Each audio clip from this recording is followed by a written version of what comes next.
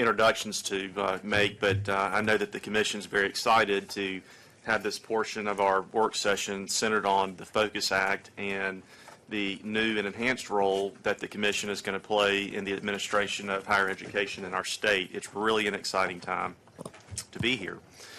Let me first of all introduce the folks who are going to be working with us this morning. Dr. CeCe Foxley with the Association of Governing Boards is here with us. And CeCe, if you don't mind, I'd ask you just to give a brief introduction of yourself and sort of your background. Oh, my goodness.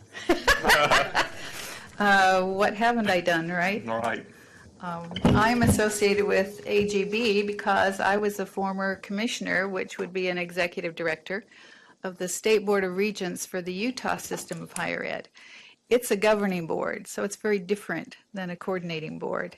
I would assist in the hiring and evaluating the presidents and the institutions. But I've always been in the academic arena my whole career. 5 years at the University of Minnesota, 10.5 years at the University of Iowa, and then Utah, my home state, recruited me back. Never thought I would go into central administration. Always thought I would be on a campus. But once you get that opportunity and you see that you maybe can make a difference, you work very hard. And first woman commissioner in the state of Utah, the longest serving, 10.5 years as commissioner. 8 years as Associate Commissioner for Academic Affairs and Deputy Commissioner, so much longer than I ever planned.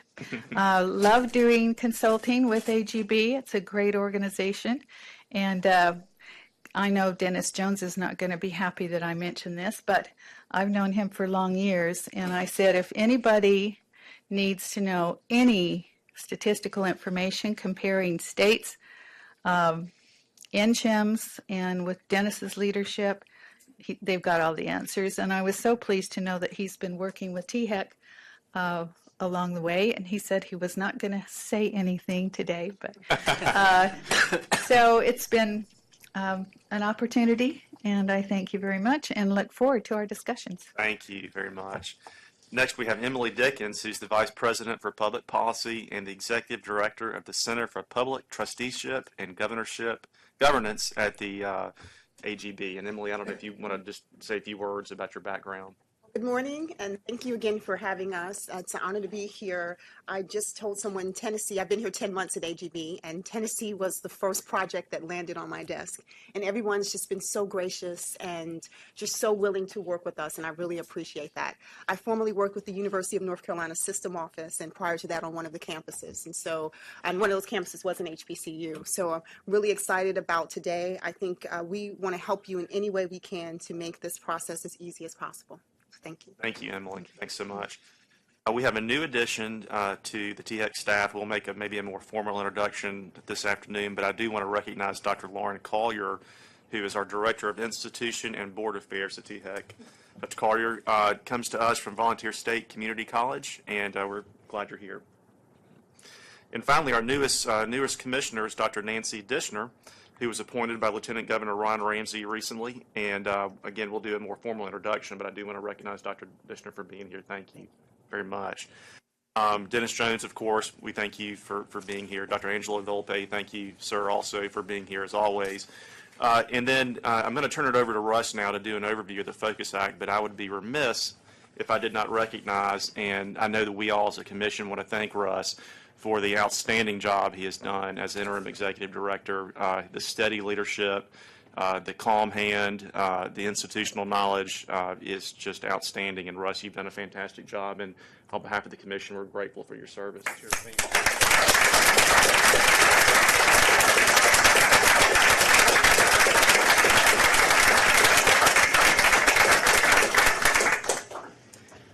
Thank you, Chairman Cope. My mic is slow. There we go. Thank you, Chairman Cope, and thank you to the members of the Commission for everyone being here today. Dr. Foxley, thank you for joining us. Emily, welcome. Nancy, welcome to the staff. This is a rather joyous day. We've never done anything like this, and the professor in me is coming out today to look forward to this sort of seminar, if you will, about the Focus Act. This is a very consequential time for Tennessee and, of course, for THEC. The Focus Act asks us to think about very different things in different ways, and so it's a pleasure to be a part of that and to be sort of at the center of those conversations here with the Commission. And when we were together in April, we had a conversation, at least an overview about the Act itself. The Governor was with us previously, and so we've talked about it a little bit, but today we're going to talk a little bit more, of course, about what it means and how it changes our work and how it changes our interactions within the Commission and, of course, with other boards. To kind of go back over some of the major moving parts, I mean, at its heart, of course, this allows the 6 TBR universities their own institutional governing board. That is at the core, the mechanism that's at play. But at the same time, and the Governor has said this in most every public comment, it essentially reasserts THEC's authority as a coordinating body, as an entity that is supposed to, and I'm going to borrow a phrase from my friend Dennis, that is to really be the between and among entity as higher ed moves forward on its goals. As issues come up that are either statutorily or just necessary for us to engage in, Focus Act asks us to do that in ways that both use our statutory authority and I think, too, our authority of persuasion and our authority of being sort of an independent, objective body as it thinks about how to resolve policy issues.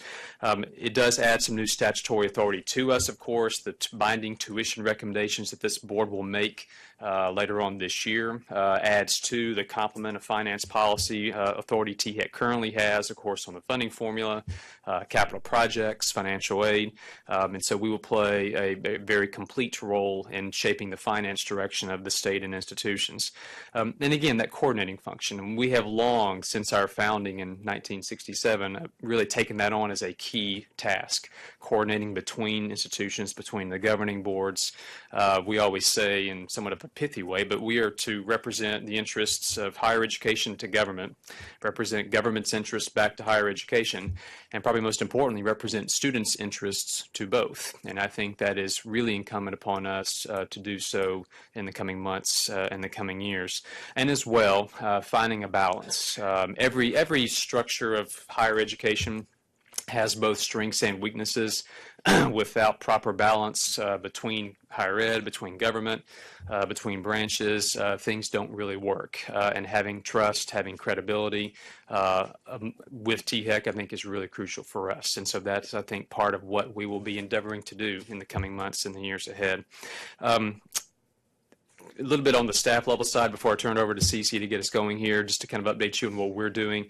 We have been, the staff have, in a series of meetings with campus leadership the past several months. You probably read about these in the weekly updates, where we are going around and meeting with each president. And first listening and asking, what is it about Focus Act that concerns you? What is exciting? What's working well? What are you concerned about? Just what your thoughts are. Also talking to the presidents and staff about what we're thinking about how THEC will, how the different authorities we have will manifest themselves, about how we'll begin to rethink certain policy areas that have long been part of our domain but need to be rethought in the focus era. And again, just listening to what's on their mind. We are through 4 of the 6, and we'll visit with UT later on this month too. That will result in what we keep calling, and Lauren and I are trying to come up with a better word for this, but a guidance memo of sorts that the staff will issue, but really to all boards, that simply thinks out loud about the issues that we're facing, about how the next year will unfold, how the transition will occur, the ways in which the Focus Act will guide our thoughts about various policies. That guidance memo is really a roadmap, I think. It'll be accompanied by sort of a loose timeline of how all this will shake out between now and the next year or two. Hopefully, again, put a roadmap on this journey that we're all taking in the next couple of years. So that's where we're heading, and we're well on our way to doing so. So with that, I will turn the floor over to Cece and Emily and ask them to engage us in this discussion. Cece. Anything you want to say first, Emily? No. Okay. There is another individual in this room that I've known for several years that I did not mention, but you know him, David Wright. David was working with SHEHO for many years, and I at one time was the president of SHEHO when I was the Commissioner of Higher Ed for the state of Utah. And that's another excellent organization nationally that looks at higher ed and assists the leaders within higher ed throughout the country. So good to see David again, too. I just wonder how much you know each other. Have you taken any time just to say a little bit about yourselves to this commission, each other? What I'd like to do is ask you, is there some information about yourself that no one in this room knows that would be helpful for them to know you as a person? On some of our conference calls in preparation for this, I did share a little of my background. My maternal grandmother was born in Tennessee. So I feel like I have some roots here. She did move as a young woman to Utah. But I thought, Tennessee got some roots. The other thing I'd like to tell you is as you expect that you would be a strong leader in higher ed, no matter what your position, and think, oh, am I really prepared for this? You walk through that door and you say, yes, I do have some expertise that I can lend to the role, but I also can learn a great deal, and we never stop learning. So that's one of the things that I want to share. I feel like I never stop learning. So let's just go around the table, tell something about yourself that this group perhaps doesn't know that would help them get to know you a little better. Maybe also say why I enjoy, and maybe you're too new to be on this commission, but why I enjoy being a member of this commission. Why is it important to you? Okay? And we're going to start with David. Or Tristan.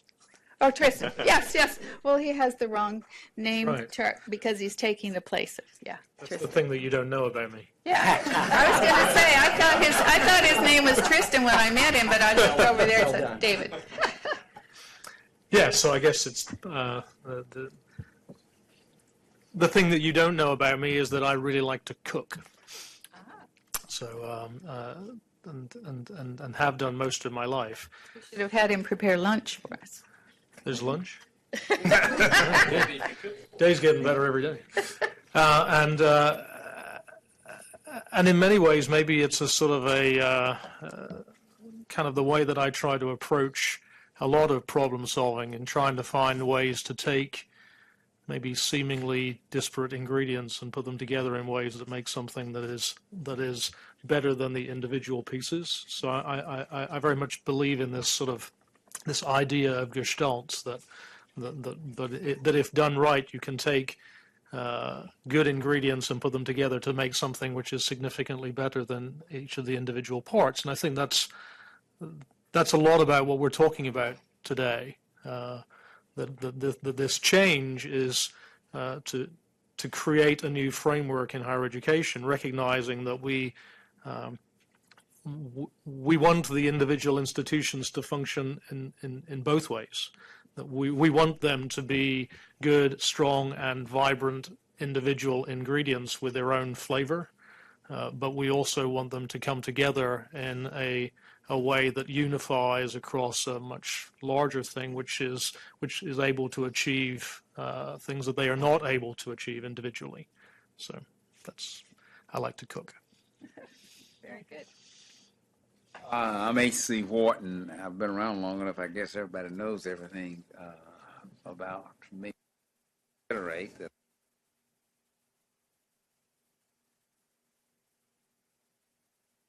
full name. I love that. In the county where I was born, half the folks over there were named H.C. We've never understood why. I am the longest serving member, having been appointed. Um,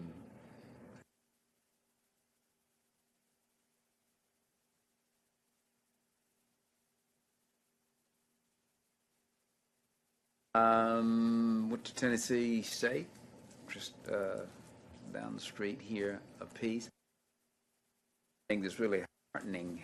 Been around so I'm about all the course. So many things.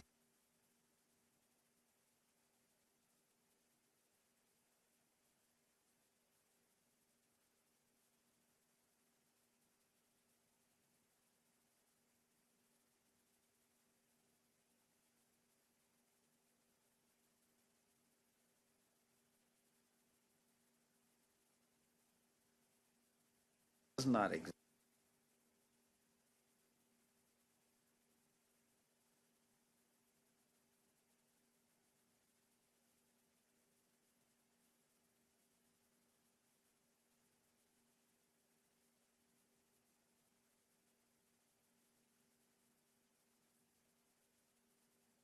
To have the goals that we now have. Us and I would talk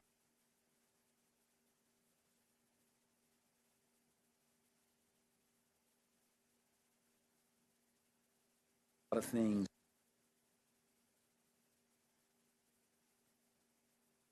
with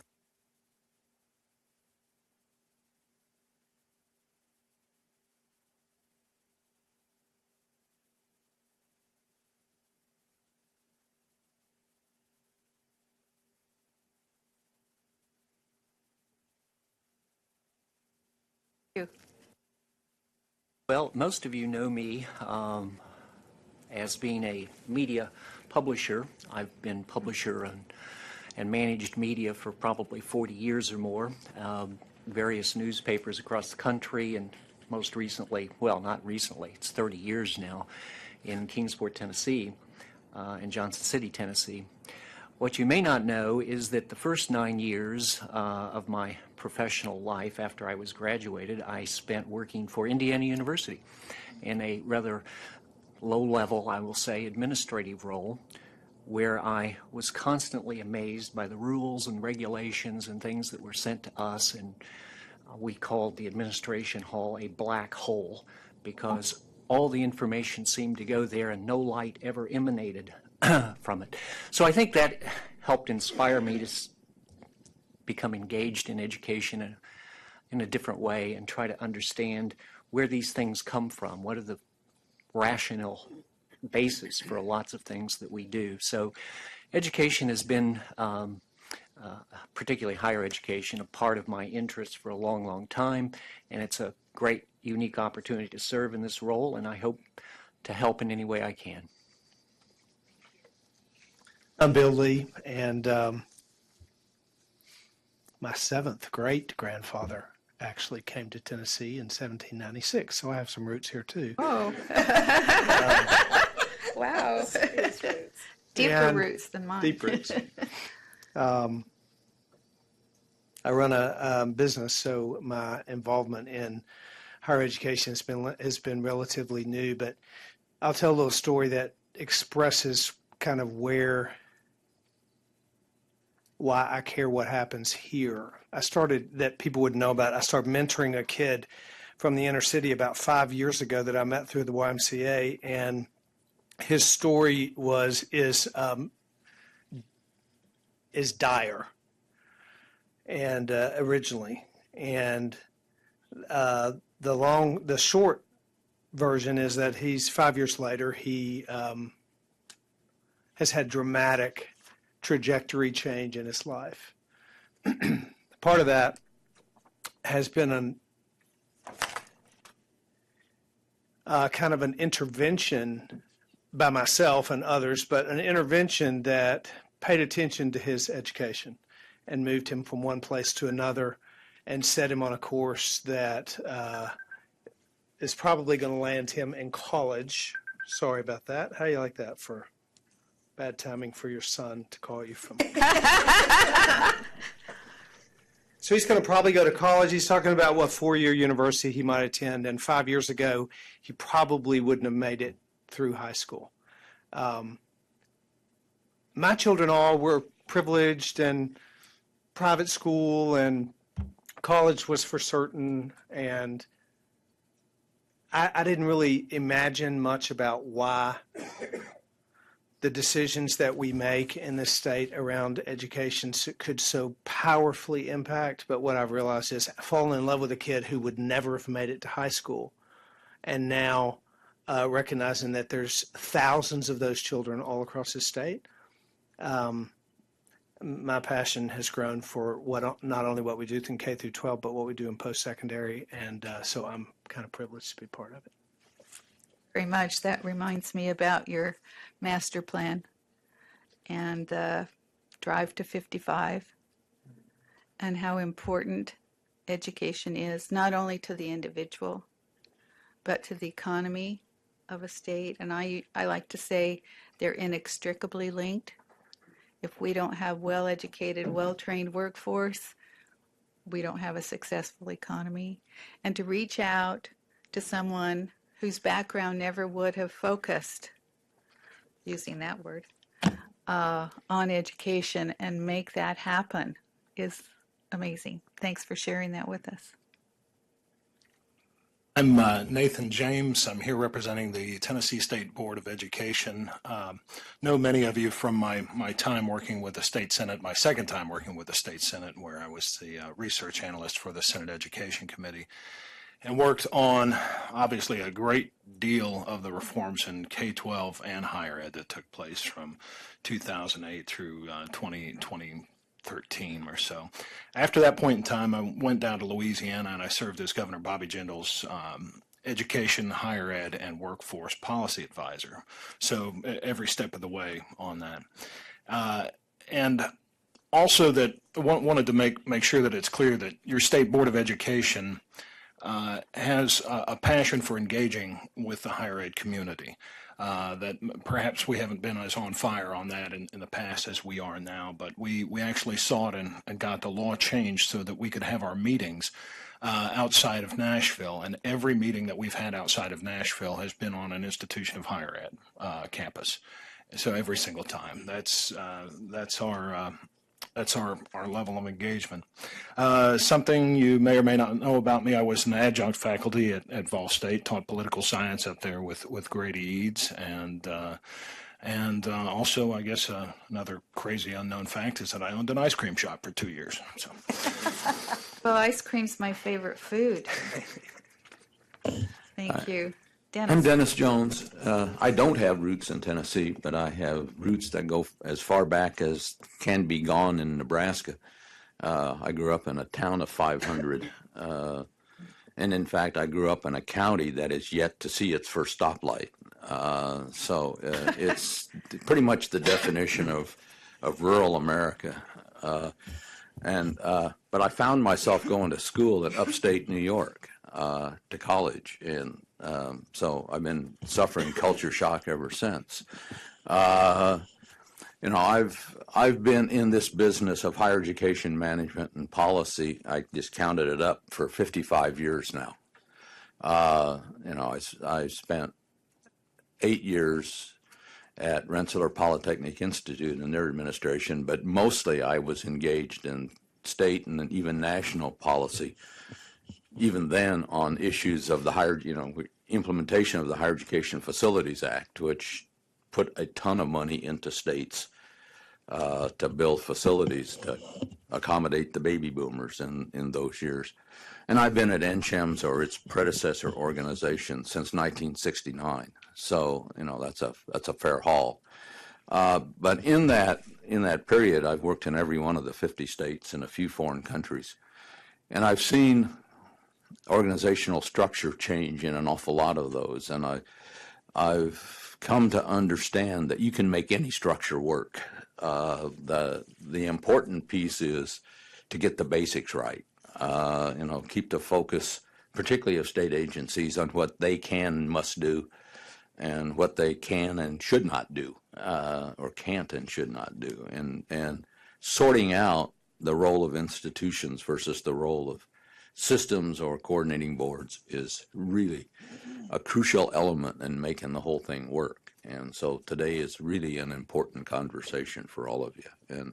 And your job just got a lot more complicated. I worked with states that, had just a limited number of systems, and the head of the agency could sit down with the system heads and they could together craft policy initiatives and et cetera, reach deals that were easily carried forward, as one.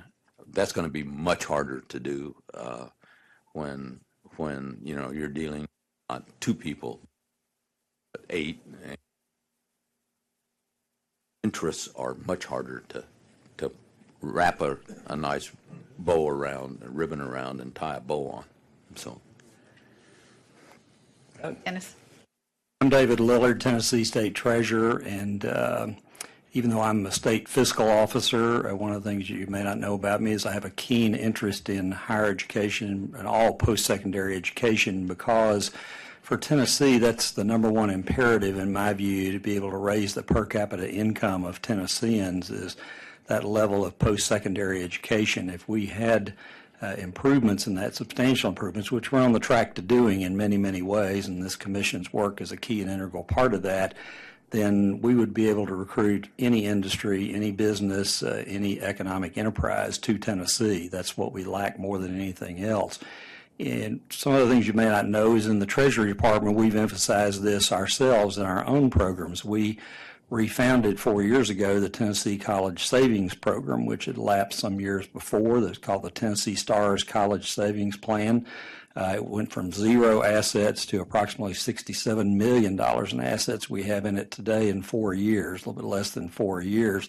And it's one of the most economical and indeed has one of the best investment performances of any college savings plan in the nation. We've been in the top 4 ranked plans out of over 80 plans in the United States in the last several quarters. So from that standpoint, it's an award-winning plan. We also emphasize financial literacy in the commission and in the department's work. When I first came to state government in January of 2009, the state had no cognizable function in financial literacy. The legislature gave us permission to found the Tennessee Financial Literacy Commission, which has been in operation since 2011. We've educated multiple thousands of K through 8 teachers in Tennessee to teach the Financial Fitness for Life curriculum in classrooms in Tennessee. It's a curriculum published by the Council on Economic Education in New York City. So from that standpoint, we're attempting to change the financial culture of the state, starting with our youngest citizens and moving on from there. So those are the things that I think are of importance and possibly of interest. Thank you. Thank you. I'm pleased to hear you take a bit of credit for the college savings plan. I know that it's one of the top in the country. Utah has another one of the top in the country. And when I was commissioner, we started it. And as I have grandchildren, the minute they're born, I invest in their future. And you can do it for others. They need not be family members. But wow, does that send a message to our young people? I mean, as they're growing up, okay, Grandma put this much money in my educational savings plan this year, and it makes college seem possible for them. So Right. I know Lynn Ward, your director in Utah. Yes, you She's a do. very exceptional person. Mm-hmm. I'll tell her hi from you, Okay. David. Thank you. Hi, I'm Mintha Roach. I'm a UT Knoxville grad. I am the CEO of Knoxville Utilities Board, and education business is not what I'm in. I'm in a utility. I run a utility that's electricity, natural gas, water, and wastewater in Knox and portions of 7 surrounding counties. You asked why I would be involved in education, and it's really probably because of what education has meant to me and the quality of my life. And that intermingles with what you don't know about me. I'm a first-generation grad. My father dropped out of school in the 3rd grade. He was very, very bright and ultimately served as commissioner in Buford Ellington's administration. And all my life, he said, get an education. He didn't have that opportunity, and it limited his potential. And I have given back to the University of Tennessee, Knoxville. Ever since I got out of school, I've been very, very active. And I give UT the credit, the education I got there, the credit for what I've been able to achieve. So when Governor Haslam called me and asked me to do this, education is so important to individuals such as me, but it's also important to our economy and our state and our community. So I believe in his values and vision, and so I readily said yes. Very good. Thank you. If business and industry isn't supportive of higher education, we're in real trouble. So glad to hear that. Good morning, everyone. My name is Annie Freeland. I'm a staff member for the Secretary of State's office. I've only been working there since October, so I'm relatively new, and I'm happy I get to take this opportunity to introduce myself to you. In 2013, I was a legislative intern. It was my first time living in Nashville, and one of my favorite memories was my first week there when Governor Haslam was giving his 2013 State of the State. That's when he introduced Drive to 55 initiative, and I was so inspired for what our state was doing, and that eventually led to Tennessee Promise. And after that speech, I fell in love with Tennessee state politics. After that, I went back and I received my MPA at the University of Tennessee, Knoxville, where I studied org structure, how to find that balance of accountability to the public and the government versus bureaucratic discretion. And so I'm very happy I get to be here today, tying in my love of higher education with org structure. Thank you very much. That's a good story of how you got here. And we need people of all, I want to say age ranges, but it's more than that, experience ranges to give input to a commission like this. So thank you. My name is Pam Martin, and I'm proud to say that I was actually born and raised in Nashville, Tennessee. Oh. So I'm sure that's pretty unique around here.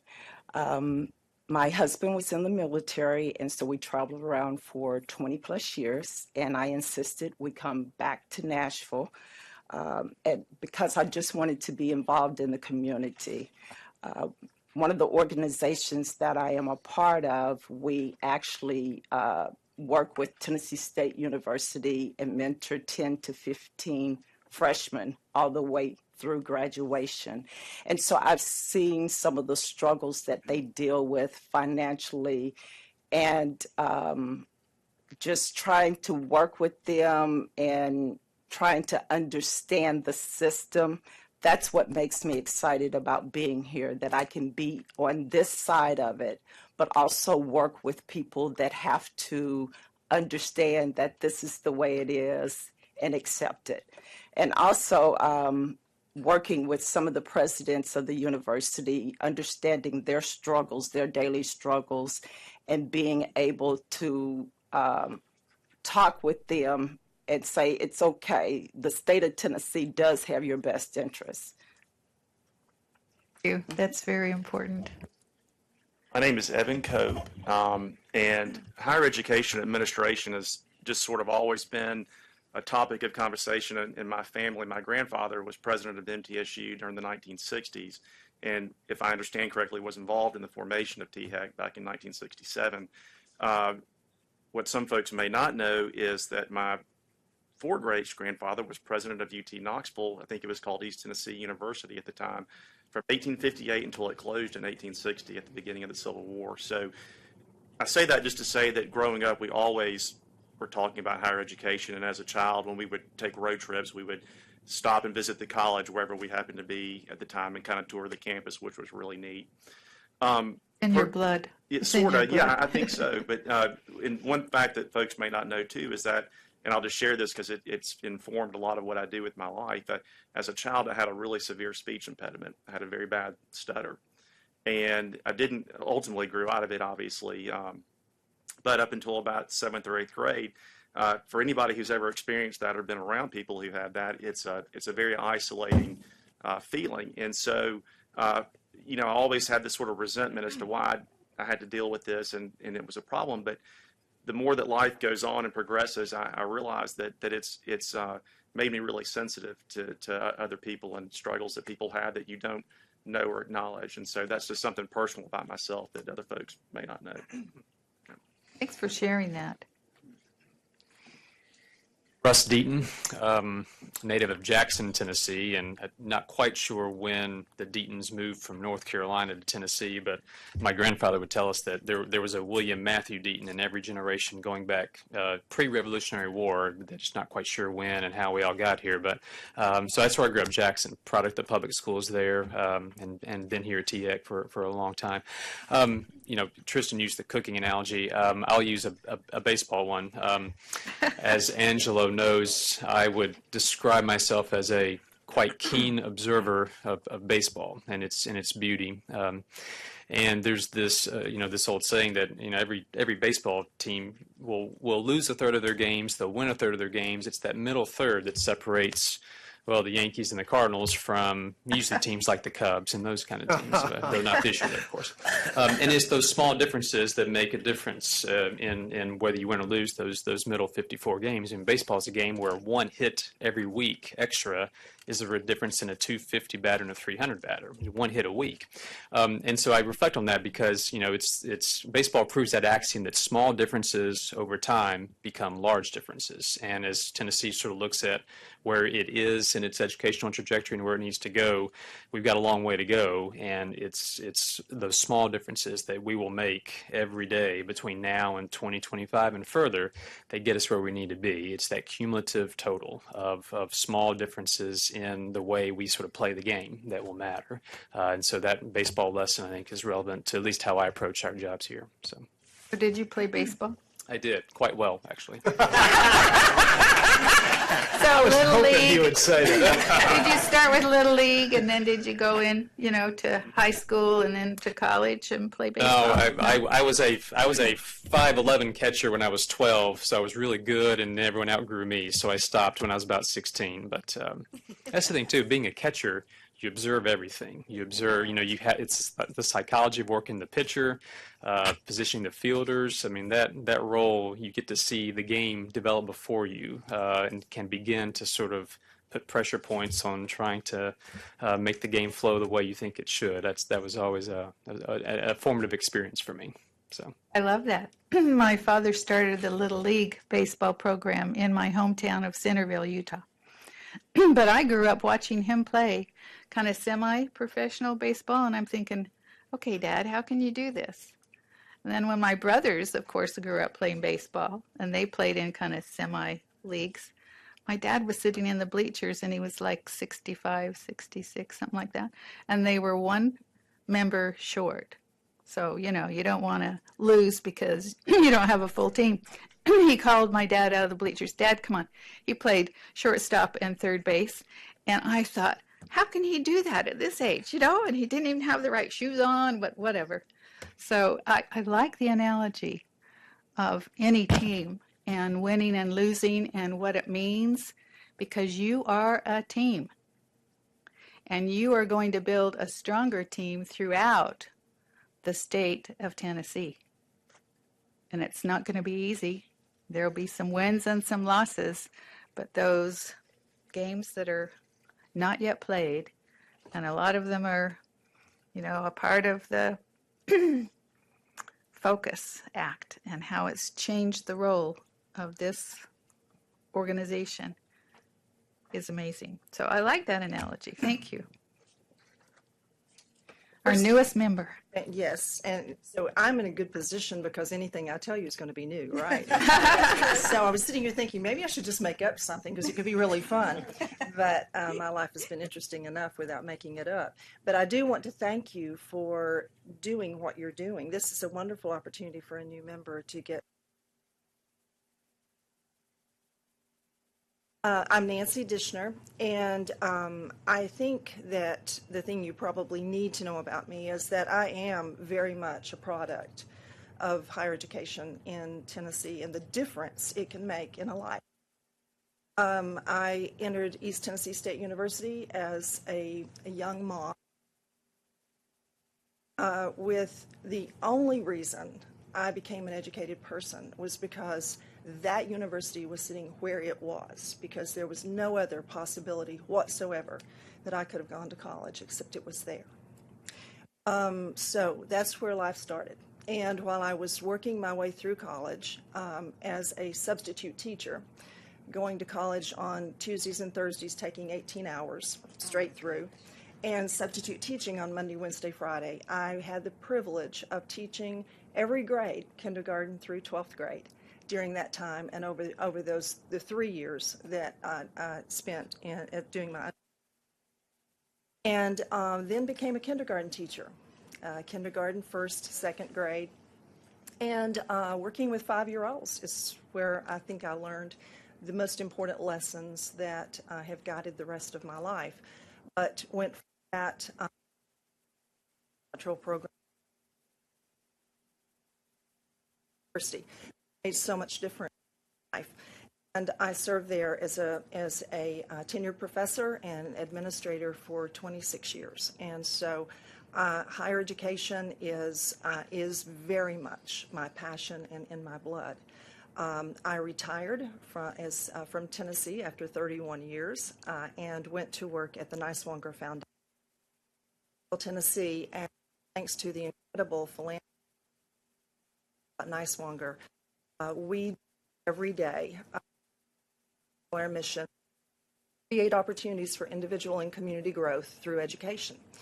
I understand the needs of kids like me to have an opportunity to become educated regardless of where they came from or decisions that they made. And so that's what we do every day at the foundation, is work on school partnerships with K-12 education, work on incredible partnerships with our public and private colleges in Northeast Tennessee, and our Niswonger developing Northeast Tennessee to live and serve as. So it's a privilege and an honor to have received that email from Dr. Deaton, but the thing you probably don't know is when it popped up on my computer that night. I was at my office. It came in, I think, about congratulations, elected to be on. And the first thing I thought was, he sent this to me by accident because this could not possibly be true. But my mind flashed from that 17-year-old kid to that moment. And I am so honored to be here. That's great. That is a wonderful. And it demonstrates that no matter what the circumstances, no matter how old, never too late to get your education and to continue it. And I love what you said about public ed, and of course, Nathan, your comments too. Higher ed cannot be successful if pre-K through 12 isn't successful. And whether it's students with a disability, and they can overcome that disability with appropriate training. I mean, special ed is relatively new in education, really, focusing on those students that have some disability that they can overcome and they can learn. But I love your story, and it's wonderful that you have been so committed to education, and what a difference it's made in your life and the life of the child that you had then, probably. Yeah. Thank you. My name is Pam, and you've asked us to something about ourselves that no one knows, and I would imagine that most people in this room don't know that I worked for both systems of higher education in Tennessee at the system level office, which made it even more heartwarming when the governor asked me to serve in this capacity. I graduated from both systems of higher education in the state of Tennessee, too. I got my bachelor's degree at and I got my master's degree at the University of Memphis, the other end of the state. I have a very fond place in my heart for Tennessee and its higher education and what we are trying to do in this state and what we have done. But I will tell you, when I was working at the system level offices for each system, late 70s, early 80s, the relationship between systems of higher education and THEC was not particularly healthy. It wasn't positive either. Now, see, I'm assuming that both Tristan and Dr. DiPietro would say that it's very positive right now, that they feel very warmly toward all of us. I hope that they do. I certainly do toward both of you and your predecessor, too.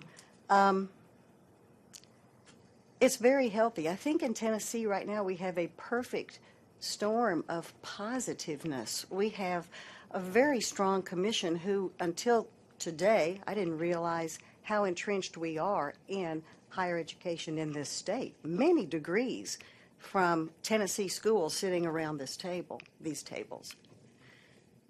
But we have a governor who's put education at the top of the list. We have a legislature who feels and recognizes how important education is. And we have a tremendous challenge with focus. But everybody wants this to work. Everybody wants education to continue to grow the way it has the last. I think it's incumbent. I think we're reminded as members of this commission to keep the 30,000-foot view, put our personal preferences aside, and try to make sure that we do for Tennessee the best we can, working with focus and all of the other changes that we've had in the past years. We want to be sure that Drive 55 does take place because it does improve our state, it improves our community. There's just nothing but good things that could come from that.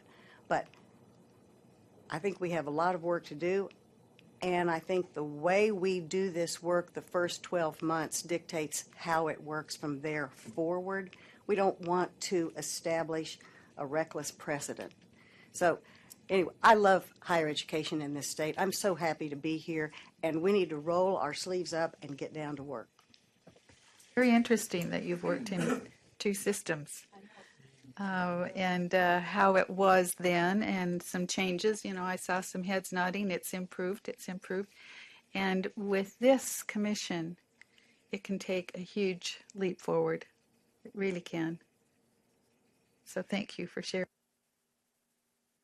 Hi, I'm Siri. I'm a fourth-year medical student. I guess growing up, I've moved around a lot. I went to 3 different elementary, middle, and high schools. Where Tennessee's been the longest. Always been education.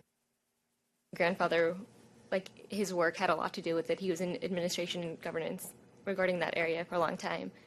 And the family always talked about education. And I think it's kind of the best way to improve community development in a sustainable way. And this has been a great opportunity for me just because instead of it being like an abstract idea of what it is and how to improve it, I get to see people who are working on it every single day, and the kind of policies that they place and how they come up with it.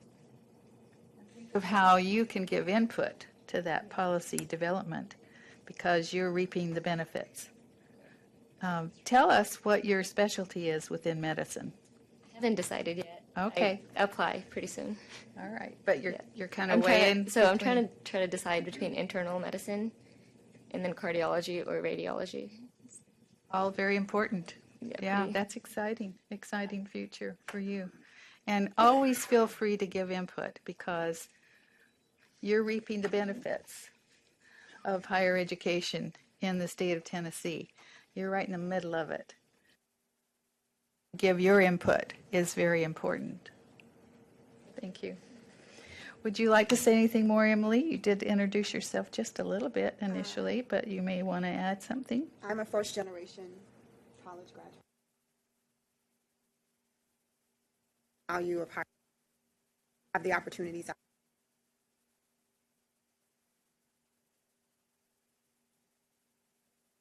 Giving back for the opportunity.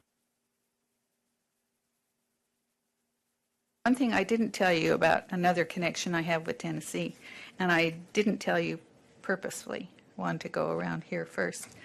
Over 5 years ago, some on our conference calls know this, I worked with Chancellor John Morgan and the Tennessee Board of Regents and did like a 2-day retreat.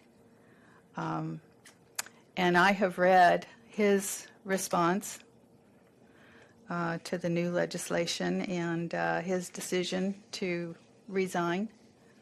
I'm hoping other higher education leaders in this state don't feel that way. I know that they could. I mean, there's huge changes, particularly for that system too. So I did want to let you know that, and enjoyed that consultation, and enjoy learning more and more about higher education in Tennessee, and I have increased respect for it. We were joined after we started here and went around the table, so we excuse you for being a little late. What we asked is that tell this group something they don't know about you, and also why you enjoy working on the commission. What does it mean to you? I'm Joe DiPietro, and I have the privilege of being the president of the University of Tennessee system. I don't think you know that my dad got his PhD at Vanderbilt, and I grew up in an academic household. My mother was a reference librarian, my dad was a mathematician, and yes, we actually, Tristan knows this, we had a blackboard in our family room. It was not always user-friendly.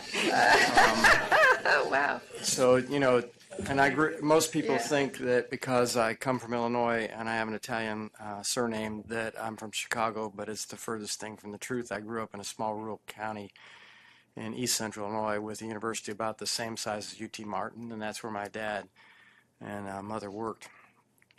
I went off to the big University of Illinois up the road 40 or 50 miles. My mother really wanted me to go there because she was worried that my dad, this is before FERPA, would be asking all the other professors on campus because it was small, how's the kid doing?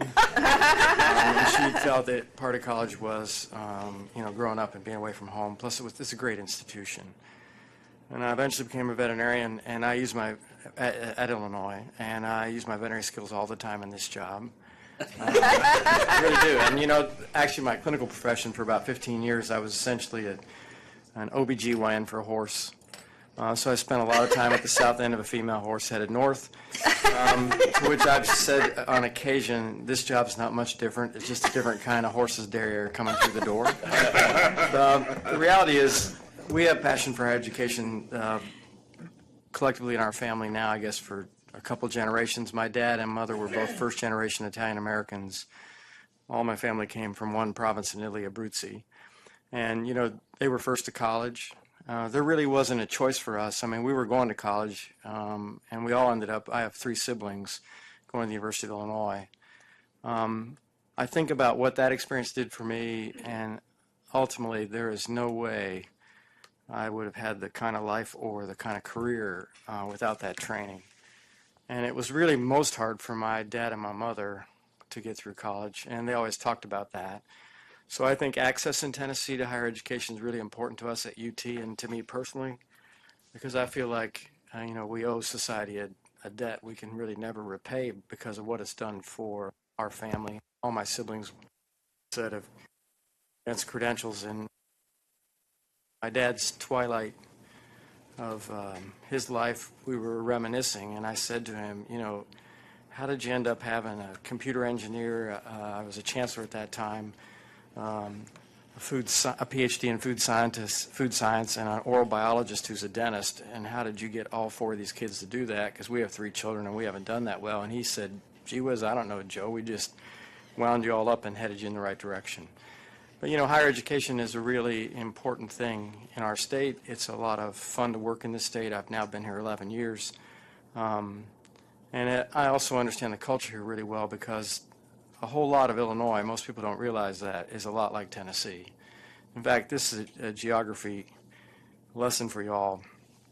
If you take a look at Illinois and you look at Kentucky, 1/3 of Illinois is south of 2/3 of Kentucky. So it's much further south in central and southern Illinois, where I grew up, than when most people hear my Italian surname and think I came from Chicago. But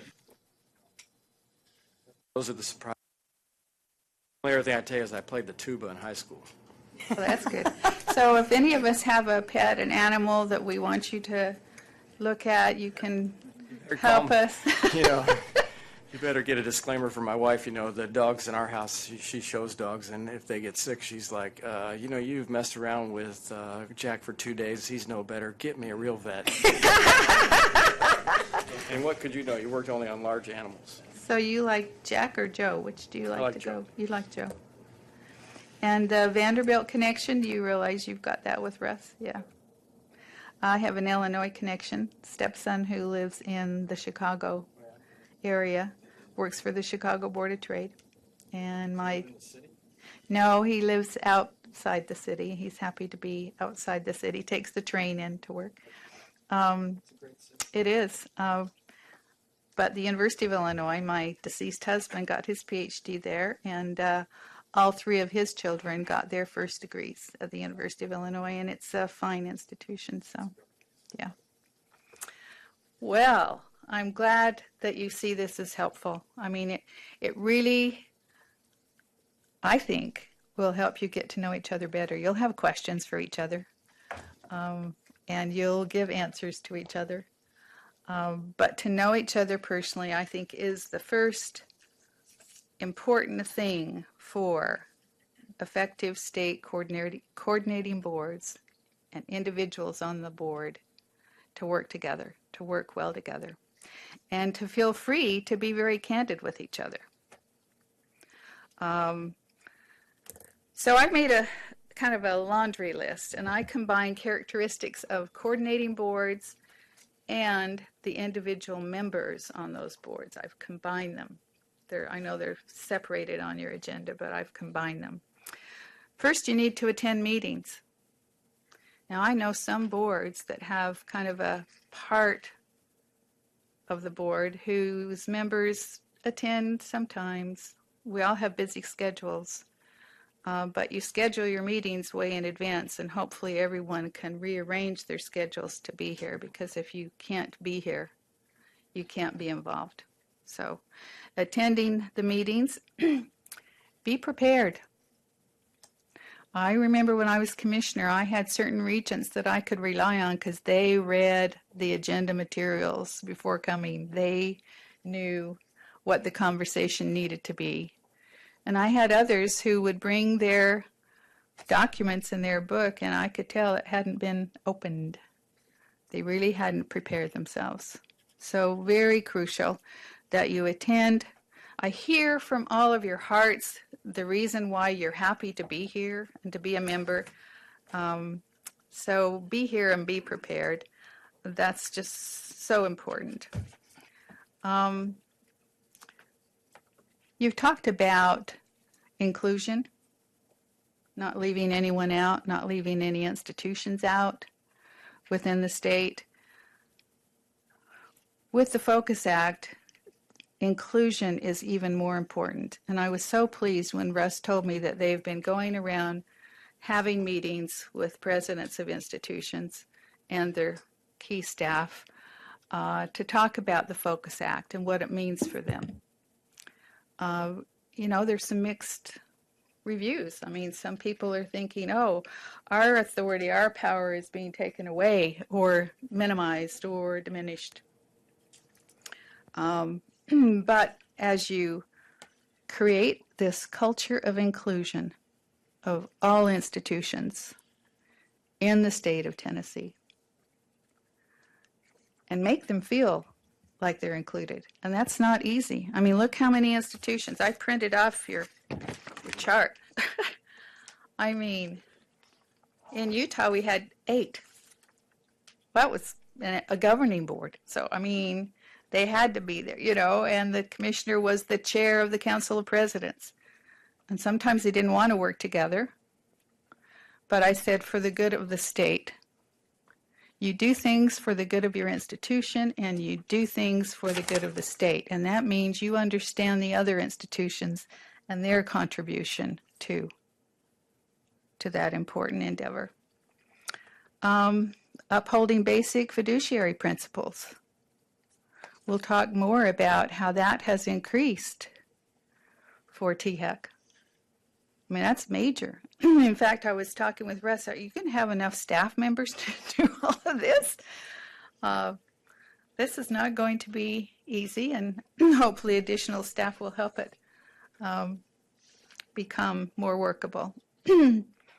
Healthy relationship with the presidents. No board can be effective.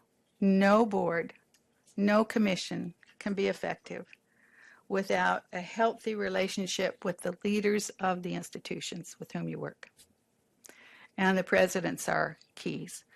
As they develop new boards, the chairs and members of those boards are keys. In fact, you're assigned to, by focus, to help train new members of all boards. I mean, that's huge. Training new members of your own commission is one thing, but working to help with others is another. Having an effective board chair, someone who's had higher education in his or her blood background, someone who works hard to understand what all of you are concerned about, the institutions that you think you represent. And by the way, being very inclusive, you're not only representing some of you an area of the state or institutions in that area, but you're representing all other institutions as well. And I think that's modeled by your chair. I think you're very fortunate to have Evan as your chair. Strong governance committee. Group that looks at governance, and no. But most effective boards and commissions do have a governance committee that they're really focusing on that. It may be something you would want to consider. Delegating authority appropriately. I mean, focus has given you a lot of authority that you didn't have or wasn't really clarified in earlier legislation like it is now. So there are some parts of that authority that would be appropriate for you to delegate. There are parts that you must keep very close and monitor. Consider risk factors. What are some risk factors that you see? Are there any? Risk factors for THEC, for higher ed in the state of Tennessee at this particular time. Made a lot of progress. What are some risks? New to the Focus Act. In general, just in general, AC.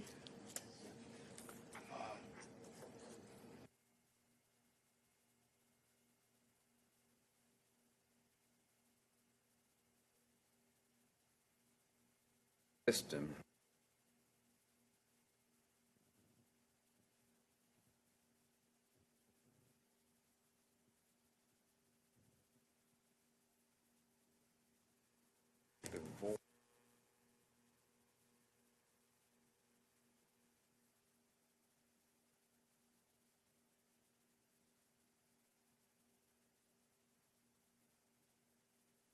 Some things in which competitive, but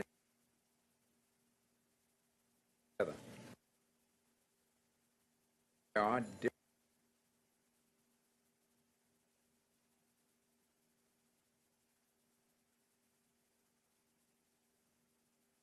What will be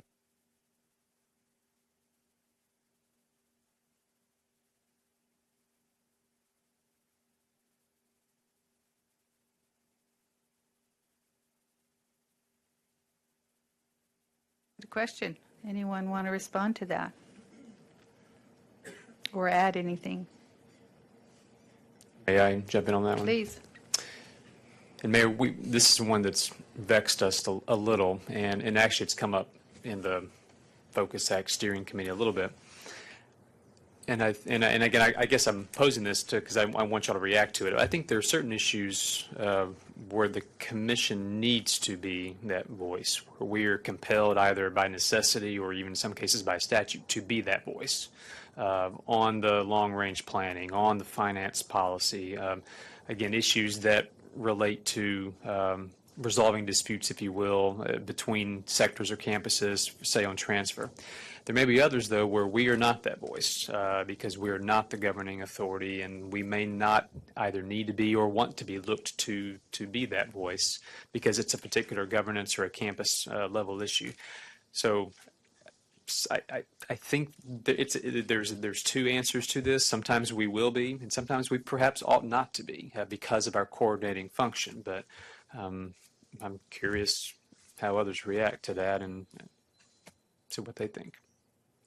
Comments?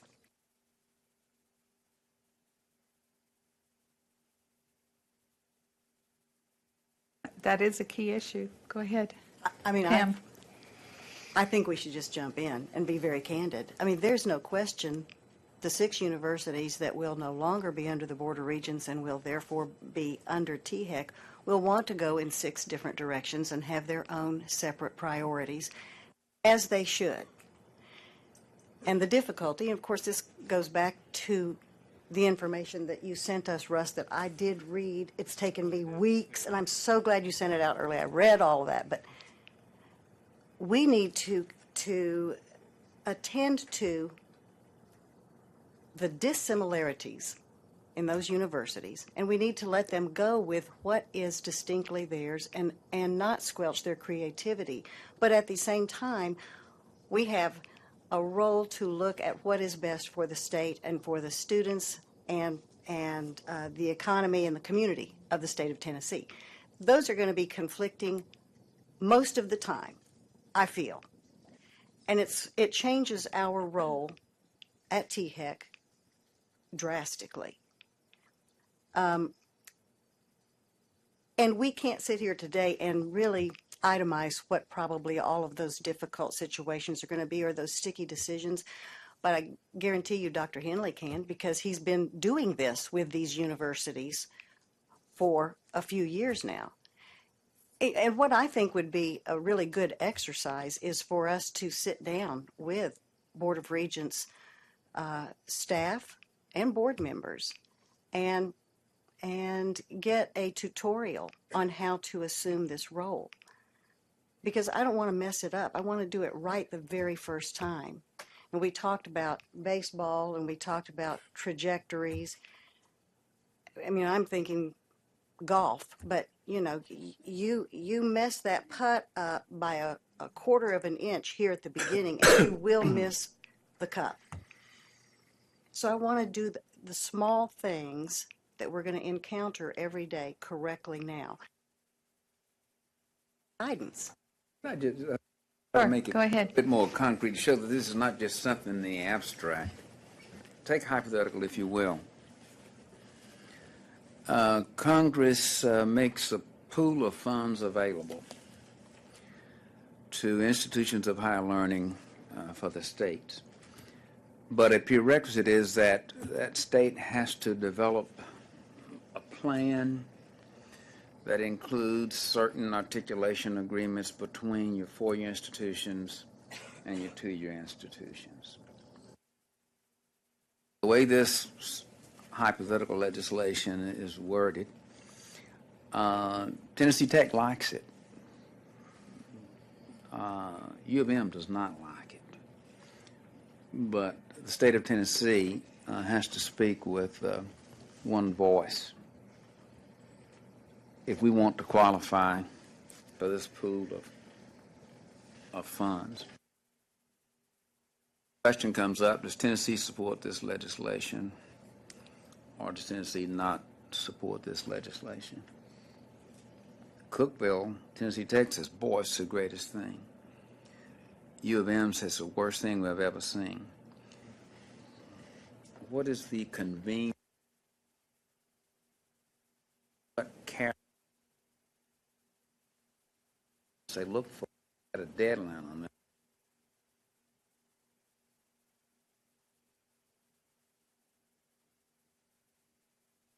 do we do? The question is not merely an abstract question. This is the kind of thing that happens in real life.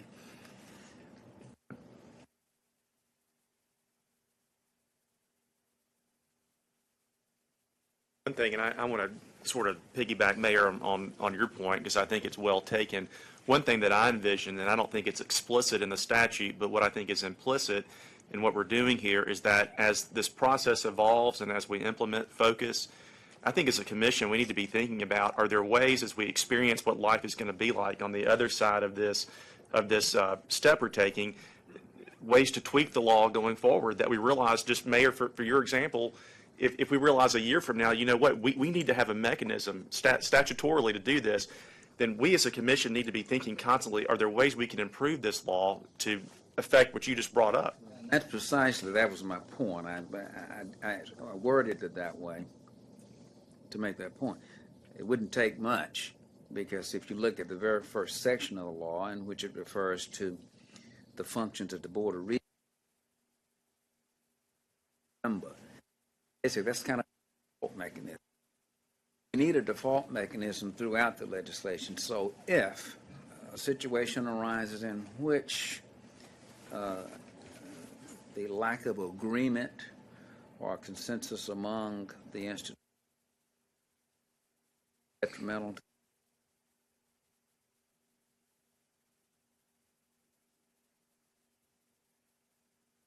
stay consistent to the first focus here. But some default mechanism ought to be some omnibus default mechanism in there, so that if something that we simply did not think of happens, then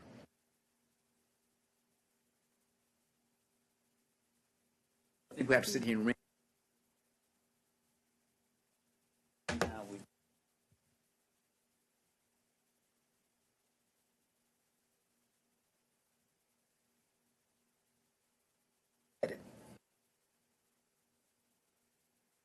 If I could bring this back around as to the reason why we're here today is because you have to speak with one voice as a board. And the goals and the issues that CC was bringing forward, that list of the characteristics of a board, you're going to have to dig deep and see whether you have those characteristics, and if not, what you can do to work better together so that you are one voice. So that when you come with your list of changes to the legislation, or when you're meeting with the 6 institutions or even all the other institutions, that one voice from THEC, you know your goals, you know you're working together. I think that's one of the reasons why she wanted you all to get to know each other, because if you don't know one another and know what your interests are, you can't work cohesively. So I think for us today, this morning's section is really to talk to you about how you can work best together as a board, how you become cohesive, and what characteristics you need to have so that you can become one voice in one unit. So I think you can't get where you want to go until you make sure that this board is strong and has what it needs. Remember? Exactly. Very good point. And Pam's sense of urgency. You know, you read this and you say, well, some of these things don't have to be implemented until 2017, but that's not so far away, and you want to get started early so that things don't crumble before you really focus on what your role is. And we'll deal with that a little more after the break in terms of what focus has done for your role. You have a no. Moving it because I couldn't see you. Oh, so okay. sorry. Couldn't see me through the mic. Another issue for effective boards and commissions: appropriate oversight of academic quality.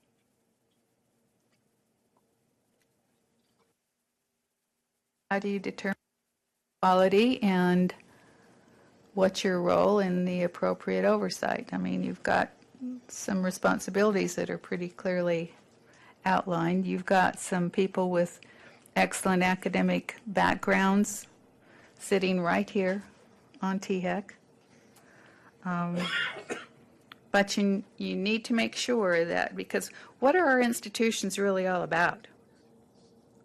If we don't have quality programs that educate and train the citizens of the state of Tennessee, What do we have? So that is key. Renewed commitment to shared governance. Yeah, go Question. ahead. So what is THEC's role in that regard versus the board of East Tennessee State is eventually in place, or our board of trustees? I mean, our board of trustees are all about us advancing academic quality. So where's the interface and what role does THEC play in that, as opposed to, University of Memphis's board in, I guess, another year or less? That's a very good question, because some of these academic leaders have really not had much of an interface with each other. Within some of the systems they have, and that's their role, but some haven't. So how does THEC enable, cause, if you will, academic leaders throughout the state of Tennessee? And, again, I look at this list and it just seems overwhelming to me because it's such a huge system of higher ed if you look totally. And yet, if there is no interface with the institutions, let's just say there's no interface between the technology centers, the community colleges, and the universities. Well, there's some mention, and we'll talk about it a little later, transfer and articulation of credits and how that helps students reach their academic goals or not. Well, there are just so many issues around that. The shared governance issue is so crucial because really Focus Act puts you in the leadership position. It really does. And yet, you'll get resistance. You'll get people saying, I'm out. I'm not playing this game. Unless they see that you want shared governance, unless they see you have their best interests in mind as well. Can I test that a minute? Yeah, go ahead. Everybody in the back to the relationship between governing board and government.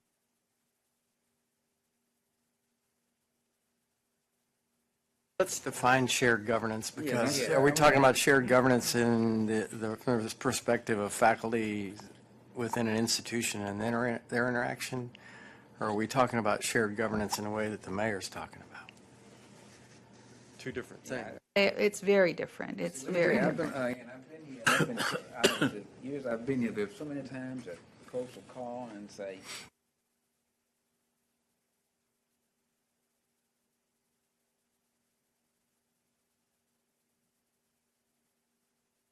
I'm on T. I don't govern. Pick that up with somebody. That's a simplifying.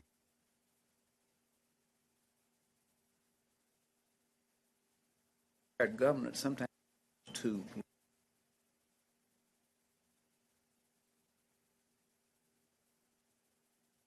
quickly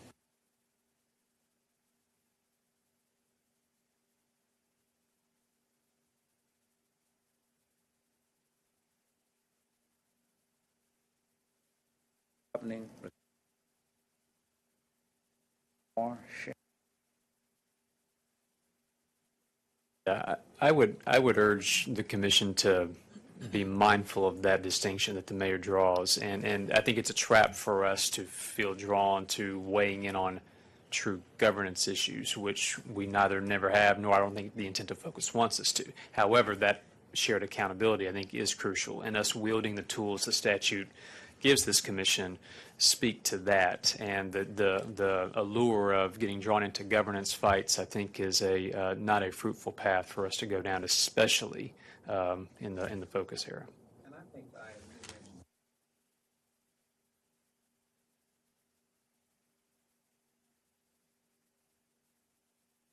Academic, appropriate oversight of academic quality. that's provided clearly when we approve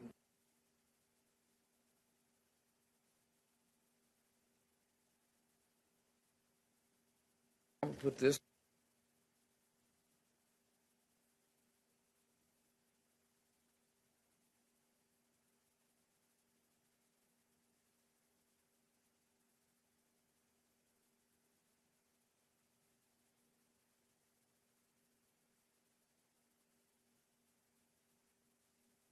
You're not going to prove that's a far.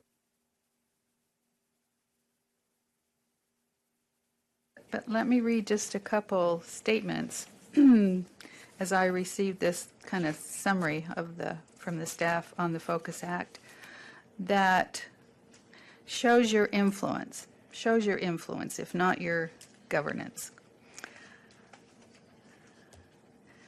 Focus authorizes THEC to establish a formal process for identifying capital investment needs and determining priorities for these investments for consideration by the Governor and the General Assembly. So the institutions are not supposed to go separately to the Governor and the General Assembly. Authorizes THEC to convene the membership, leaders, and personnel of each public institution, governing board, or system to ensure a cohesive and coordinated system of higher education public policy. That's huge. Authorizes THEC to convene the leadership from each state university board and to provide orientation training for new board members. I mentioned that just a little earlier. I mean, these are huge for a system this size. You have been working kind of around those issues quite a bit and involved more centrally at some times more than other times. But focus, if it works, you're in charge. I mean, you really are. You are the key commission. You are the key board. You asked what the risk was, and I'm in listening to this and just thinking about it. I think the risk is that we lose focus in the midst of the confusion or the complication or the discussion, that we lose focus or we lose an opportunity to lead in carrying out the vision that the governor has put forth for this state, and that this commission has been instrumental in creating. We have a big vision, a very difficult task ahead with, and we've even looked at statistically how difficult it's going to be to execute and for the drive to 55 to really take place and for all of the advances to be held. What it appears to me is that this group of people have the opportunity to lead. We have the opportunity to inspire. We have the opportunity to assemble leaders and to remain focused on the vision. And it's difficult when you're a governing board of a single institution to be responsible for the vision of the entire state. And it requires a board like an accountability board like this one to carry the vision for the entire state. And I kind of see that the risk would be that in dividing up, governance, that the vision is complicated and lost. So this board accepts that leadership role of carrying the vision, then nothing would be lost. I like that, Keith. Those three words that he said, lead, inspire, and assemble. You have the authority to bring people together.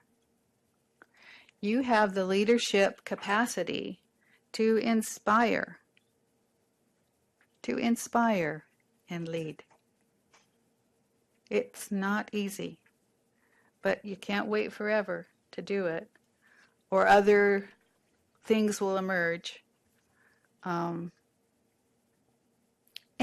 you know, those institutions that see the Focus Act as an impediment to their institution as they have functioned in the past, they need to be brought in to see it as an assistance to their continued success moving forward. And that will not be easy to do. As far as I know, though, there's only one of the 6 universities that really was not in favor of this. As far as I know, Russ, unless someone else has come out, but most of them are thrilled to death at Focus of the 6 universities that have been historically in the Board of Regents system.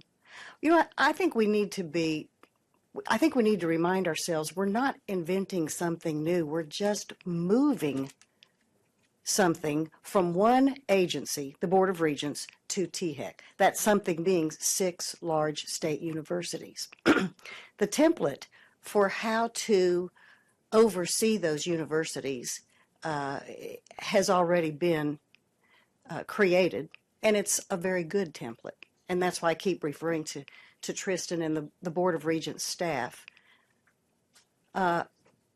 With regard to these 6 universities, THEC is in fact a governing board. We are the Board of Regents for those 6 universities. But for all of the other schools in this state, and for those included, we are a different animal. We are THEC, the THEC we've always been. But we have 2 roles with those 6 universities. But even with those universities, they will now have their own boards of regents. Well, that template is there too, with the University of Tennessee system. I mean, I was just thinking, so we have a statewide board. We have representatives on our board from all the congressional districts as well as regionally based on location of campuses.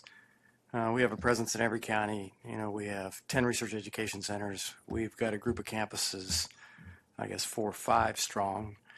And I really don't know going forward what the relationship I will have with THEC. I mean, I will look for it to be positive. You ask about risk, and this is probably a risk as well as an opportunity. In the past, we've really locked arms ever since I had the privilege of serving this job now about 6 years ago with the Board of Regents to say it's all about Tennessee. So now I have an opportunity and an obligation not only to do it with the Board of Regents as constructed, but also now with these 6. We need a name for them. I've coined the name Gang of 6. But that may be wrong. But somehow you have to come up with a name of that so we aren't talking about it in different ways. TBR universities, that's probably better than a Gang of 6. But the reality is I now need to have a relationship with those institutions in a different way than I did previously in order for us to say, what's here, what are your issues, what's here that's good for Tennessee from the standpoint of looking at higher ed. And then, I think the one change for us will be, and for all of public higher education, is the binding obligation to be within the tuition window that is provided from this organization, as well as the allocation of capital outlay monies. Those are probably primary, and I guess programmatic approval, new programs, program elimination, productivity, those kinds of things.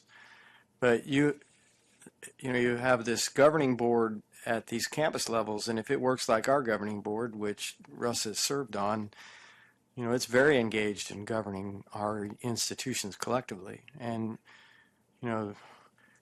we rely on them heavily to provide us guidance and advice and support. Well said. Let me just, and I'm sorry to interrupt, but we've been going about an hour and a half. We do need a break. Time for a break. So we'll take a 15-minute break and be back at 10:15. Very good. Thanks.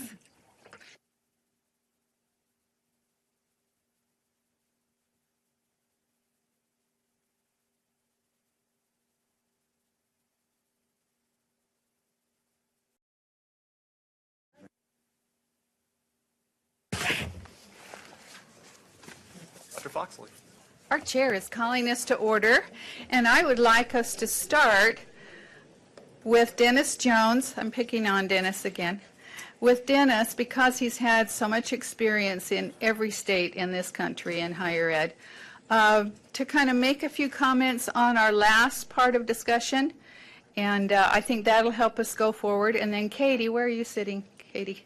Katie has a really good idea, and some of her colleagues that I think can help us move forward. So Katie, we'll go to you after Dennis. Okay, Dennis. I promised to speak only when spoken to this meeting, but I'd like to pick up on something that Pam said.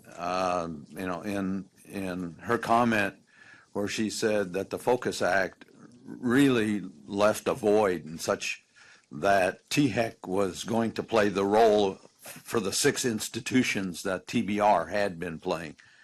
And I guess the reality is each of those institutions will have their own boards. Each of those boards will have the same powers as TBR and the UT system, so that THEC's responsibility will be the same vis-a-vis those institutions as it is vis-a-vis TBR and the UT system.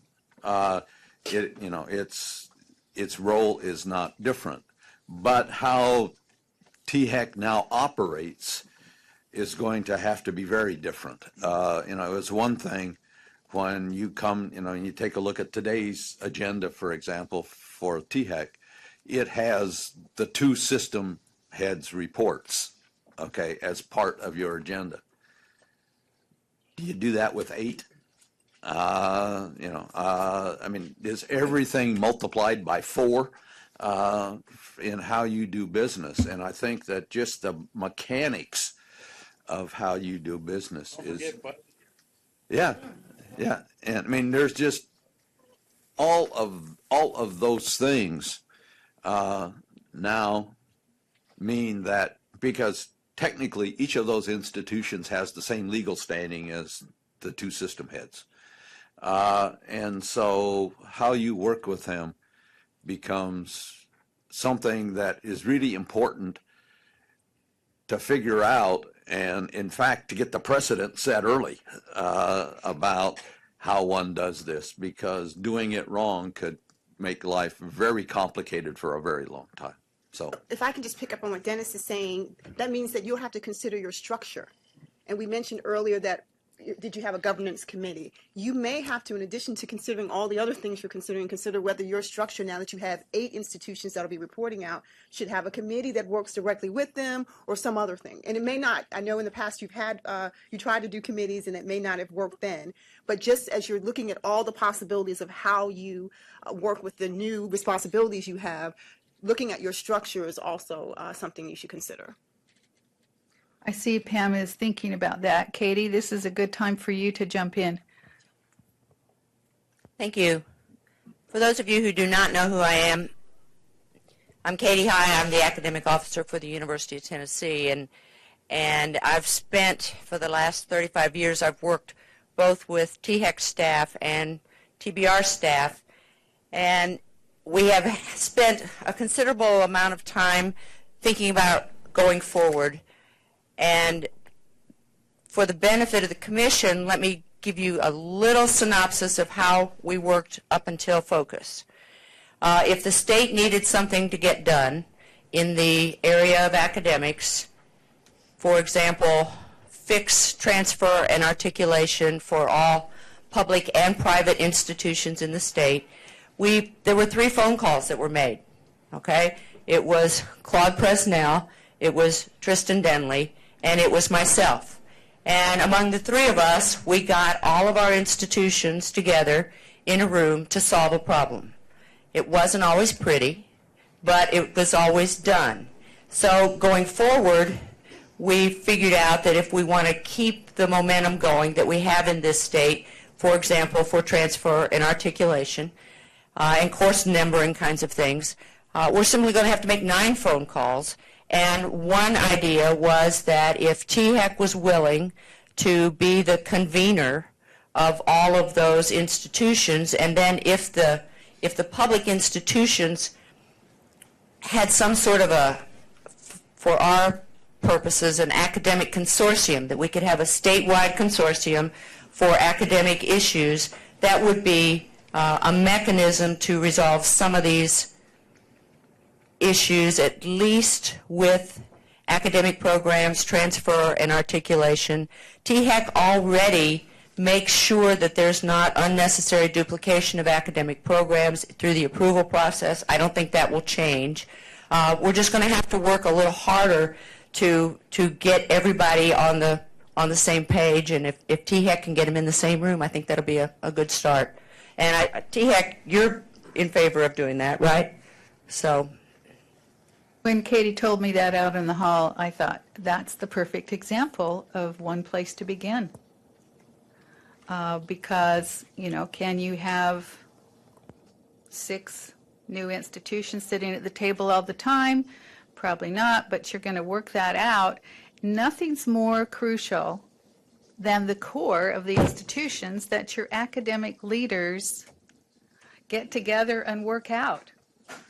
I'm so glad that it already is kind of established with the smaller group of institutions, but to expand that, again, it won't be easy, but THEC can be the convener. They're charged to do that.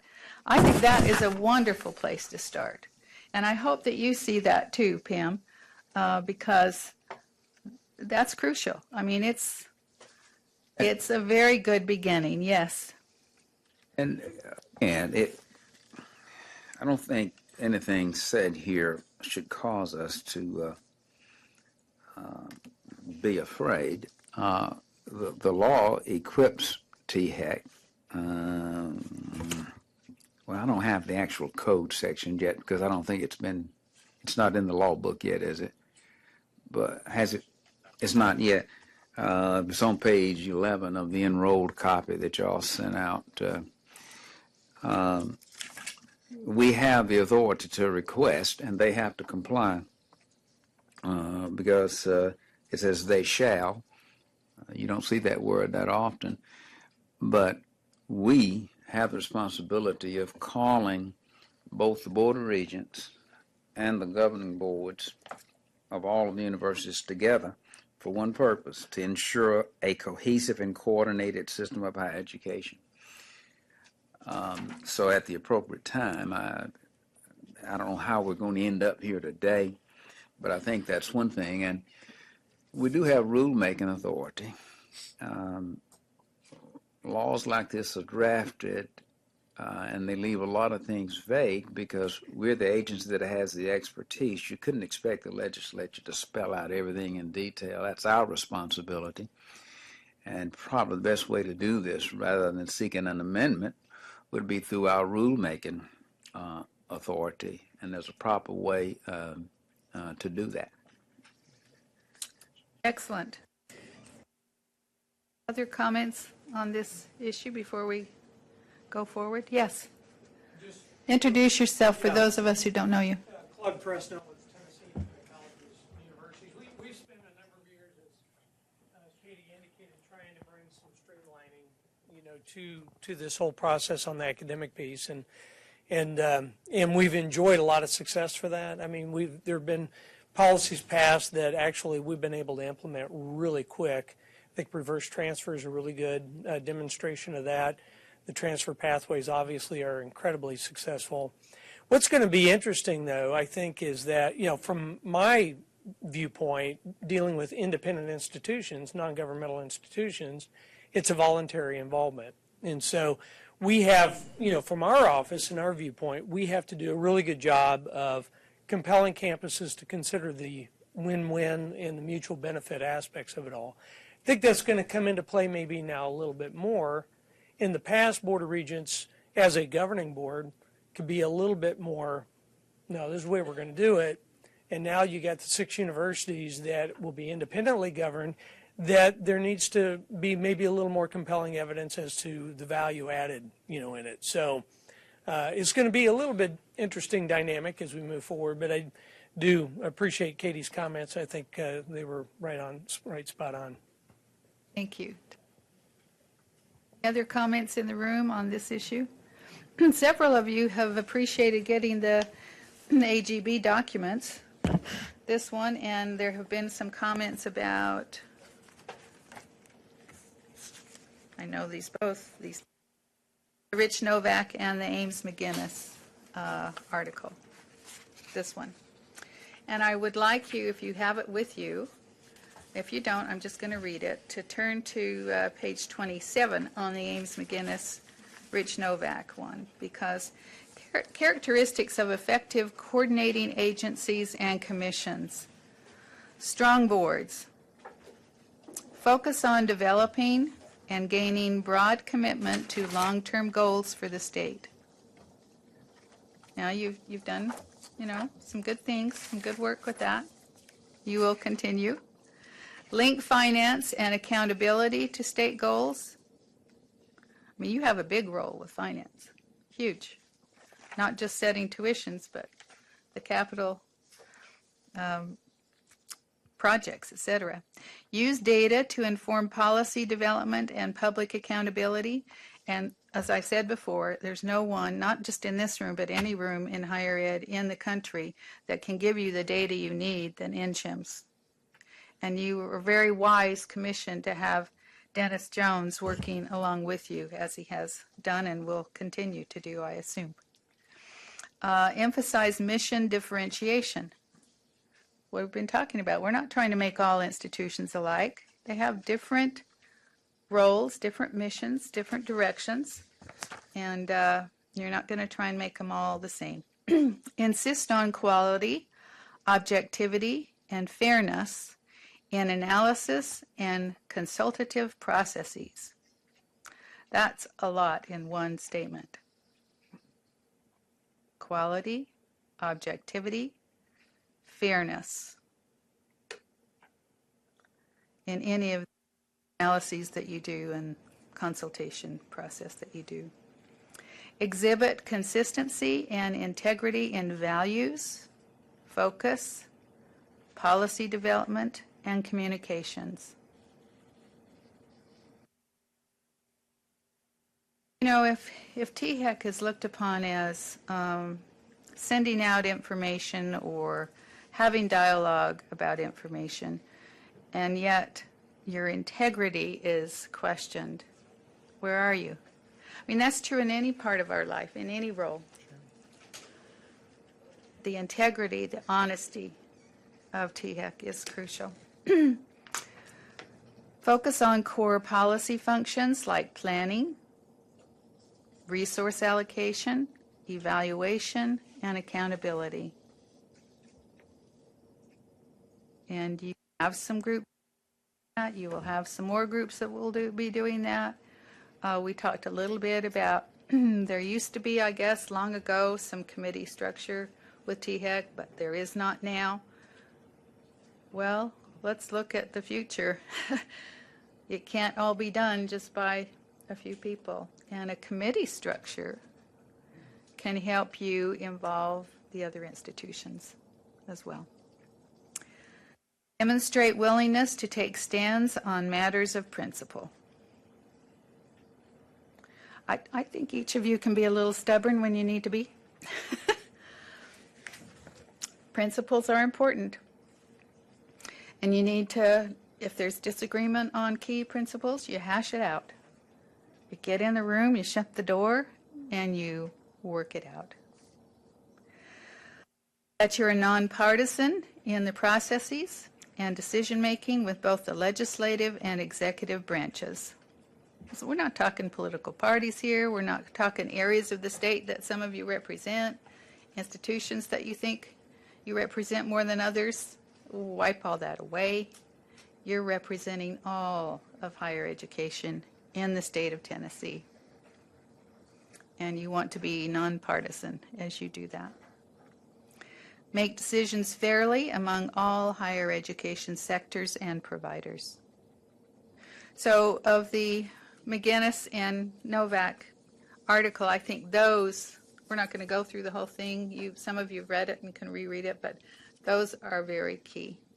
Those are very key. Want to make any comments on any of those? I saw some nodding of heads. All right, are we ready to roll up our sleeves? Are we ready? We've got some time, and it's important. Those of you who have looked at Focus, the legislation, and it's pretty lengthy, and it can be interpreted how you want to interpret it, clearly. But you can develop your own policies, too, for operation. But as you look at THEC, you've already done with the institution support and involvement, the master plan, you've done the Drive to 55, and now you've got the Focus Act. And with new issues and increased responsibility, where do you think you should begin?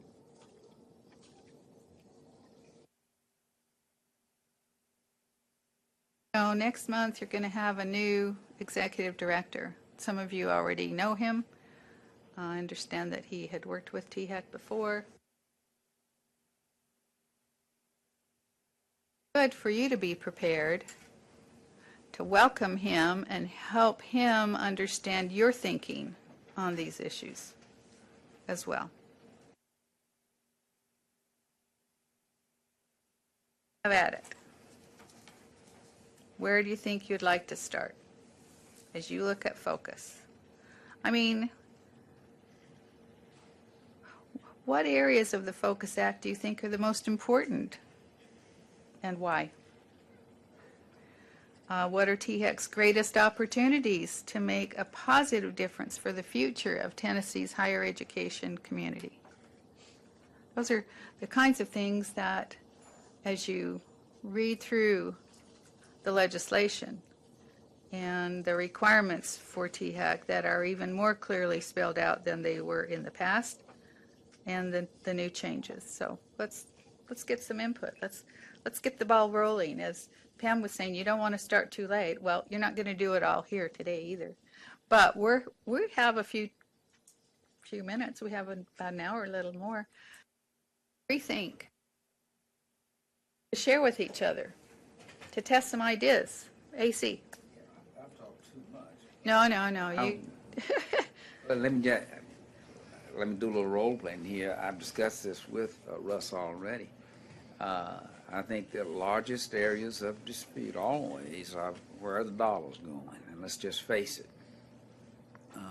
No margin, no mission. I mean,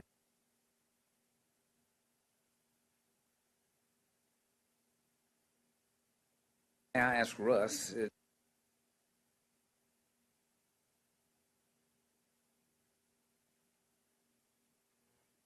Focus as Sure, yeah. And let me split this in two ways. The institutional operating budgets, the process that is currently in place is that those budgets they flow up through the systems, are reviewed and approved there. They flow up to THEC where they are given a review. In fact, one of the items on today's agenda is that first fiscal year budget review. And we then provide commentary to FNA as we seek approval for that. The Commission is approving it in the sense that it's a very high-level overview. It's not, of course, getting into the weeds about how a campus necessarily spends its money on different particulars, but it's a high-level overview and looking for broad longitudinal trends. That'll mechanically be the same, though it'll occur with 8 entities rather than 2, and the Board of Regents will still play a role that ensures that the 6 universities' budgets can meet their debt obligations, and this references the school bond authority portion of the Focus Act, making sure that they can indeed fulfill those debt obligations. So their review will be, in that sense, somewhat cursory, but again, will flow up through us. And we'll have a compilation of those that are then presented to you for approval and then flow up to FNA. So it'll be an additional step in the process, but mechanically I think similar, Mayor Warden, as it has in the past. Now on the appropriations side, this commission every November receives capital, tuition, and the funding formula recommendations those tuition ranges now become initially guidance that you will then take formal action on in a binding sense sometime in the spring. And so the timing will be a little bit different, the substance very similar, and the complexity of the capital process that you have to engage in, that we have to engage in, is much more, it's a much more complex process. That gets a little bit different. But again, the mechanics are the same more or less. And so I guess I would end and ask the Commission, we do talk a lot about finance over the years. That is an area we spend a lot of time on. Do you feel prepared that we are, with what we're giving you, do you feel like we're giving you enough for you to make the decisions that you need to? Are there areas that we're not sufficiently preparing you for? What can we do to help you fulfill what Focus asks you to do? May I answer that, Russ? Please. When we were together in April, we talked about spheres of influence. I think what I need a definition. What are the spheres of influence that exist between THEC and the Gang of Six? And what is our authority? What is our responsibility? And what is expected of us? And frankly, in what we've done so far this morning, I think there's been some differences of opinion in terms of what our role is supposed to be. So, you know what I want to say? And I hate to say that, we need to start back at the beginning, but one, really, what does the law expect us to be? And if the law is silent on something, my inclination is, let's get in there and write the procedures now, because if it's silent, we can create this thing where it works for the good for everybody. And I just want to get to work. Secondly, what are these spheres of influence? And to what extent can we express that role within those areas? I need some definitions. And I don't want to put staff on the spot either. You may be holding out to see what our thoughts are. My thoughts are, let's get in the weeds and let's start hacking away and let's fix this. That's what I think our real job is to make this work. Russ, go ahead. Thank you for that question, Pam. And that phrase you use, we like a lot, that sphere of influence, and defining what is indeed the Commission's sphere of influence and what is the campus sphere of influence. And Focus necessarily creates a sphere of influence for them that I think it envisions that many of the authorities that are currently at the Board of Regents flow into that sphere. I mean, a lot of authority sort of devolves down to them, I think, in terms of the governance of the campus, academic quality, the day-to-day operations. It doesn't envision that we would do that. So that sphere of influence for them is defined, again, much the way TBR and UT is now.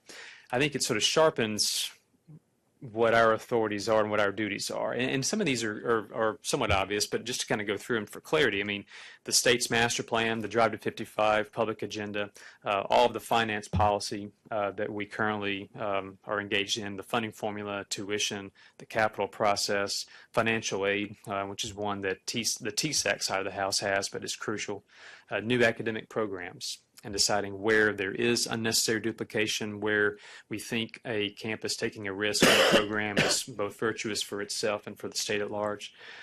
Mission statements, making sure we don't have 9 UT Knoxvilles or 9 Austin Peays, that we have a diversity of campus mission that serves their particular area well.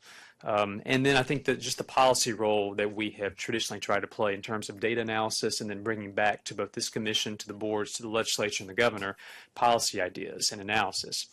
I mean, and that's off the top of my head, but those are kind of the primary, that's within our sphere, that's in our wheelhouse. And I think then as we see policy issues that are between and among schools that are of statewide importance, transfers one we brought up before, I think that's where it's incumbent upon this body to begin to ask those questions. Not because a campus is doing something necessarily that we don't agree with, but if there's an issue that's, again, an area of the state not being served well, an issue where there's a dispute between sectors or between campuses that is crucial to the state's policy agenda, I think that's where we have to sort of be proactive in finding what those are, making sure they do fit within our purview, and then beginning to ask questions and engage the boards on those matters. How do we know about those matters? How do we Good find out? question. Because they don't have to tell us. True. And that's probably where it's coming upon the staff You to know, be engaged. here's a with pretty Joe good and example, David. I think, Mr. Coban. So probably one of the things that I've thought through the most about this transition, as far as how it might impact UT, and we hope it doesn't impact us negatively, obviously, is around resources. The mayor's right. Because if you look at capital outlay, and we've made the case with this commission several times about our needs from the standpoint of buildings, in the past, TBR would do what we do at our system level, and each of the campuses works with our team in finance as well as me to rank order our buildings and our needs based on our priorities. And then TBR used to do that for the Gang of Six as well as the community colleges and technical centers. We would forward those then to THEC, and THEC would then provide those lists to this commission saying, here's our recommendation. And in rough numbers, these two systems would sort of share in those resources based on square footage assignments of space that we had in fairly equivalent matters. Now I think what's going to happen, if I understand the Focus Act correctly, is that each one of these local governing boards at the Gang of Six will then articulate to THEC their list and their priorities. It'll be up to staff here then to prioritize those, along with those lists from TBR and UT. So we would argue that we would hope we would continue as far as dollar amount at UT to be handled in the same way. And there'll be other policy issues around capital programs that I think this commission really needs to take up that you should have the latitude to do. Is the matching program working? Is it a good program? Is it effective? Is it doing what we need? Should we think about asking policymakers to take a look at whether we ought to do building? The commission should take this up. Capital outlay allocations over multiple years. There's an abhorrence to that in the plaza because of the risk. I guess the risk is you could have an albatross, a science building that's halfway done, the state doesn't have the resources to pay for it, and UT Martin is stuck with half of a science building done. But you can build a lot more buildings over time with the equivalent resources if you do it that way. Our current system says we have to have every dollar for a building, more or less, in the bank before we can start construction. The planning years, we have $100 million buildings. We're not going to burn up $100 million bucks in a year. We'd have trouble spending it. So those are the kinds of issues that Joe sees this group of commissioners having to wrestle with. And by all means, just like our board, they're going to be evaluating me on my success of being able to bring home state resources to help us with our building programs. And then in the case of donors who have provided 25% matches in some cases, they'll be all over our back about when are we going to see that building done. So that's a pretty good example of something this commission is going to have to develop policy around and promulgate and put forward. And trust me, all of us will be watching you very carefully. Yes. Let me break in here for a second, if you don't mind. And I'll speak to Russ and the others. I've been on the commission now for, 4 years, 3 years, et cetera. I've often asked myself the question, do we ever say no to anything? And to some extent, it relates to the way the staff relates to this commission.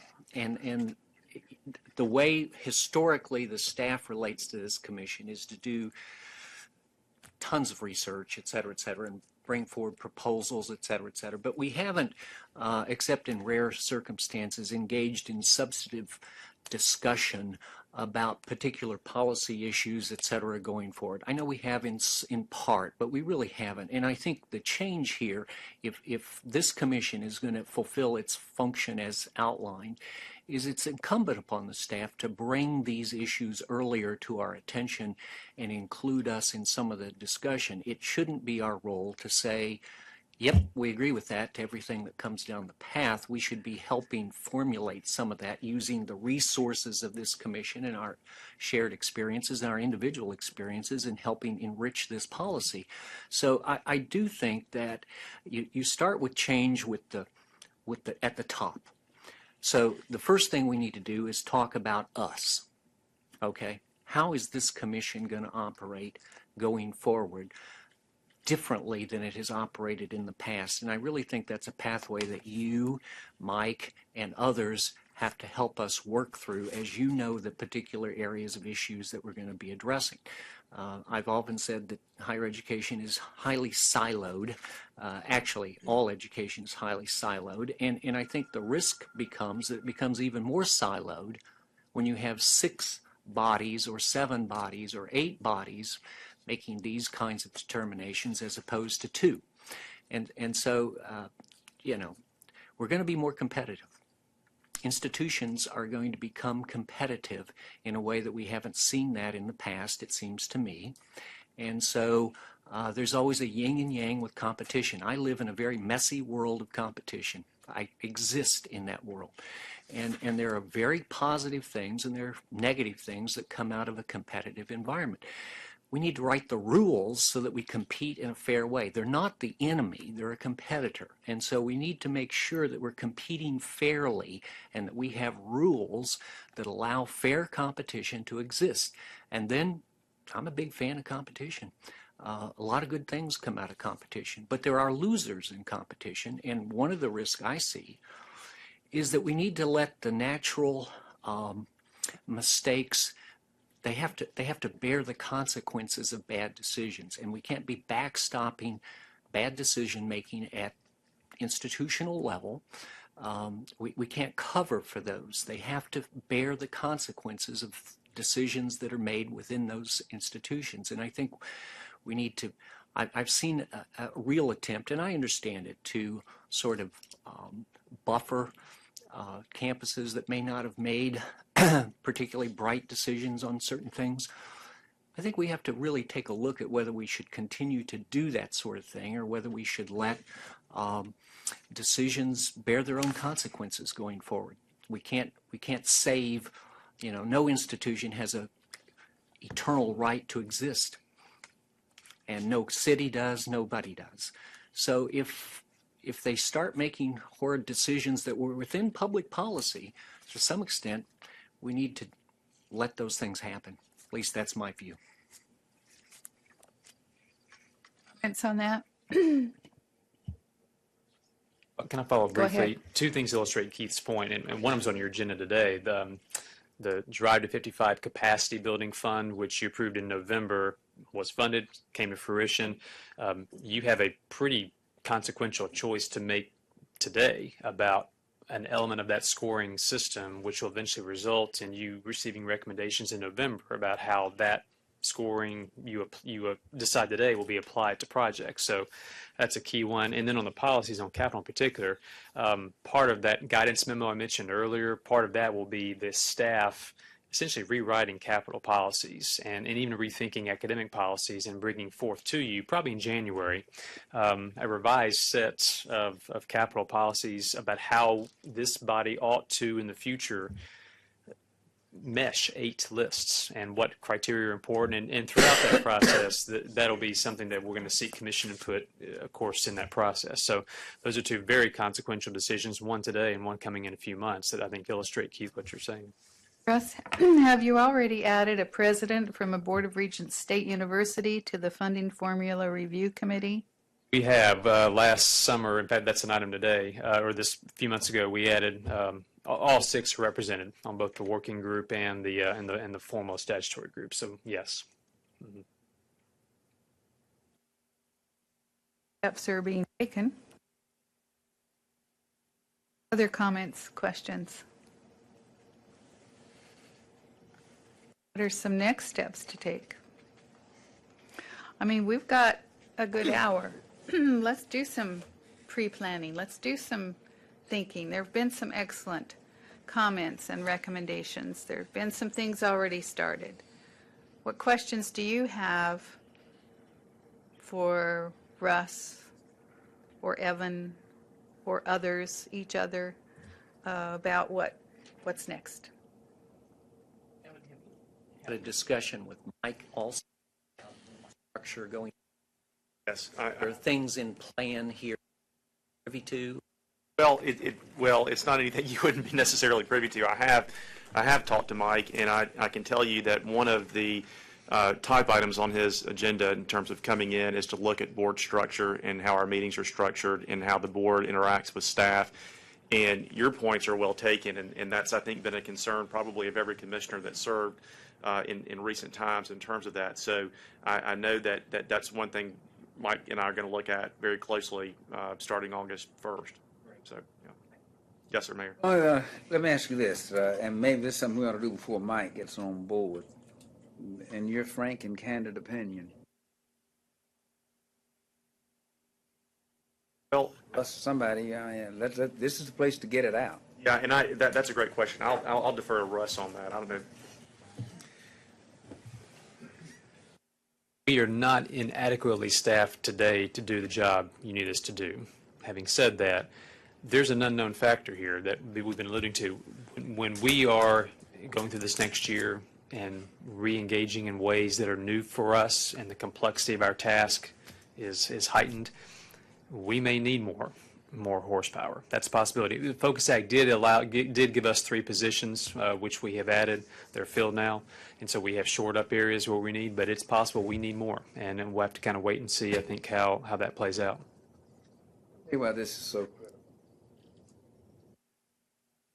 It used to be that there was a collective frown upon institutions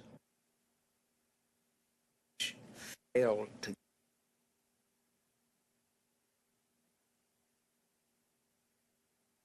that institution. Focus Act expressly permits if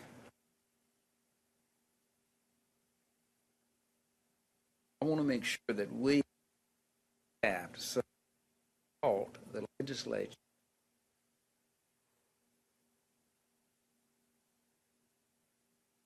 folks didn't do it. They came over critical.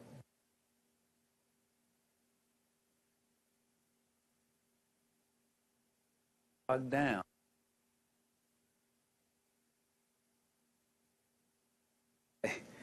But I tried to get it through THEC. They're so backed up over there that, Senator, I had to come over here to you. Nothing.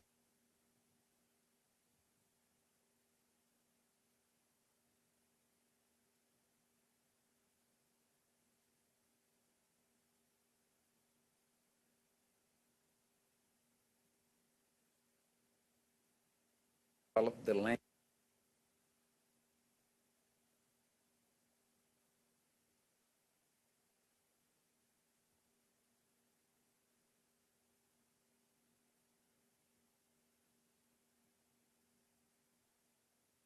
So, corporate mechanism.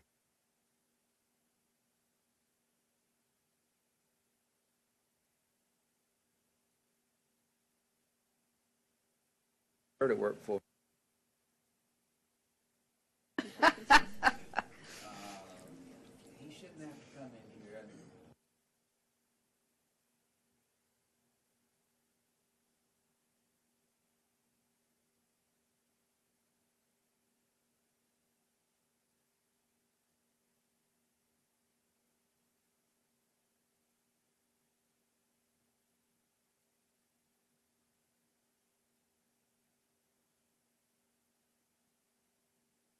That's excellent. That's a question that I have asked of Russ. How can you do all of this with your existing staff? How many more staff do you need? Clearly, you don't want runarounds. You don't want people avoiding THEC and saying, well, they didn't respond to us last time. We're not even going to go there again, and head straight to the legislative bodies. So, how to begin, because this is crucial. The body that recommends finances, whether it's capital outlay, tuition increases, to the legislature, representing all of the institutions, it is crucial that you understand what their needs are, that you have a priority system. And so everyone knows that they're on the list at some point, but why are some higher on the list at a given time than others? Is that related to their mission and role? Is that related to their enrollment? You know, what are these issues? So, Russ, go ahead. Well, and Mayor Warren, I think the two reasons why those end runs occur. One is that they're just dissatisfied with our answer, and as you know, that happens sometimes. The inadequacy of the review, though, my sense is that's not there. It's rare. I mean, they're never shy about telling us what the needs are, what their priorities are. Again, if an end run does occur, it's usually because they didn't like the answer that was given.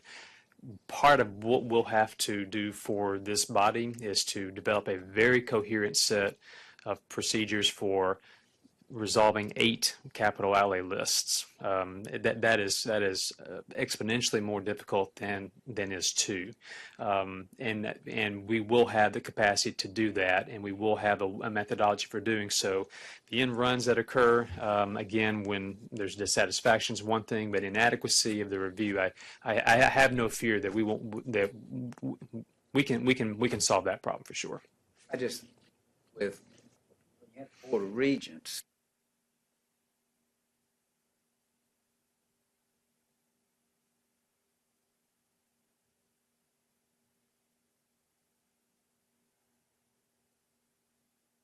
got a bunch of We're all competing.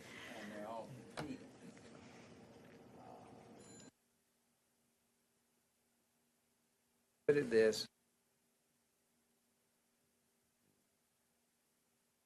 This can work. Up to us.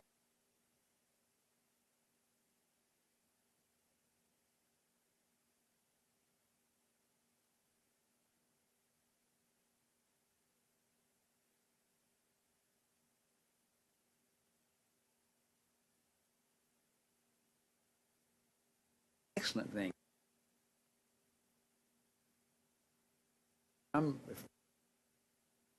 I'll hear him. His mic sometimes isn't lighting I'm up. sorry, let me get, if I were representing a given institution in a budget fight, I would exploit every weakness I could to win.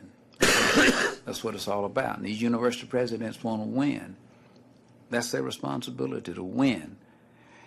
And if they have to find a gap or weakness in our processes, any president worth his or her salt, you're going to exploit it, and because you want to win. I would expect nothing less. What do they mean when they say, after they follow established processes? Are they adopting what we have already in terms of capital outlays, critically needed projects, emergencies, and all of those things? Let's step in right now and define what are established processes, because what the universities are going to say is we didn't know what they meant, so that's why we went to the House. That's why we went to the Senate. Again, this act, this law can work, but if we don't head off those who, for good cause, would seek to exploit any confusion, we're going to have a rough road ahead of us. So clarification is key to Yes. this, and I A heard lot of Pam say, things. yeah. I've been around, and although the definition pages of the regs went on for gee whiz, there's still a lot of things that aren't established. Budget processes is not defined anywhere. So I would hope we would see our role as helping the presidents win. In other words, I don't want to become at odds with the universities in this, and we ought to be considering how we structure things in a supportive way, because we have to define what winning is, and I think that is our role. What is winning, as defined by the state of Tennessee and statute and public policy? And then I think we ought to really consider how we help them win this in a constructive way, and hopefully our rules and our procedures will reflect that going forward. Keith is right. This new responsibility is not the enemy. The enemy is that 2 years from now, 5 years from now, we have this ineffective, inefficient blob of kudzu higher education with self-fulfilling needs of universities going directly to legislature members or state commissioners or anybody they can to get their way, because we didn't articulate the procedure very clearly and carefully from the beginning. And the goal of the procedure should be to work for the good of all. That's the enemy. We do not want this to get out from under us and it to look like that very soon down the road.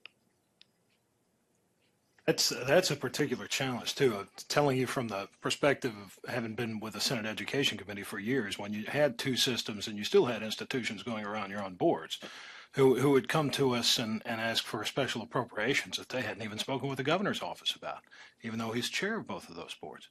Wow. So I think it's extraordinary. I mean, this conversation is exactly right.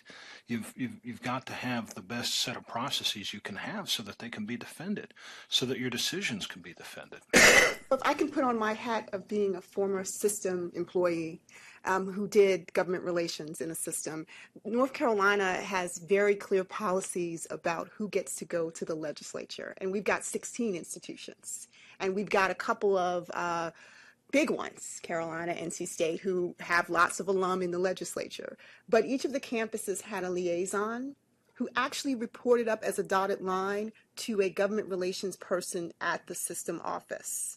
And there are actually rules about how much time they can spend on state relations. So for a number of the campuses, doing that job was just part of one piece of a job that they had. Some of them also did federal relations. So I would say, I think for Russ and the team, that there are examples and language that you can actually look at, and because that it's statutory in North Carolina in terms of how much time they can spend on state relations. It's like no more than 20% of the time.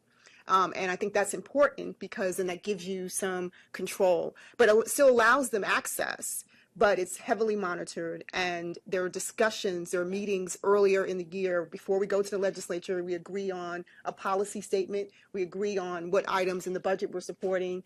And the only time they have a little more leeway is on capital. I think I might have told you that on capital projects, they're kind of given a little more leeway if it's their project. But I think there are other states other than North Carolina, you can find language that is statutory, and maybe you can add it to your rules because you do have the rulemaking authority. So I don't think you have to start from scratch on this. This is an issue that is prevalent in other states that have multi-institutional systems, and so I think you can address it in that manner. Your comments? Yes, over here. Introduce yourself for those of us who don't know you. Angelo Volpe, former president of Tennessee Tech. I think part of the learning process has to be certainly between THEC and the presidents of these institutions. But I think there needs to be another conduit to those entities that they're going to be recipients of end runs so that they know that, this is not right. You need to go back and go through the machinery. Point. Very good point. Conversations with the governor's office and leadership of the state governments. I recall that Senator McNally had a bill that statutorily mandated the fact that that issues like this have to come through THEC before they can be funded by the General Assembly, right? Right, yeah, and I think that's part of what they had in mind when they wrote the established processes and procedures, the bill from Scott Crabtree a couple of years ago that basically said, 2012. That was 2012? Yeah, capital we projects. finally call it the McNally Doctrine. McNally Doctrine, yeah. And he was nice about it. He really was. Yeah, and they have to go through, they have to be both considered by the board and then by THEC and before they can be considered by the legislature. It's sort of a self-disciplining law the legislature wrote for itself, but that's front and center now in this world with focus. Russ, what about sphere of influence, academic programs, and transfer? I think that is squarely within our purview. I think that is something we have to give adequate attention to and to insist upon not only full technical compliance with statute, but the spirit of transfer and articulation. I mean, and if anything that can begin to fray around the edges, that's one that we are keenly watching right now, because the state cannot backtrack on the progress it's made and the good work that UT and TBR and TACUA have done, and that's squarely within our wheelhouse, I think. Again, how do we know that in the future? Yeah. Well, first, I think we have to ask the right questions to start with, and we have to detect and just ask, are there policies or is there any backtracking at all, either at the program or campus level, in ways that aren't always direct. I mean, I don't think you're going to see schools just wholesale withdraw necessarily, but they may begin to be less committed to them. I mean, it may even be where we have to, through our data function, actually see if indeed students who had these courses are properly transferring and having those credits accepted at the universities. There's probably a data function that can be brought to bear on this, but we'll have to be very vigilant on this, because it'd be easy to have this begin to fray around the edges. And again, I think the state's been very clear it wants that to be a top priority for higher ed. You got a good start with your academic officers, as Katie was describing. I mean, that group, if they work well together, I mean, they want the transfer articulation of credits. They don't want students to have to retake a course at another institution that they already took at their last institution. Go ahead. There's probably some, we've talked about finance policy. I mean, you don't want the funding formula and other finance policies to bear the burden of everything we do, but there may be ways to more explicitly incentivize compliance with transfer and articulation. Another thing we've talked about too is to the convening authority is perhaps, and maybe it's around the THEC meeting, but to broadly have a convening of the academic officers, the fiscal officers, where they can come together in partnership with us, sure, not necessarily having us drive the agenda, but contribute to the agenda, where they can talk among themselves. They can hear concerns that we have. We can hear what concerns they have. As transfer issues come up, we can ask about those. So having that broad convening across TBR, UT, and the 6 universities, I think would be crucial to beginning to probe that issue and other issues. Kristen has. Yeah, I just kind of wanted to, there's a sort of different aspect to, and the transfer pathways I think are actually a pretty good example of this, where it's one thing to set rule and incentive and convene at a higher level, but the transfer pathways were created by very detailed and intensive ongoing meetings between groups of faculty from all across the system.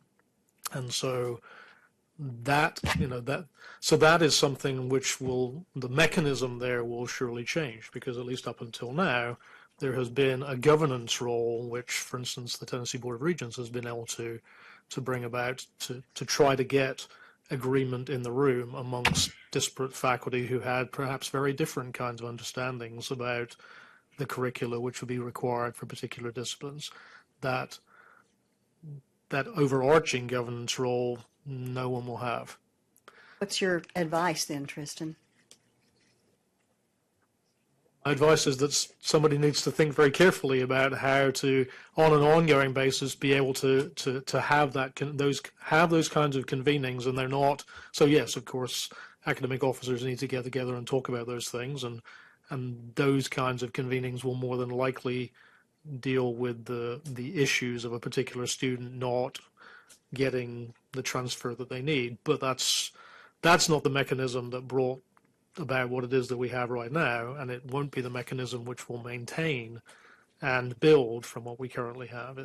These are ongoing and very detailed conversations that are on the level of 50 or 60 sets of disciplined faculty from across the state. So Tristan, would you recommend that THEC have a policy that relates to that, so that the faculty now, a larger group of faculty, but by discipline, are having those conversations, having those meetings at least annually? I mean, every discipline that we can think of changes over time. I mean, just look how technology has changed so much in education. But you look at all the sciences, the humanities, everything. There is change. There is progress. So currently in the Board of Regents, we have it's not actually it's a practice, not a policy, but it is now the case that all of the transfer pathways are on a 5-year review rotation. So we have all now 57 of those, and so they are on a 5-year rotation where we actually review those by discipline. So last year, for instance, we went through the business transfer pathways and reconvened all of the faculty who were in those particular disciplines. And there's a reason to do it by discipline, because at least what we're looking to do is to create some cohesion and alignment amongst those pathways. They were created independently, but now, for instance, when we reconvened the business faculty, they saw that there's a sense in which actually we have one business degree pathway, not 8 or 10. Even and that one main pathway kind of branches out into marketing and accounting and general. Once students get further, does that make sense? But they were created independently. All right, so those reviews need to happen, but similarly, this is really in the weeds, but it kind of gives you the feeling of it. We also brought together the psychology faculty, because when they initially created their pathway, there was a very different understanding of the biology expectations. So they had actually created in the transfer pathway, a requirement that students would have majors biology, whereas actually all the 4-year schools now actually wanted them to have non-majors biology. Well, we wanted students to take the right biology, and so those kinds of conversations have to happen, and there has to be broad agreement to make sure that when students really do transfer, that the credit is given. Well, you can imagine these are incredibly in the weeds conversations that have to happen with disciplined faculty on an ongoing basis. Having a policy to do this, I think, is not an unreasonable thing to do, but the policy doesn't make it happen. Somebody actually has to convene those meetings, facilitate those meetings. And so shout out to Randy Schulte, who a number of people in this room know is really the very much the driving force behind getting that kind of agreement in the room. But that whole dynamic will change as the governance structure changes. Doesn't mean that it can happen, but it will change. The involvement of everyone, faculty, administrators at the institutional level, system level, boards, chairs, presidents, if they're not all involved at some point to help develop the future, they're going to say, help me. Don't let that happen. Don't let that happen. Now is the time to get more of this involvement broader.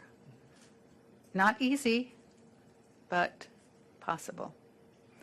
Yes. And dealing with the question you posed appropriately, which I think is appropriate, is what are the threats?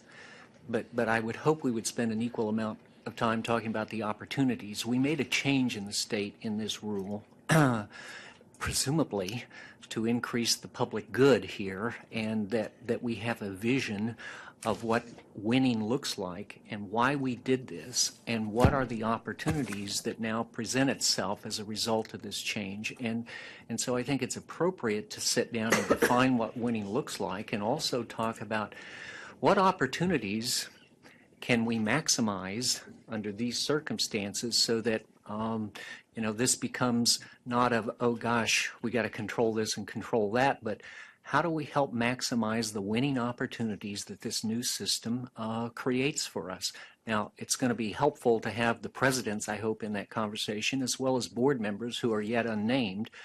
But I would hope the staff and others would have the conversation about what do you hope to accomplish? What does winning look like for the state of Tennessee? And what are the opportunities that we can help you maximize? Excellent. That is excellent. What do you think, putting you on the spot, Keith?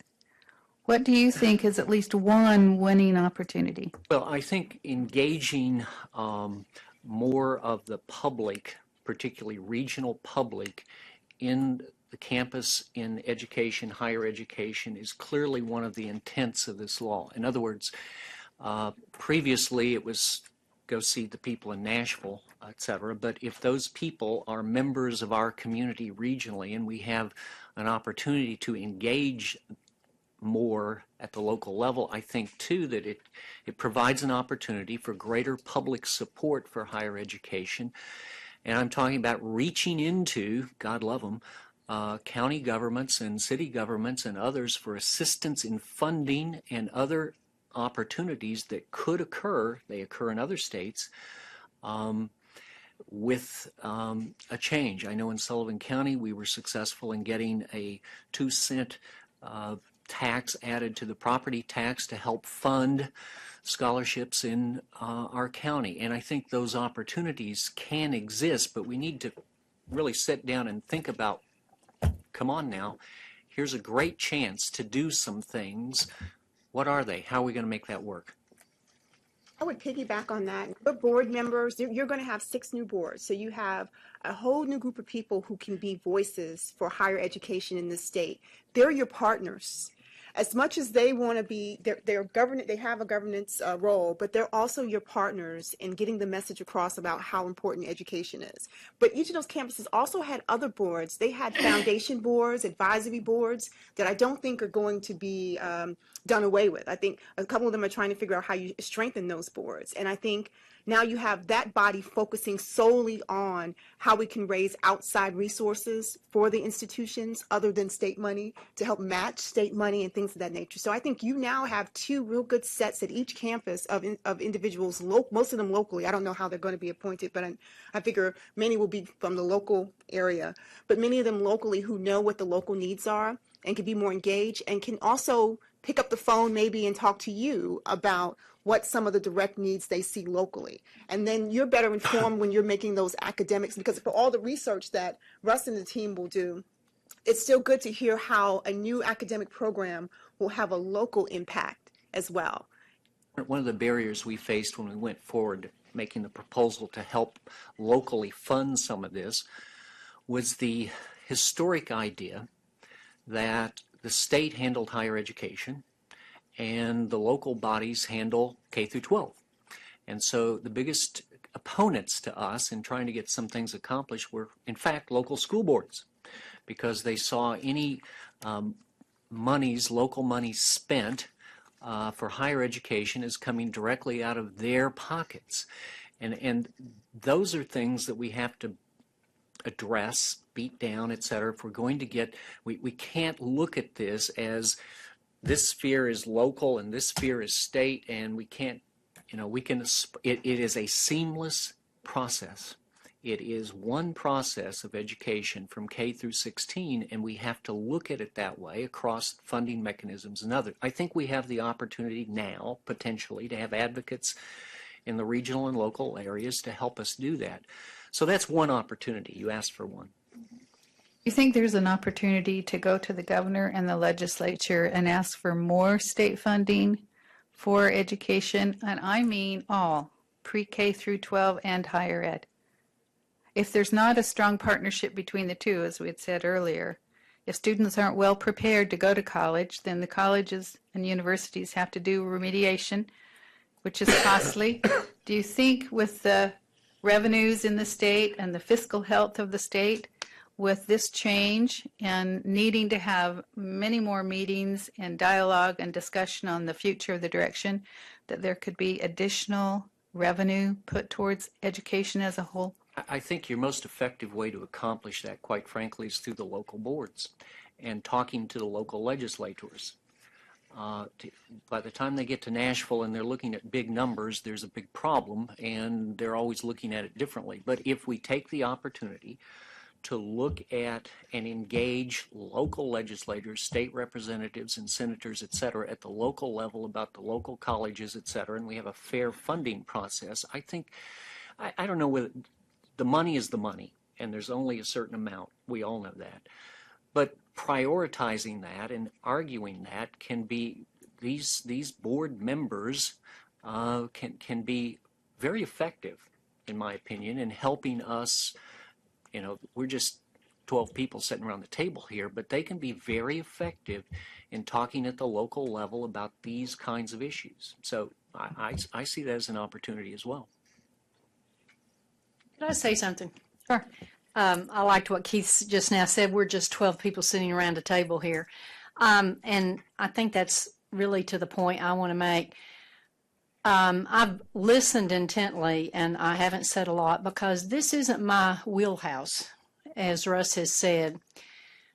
But I think if this or in my world, in the utility world, we went through gas deregulation. We went through minor issues that are very thorny, such as trimming trees. And we didn't expect our board to come up with the first draft of the solution. The board expected the staff to do that. And they did that because we're more familiar with it. Our board is made up of people who don't work in the utility business. And what we, just as an example, in tree pruning, it's very important to the utility business that trees be pruned. They conduct electricity, they're hazardous, and they cause outages. So our business required we do it, but our constituency didn't like it. They didn't understand it. They didn't appreciate it. It cost a lot of money. Why don't you just stop? We had to go through a process whereby we brought the citizens into the room. We spent 6 months in the evenings, and we opened it up to them, and there were 15 of them, and they had all the votes. A long story short is they got with staff. They recommended 159 changes to our program. We then took that, after staff review, we took that to the board, and the board approved 156 of the 159. But then all the dissension quit. People had a voice inside the system. They may or may not like every minor issue of it, but they felt they were involved. And the staff supported it because we got what we need, and that is trees trimmed so lines don't get put out. It was a little give and take on both. But our board didn't expect us to do that without the input of our constituency, and they weren't expected to do it without the input of the staff. So I feel a little bit at a loss here today to say what I think we should do when I need to hear a whole lot more from the staff's professional input as well as the institutions that we're trying to work with. I think it's putting me personally, I'll just speak for myself, in an awkward position to try to come up, as you say, let's talk about, let's do what we're going to do, and I'm not equipped well enough to provide that kind of leadership today. Well, and that's perfectly understandable. Let's give some responses to that, because I would guess that every board member in some way or another has some similar kinds of feelings. Let's give her some. I agree with her. But I also think, when you're confronted with make a decision, I look at and say, okay, what kind of information do I need? What kind of information would I need in order to make a confident decision on this point? And I'll take one example. We have in this budget, like every budget, differences in the percentage of funding for different institutions. Okay, they may be slight. Some get 65, some 63, some 37, 37, 38, 40, etc. I really don't know why we do that. I don't know, and it's never been an issue per se, but if we're going to be sort of put on the spot to defend those sorts of things, we need to have information about how those things are put together, it seems to me. Not that I would ever disagree with it, but we need that kind of background information. If we're going to be challenged, which I think the state is challenged, to see that higher education operates efficiently and effectively, then we need to have some understanding of what efficiently and effectively means. How do we measure success at individual institutions? I always assumed that was TBR's job. They were working on that, et cetera. And and I think you do. But that's information that we really didn't delve into because it wasn't our role per se. So there are, if we're going to be asked to make a different set of decisions, we may need to look at different set of input and information as a board that we're going to have. And I don't have that today.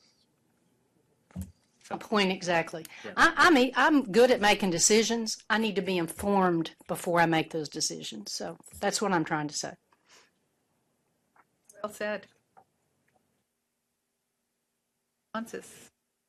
I would agree with Mintha and with Keith, but I would also say I think this is why, Russ, I said earlier I didn't want to put staff on the spot, but I think Russ and the THEC staff have started in that direction by making their visits to these 6 universities, and I think that was absolutely a very smart thing to do, instead of summoning them to Nashville to go visit them where they live.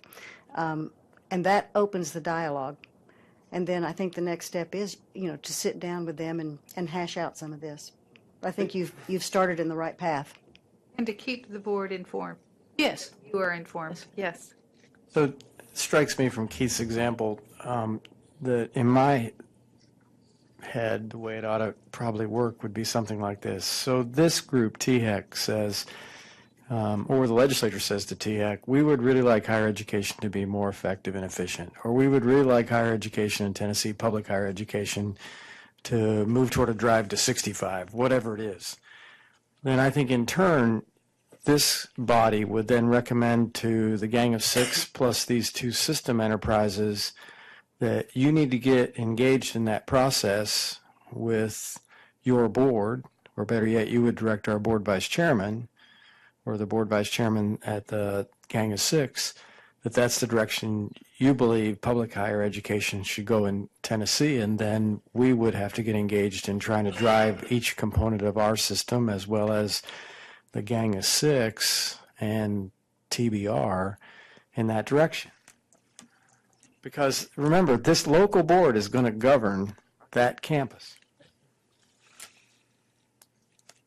It should. We wouldn't have different standards for a broad agreement on how that would be measured for efficiency and effectiveness, if that's a role. You mentioned K-12 funding. I think we'd be remiss if we didn't recognize that this administration put $100 million new dollars in K-12 education just this year. It's the largest increase in education expenditures in the history of the state that wasn't accompanied by a tax increase. So I think this and the state board is not part of the administration, but it's very clear that the administration is extremely committed to education. Well, so we need to have them fund higher ed at a similar level, maybe. Now, rather than be competitive that way. I don't want to rain on anybody's parade, but I've been here long enough to realize that we are very much a bouncing wheel, higher education in the state's budget, because of other higher priority issues. And I guess 3 years ago almost, we embarked at the University of Tennessee system on an approach that said, if we can just keep state appropriations even, we will be happy with that over the next 10 years, and have also indicated we want to keep tuition at the cost of inflation. And we're saying you either have to, we do, collectively across the place, generate revenue or cut costs. Our boards embrace that. And, what we've said is our business model moving forward, that being just raising tuition to get there because the state's inability to provide the resources we need, is not palatable, because affordability and access is important in Tennessee.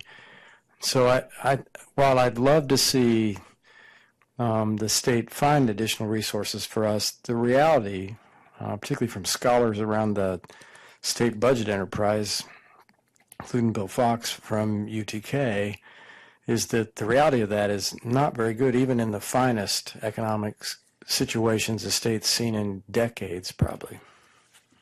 You're not raining on this parade because that's the reality. You're the touch of reality. Yeah, it is. And in most states, that is true. And, there is the expectation that institutions do a lot of their own development, fundraising, et cetera.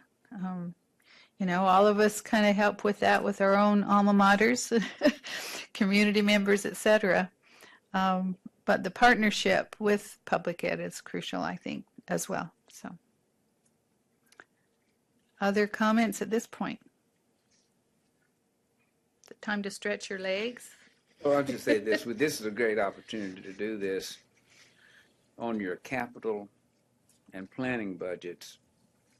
We've got a grace period in there in which we will not have to deal with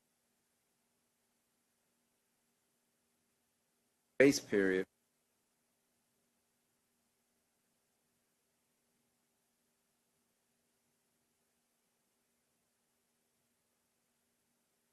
Months. Governing board over.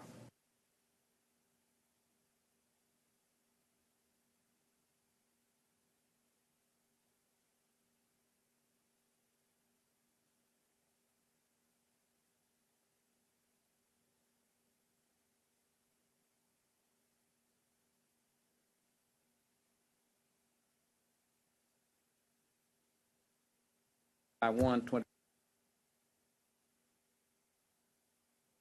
operate. Capital projects will be managed still by the Board of Regents until November of 2017. So you're right. So at that point, they can petition this body to go on their own for data procurement and the capital project management.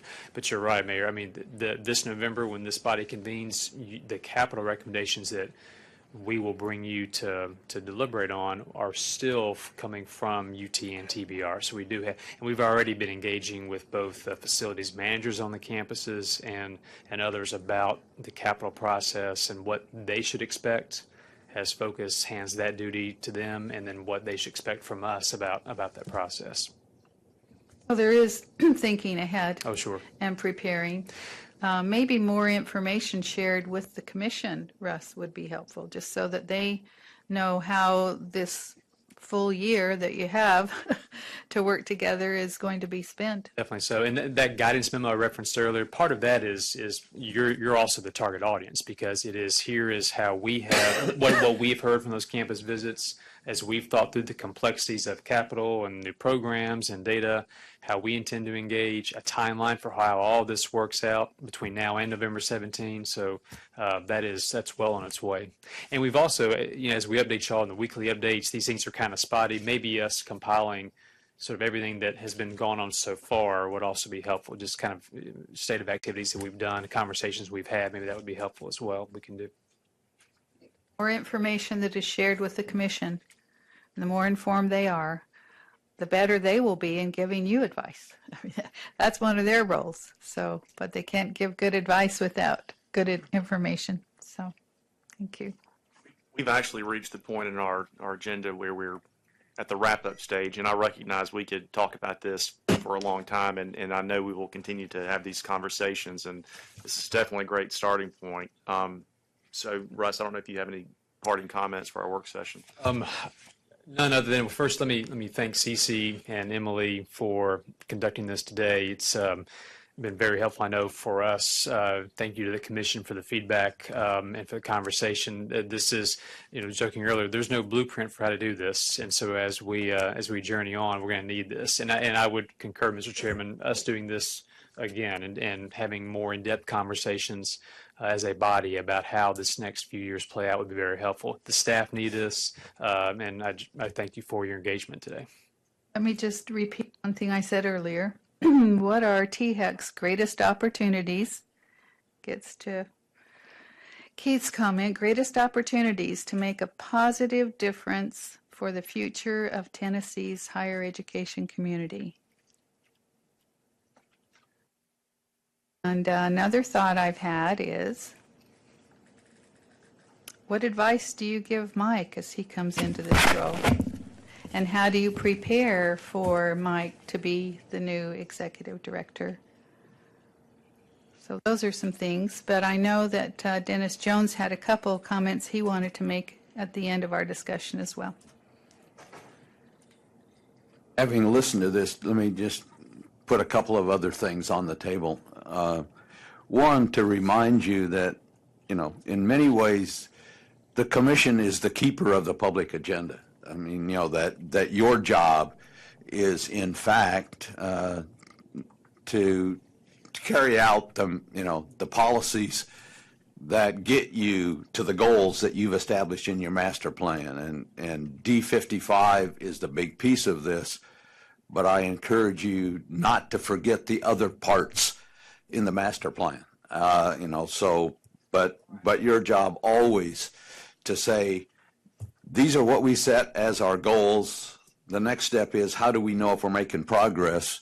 And the next piece of it, are we?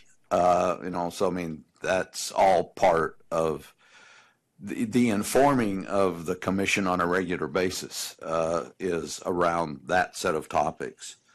Second thing, in the notion of spheres of influence, and we talk a lot about articulation and transfer, but around the bigger question of academic programs. I mean, I think the most important thing for the commission to do is to be very clear about its role in institutional missions. Once established, if it's determined that a program request is within the institutional mission, it ought to be the board's issue, not the commission's issue, to worry about that.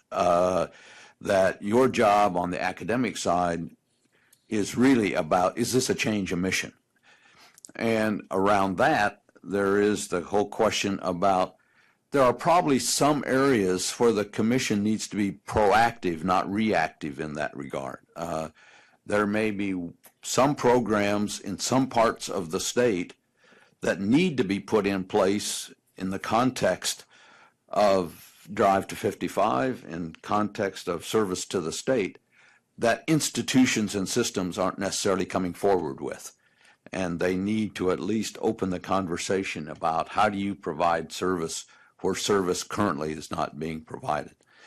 And the final thing, two things. Question about finance, and there's been a lot of talk about, capital policy and et cetera. The thing that, and I've talked to Russ and David and others about this, is there's also a piece in that legislation, if I recall correctly, that talks about a strategic finance plan. And one of the real questions, and one of the real difficult questions this commission's going to have to deal with, is how do you pay for Drive to 55? And it's not just how much money is the state going to put into institutions, but it is what's the role, how does tuition policy play into that, and how does that differ at Knoxville versus the community colleges and the TCATs, and what does it all mean with promise? How do you factor all that in? And just having modeled that a little bit, one of the issues you haven't really talked about is student financial aid, and that, D55 cannot be achieved without attention to need-based student financial aid, and how you do whatever you do in that arena is a really tough nut for the state. It's one of the things that you folks are going to have to deal with. Policy and recommendations on putting all the pieces together, absolutely critical. And the final thing, there's also the thing about board training. I would just, yes, there's the whole set of training about what does it mean to be a board member. But the crucial part of that for you folks is to help new boards understand, yes, their job is to be the board members for institutions, but that those institutions sit in the context of a broader state requirement. And so they have to be not only stewards of institutions, but stewards of, again, the public agenda and their institutional contributions to it. And they have to understand how their institution contributes uniquely to that set of goals. Enough said. Thank you for the airtime.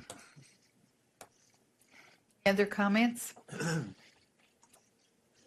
Well, a lot of work to do, but I sense the desire on the part of all of you, clearly the ability for each of you and your key staff.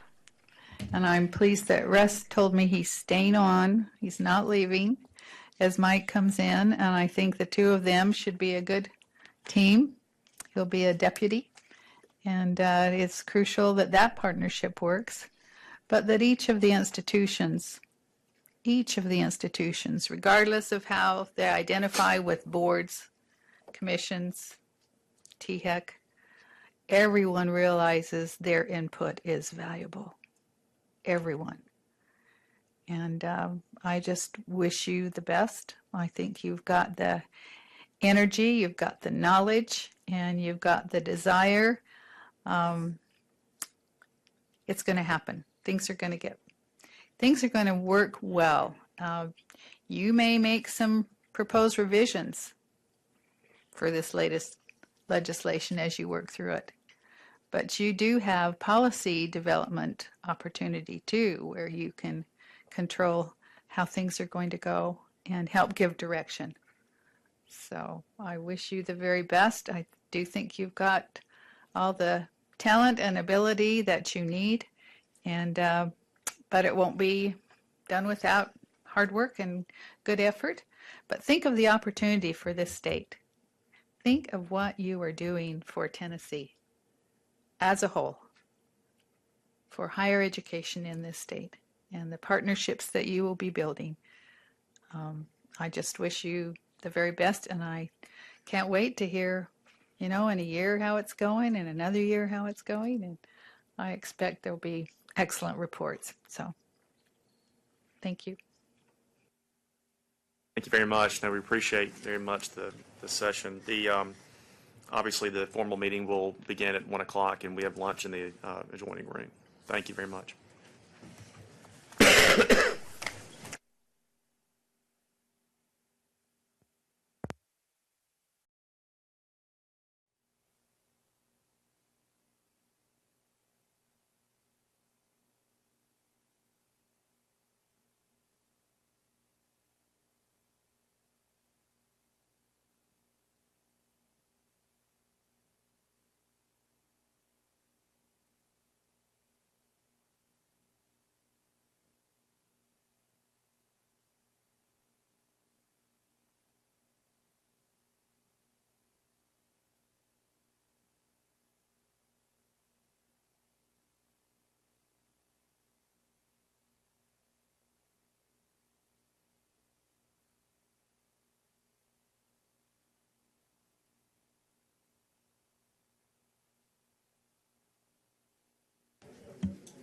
Ladies and gentlemen, let me welcome you to our July 20th, 2016 meeting of the Tennessee Higher Education Commission. My name is Evan Cope, and I'm the chairperson. I'd like to take this opportunity to welcome everybody and thank you for being here. I do want to take a moment to welcome some special guests. We have Dr. Glover from Tennessee State University. Dr. Glover, if you'll stand. Thank you very much for being here. Dr. White from Austin Peay State University. Dr. White, thank you. Dr. Angelo Volpe from Tennessee Tech. Yes, sir. Thank you very much for being here. And, of course, Dennis Jones. Dennis, we appreciate you being here as you enjoy your potato chips. That's right. Most of you were with us this morning for our work session. And again, I want to thank the American Governing Board's group for being here and leading us in that discussion this morning. I do want to reiterate that this morning's work session was designed to be a brainstorming session. It was designed to be this sort of work session where you're allowed to ask questions and sort of take a look at everything from every different angle. So I think we got the conversation started this morning. Certainly there's more work for our commission to do as we continue to work towards implementing the Focus Act, but I want to appreciate the work from the commission this morning. At this point, we will adopt the agenda, and I will entertain a motion to adopt the agenda as presented. So moved. Motion and a second. All in favor signify so by stating aye. Aye. Are there any opposed? Motion carries. And I neglected, I'm sorry, Mr. Gibson, you need to call the roll. Yes, sir. Yep. Mr. Cope. Yeah, present. Dr. Dishner. Present. Secretary Hargett. Dr. Hayburn. Ms. Kadire. Present. Ms. Coben. Here. Mr. Kustoff. Mr. Lee. Here. Treasurer Lillard. Here. Ms. Martin. Here. Ms. Roach. Here. Mayor Wharton. Comptroller Wilson. Mr. Wilson. Here. Chairman, you have a quorum. Very much. Next, the chair will entertain a motion to adopt the minutes as presented. So moved. We have a motion. Is there a second? Second. All in favor signify so by stating aye. Aye. Are there any opposed? Motion carries. Next, we introduced Dr. Dishner this morning, but I want to introduce her again. Our newest member of the commission was appointed by Lieutenant Governor Ron Ramsey to represent East Tennessee. Dr. Dishner, welcome to the commission. Thank you. We appreciate you being here and look forward to working with you. All right, Dr. Deaton, your report. Thank you, Mr. Chairman. First, let me welcome Nancy with us today and to thank Cece and Emily for the morning discussion along with Dennis. As the Chairman said, it was very much a conversation, first step of many, and it was very helpful for us and look forward to many more of those. I want to do a few things. First is I want to recognize new folks that are with us here today, and I'll ask them to stand as I call them out. First, one we introduced this morning as part of the board discussion, Dr. Lauren Collier. I think, there's Lauren back there. She is our Director of Institution and Board Affairs and has had previous stints at Ball State Community College, College of Charleston in South Carolina, where she ran the Campus Compact in South Carolina, an organization of presidents down there, and did her PhD at University of Georgia. And so we're very happy, Lauren, that you're with us here today and with the commission. Chandra Eileen Houston, who I think is in the back, is with us as a program director in the adult learner area, and she will be serving with the Tennessee Reconnect Communities and doing a lot of liaison work with them, directing a lot of those efforts with Jessica Gibson and her team. So Chandra, thank you for being with us as well.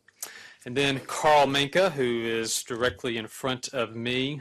Carl, you may know from his long stint at the Board of Regents, where he just retired, and then took his second job with us here on July 1st. In a part-time role, Carl's going to be helping us think through a lot of the capital project challenges that we talked about this morning, and his vast well of expertise will be much appreciated here in the months ahead. So, Carl, we thank you for being with us.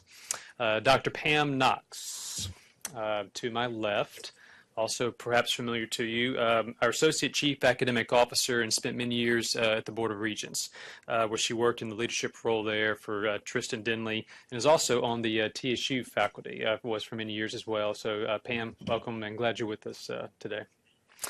A couple things, and I think first, I'm going to, in a second, queue up two folks to talk about two very brief snippets of policy work that are underway, one of which is related to Tennessee Promise, and one of which is related to our efforts in adult learners.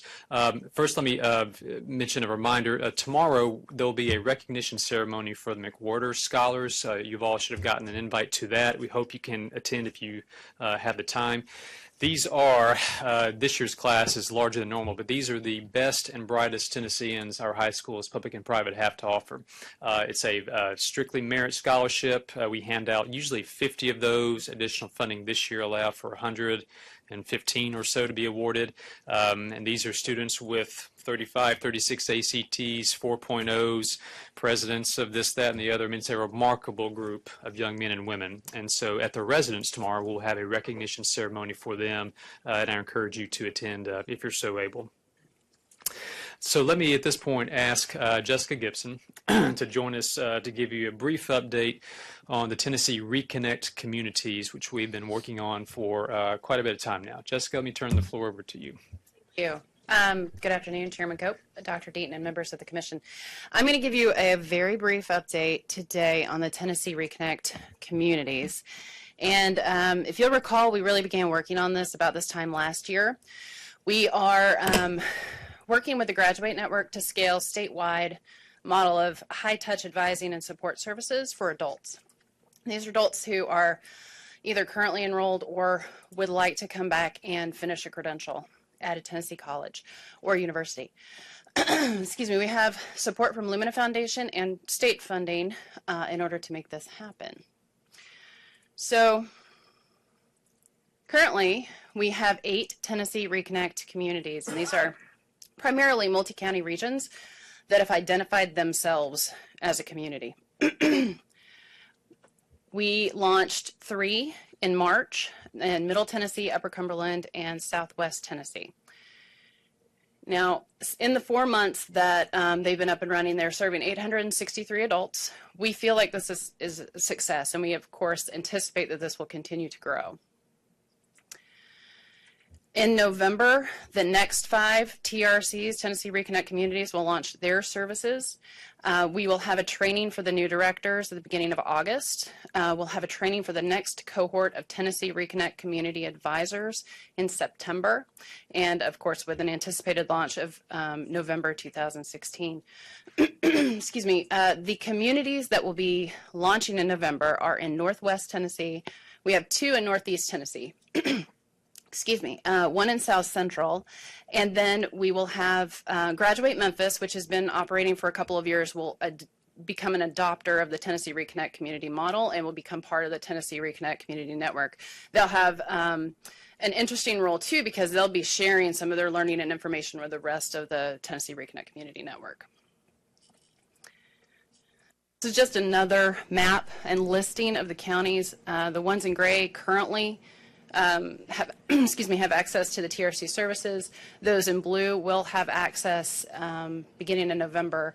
The counties in white currently don't have coverage. They're getting some triage from existing communities. What we hope is that the state continues to give us money to do this, so that we will, of course, release another RFP and hopefully get at least 2 more communities on board. So by November, 66 of our 95 counties will have access to the Tennessee Reconnect Community Advising Services. One other thing that I wanted to mention is that we're going to be rolling out a Tennessee Reconnect Ambassador program. So ambassadors are different than advisors. Ambassadors have connections in their communities through friendships, through church organizations, through community groups, client-customer relationships, and they become a member of an adult support network. They are not expected to know everything. They're not expected to be experts, but they are expected to encourage, to have conversations, and ultimately to connect an adult with a Reconnect advisor who can then help that adult build a very structured path to and through college to a credential. We are in conversations right now with the Department of Labor and Workforce Development. We think they'll be our first state network partner. So we anticipate that we'll be training about 150 staff from the career centers, the American Job Centers across the state, to become Reconnect ambassadors. And we're having conversations with other state departments as well to do something similar. So we're very excited about kind of what this could bring. So that concludes my update. I can answer any questions. Questions for Jessica? Jessica, thanks. And lastly, Mr. Chairman, and I'll ask Stephen Gentile on the fiscal staff to approach the podium. Tennessee Promise poses some significant research questions for us, and some of these are somewhat secondary to the primary issues we tend to think about, which is enrollment, completion, and college choice. And there's an aspect that Stephen and Crystal and Emily and others in the fiscal policy staff have noticed regarding the impact Promise has had on student borrowing, its prevalence and amounts. And so, Stephen, let me ask you to walk us through that, please. All right. Thank you, Dr. Deaton, Chairman Cope, members of the Commission. In this brief presentation, I'm going to go over the Tennessee Promise potential impact on loan disbursement. I'm saying potential as a nod to my colleague and boss, Emily House. This is not causation that we are measuring right here. It's actually association. And to give you a quick background, looking at the 15-16 average tuition and fees at the community colleges is about $4,100. As you might remember, the Tennessee Promise promises to cover that $4,100 for a first-time full-time freshman out of high school. But there are other costs that come with going to an institution, a community college, and these are estimated costs typically that the institution will calculate. And on average, those are about $8,900 in addition. That includes books and supplies, room and board, transportation, and other aspects. Students have the ability, if they complete the FAFSA, the free application for federal student aid, to receive upwards of $5,500 in federal loans. And they may use those loans to go toward those other costs if they are Tennessee Promise students. I mentioned this before, not all of our community colleges participate in the federal loan program. In fact, 8 of the 13 do. It's not a requirement. 5 other institutions have decided not to participate in the federal loan program. And our basic hypothesis is, with the fact that with Tennessee Promise coming to our students, they will have, first of all, lower cost of attendance, so they will not be able to take out more loans. They may receive their full scholarship and say, you know, in the past, I would have taken out loans to meet tuition and then some more on top of that. They might say, I'm not going to take out any loans this time. And as we know about Tennessee Promise, there's a very strong hands-on mentoring and counseling program that goes along with Tennessee Promise. Perhaps having that hands-on counseling and mentoring will dissuade students from taking loans. So starting back in December, we started tracking from the U.S. Department of Education what the loan numbers have been and comparing that to the prior academic year. And every quarter, the U.S. Department of Education will come out with their new loans, with the loans that have happened in cumulative. Looking at quarter one, you already see that compared to 14-15, there's a 17.2% decline in total loans taken out at our 8 community colleges. We consider this going cumulative, adding quarter one to quarter two. That difference maintains at 16.7%. And then finally, for cumulative quarter three, down 18.8%. Quarter four has not been released yet because they're just now finishing the reporting for that. I want to point out that this means that total loan recipients has declined about the same as total loan disbursement by 18.6%. This means nothing if student population has also declined by that amount of money, by that amount. Instead, we know that total fall headcount has increased 2.4%. So nearly 20% down in loan disbursement, while total headcount is up 2.4%.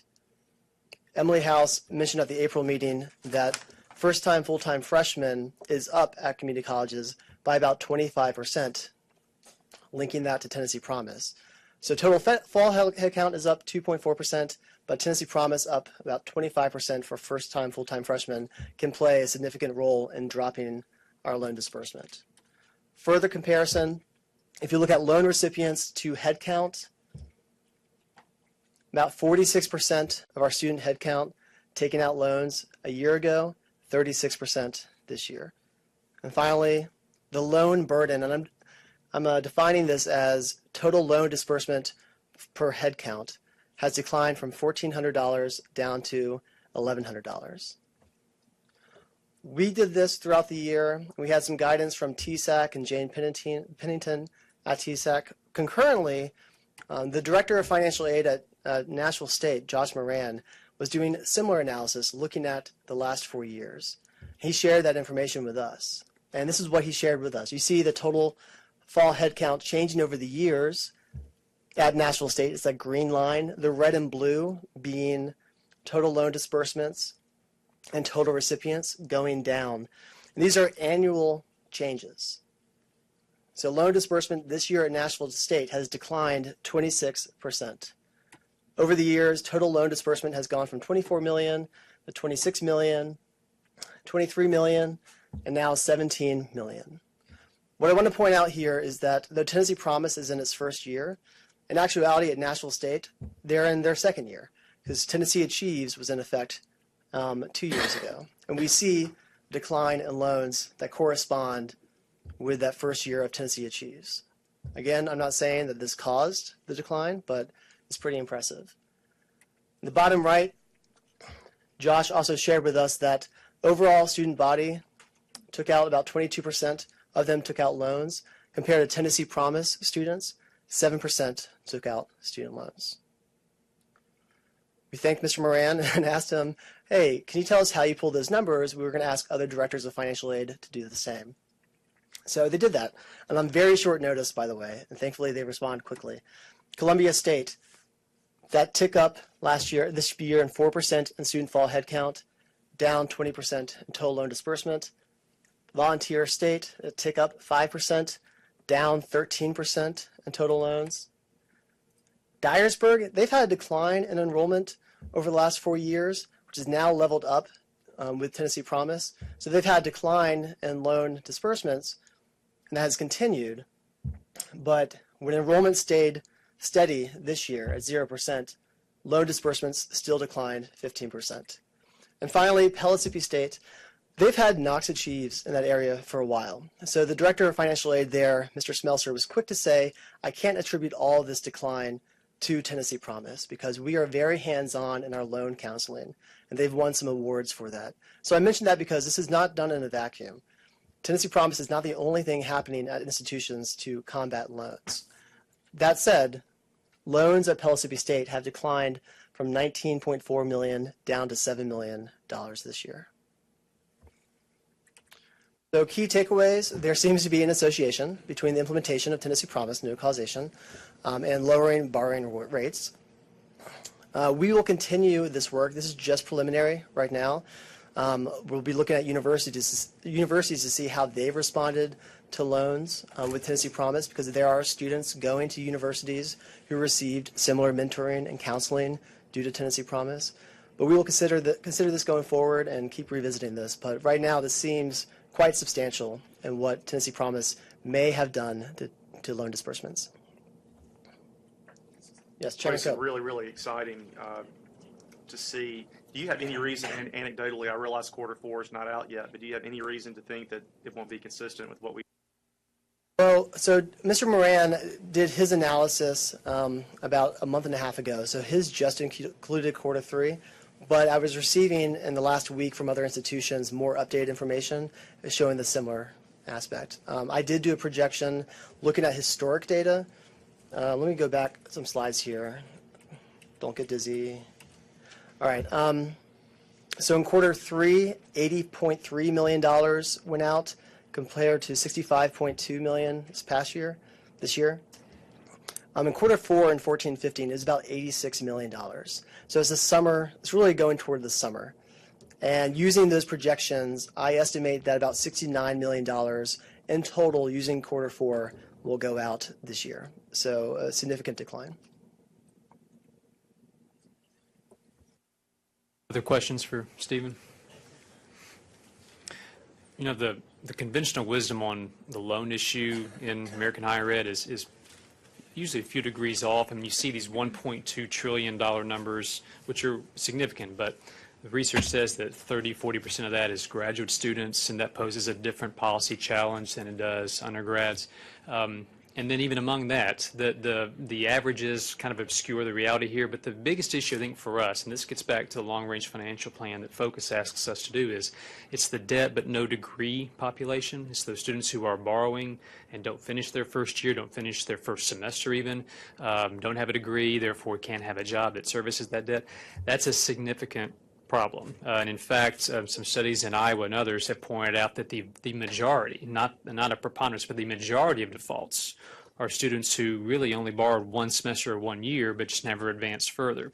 If that at all helps us depress borrowing among that population especially, that has significant positive ramifications for Tennessee. And so that's extremely promising news, to put that in context for you. So, Stephen, thank you for that. Mr. Chairman, that concludes my report. Thank you. Great. Thank you very much, Russ. All right. System reports, Tennessee Board of Regents, David Gregory. Thank you, Mr. Chairman, and good afternoon to the members of the Commission, and welcome Dr. Dishner to the Commission. I'll make my report this afternoon brief. It's clearly within the DNA of the Board of Regents institutions student success. And as we start into transition activities in and around the passage of the Focus Act, one of the things we're trying to keep our eyes clearly on is continuing success metrics amongst all of our institutions.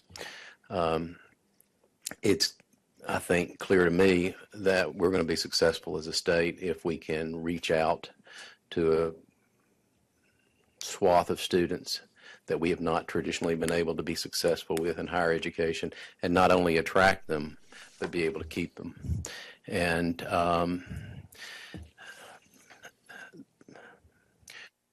that's part of the work we think about every day, is how do we get better at that?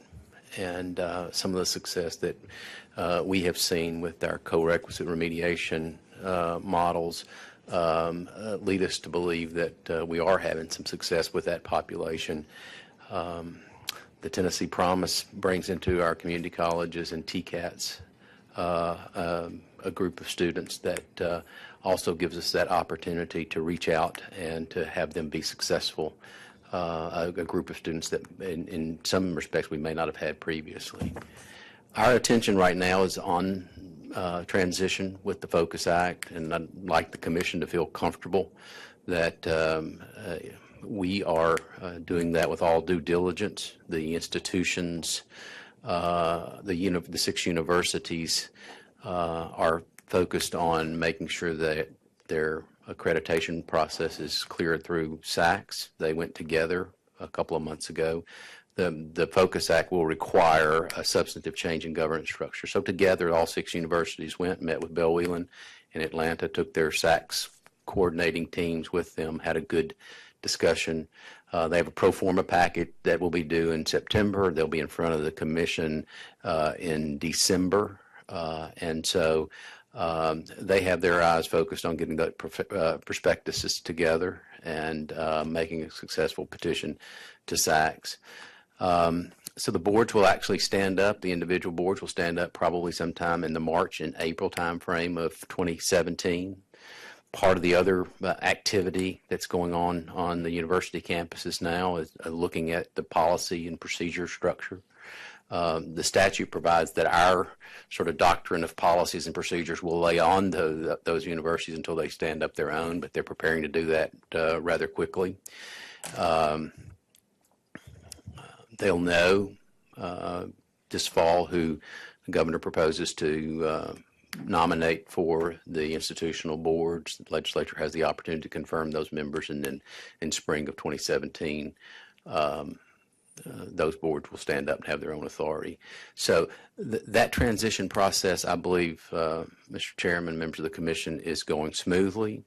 The Board of Regents staff is not only looking towards how we assist in that role, but also looking at what the next generation of the Board of Regents looks like after the transition occurs. I tend to think that governance structure transitions, you look at over a period of years. You don't look at them, they're deadlines that you have to meet, but when you look at it from a real sort of embedded institutional practice basis, you look at it over a period of years. And so we're dedicated to making sure that process is as smooth as possible, as well as looking towards what does the new Board of Regents institutions look like going forward. As I said, starting out, do not expect to see anything different from the Board of Regents institutions beyond focusing on student success. I think that's where Tennessee needs us to be. I think that's an area that we are experiencing some success in, and I believe that's the place where we need to continue to strive to succeed. A couple of other things that I just would point out to the commission, and then I'll stop. We are taking note of the issues around campus safety and security. It comes to no surprise to any of you that the things that you see on college campuses and beyond today are disturbing. And we've spent the last 6 months with the task force on campus safety and security. They'll make their final recommendations Friday a week.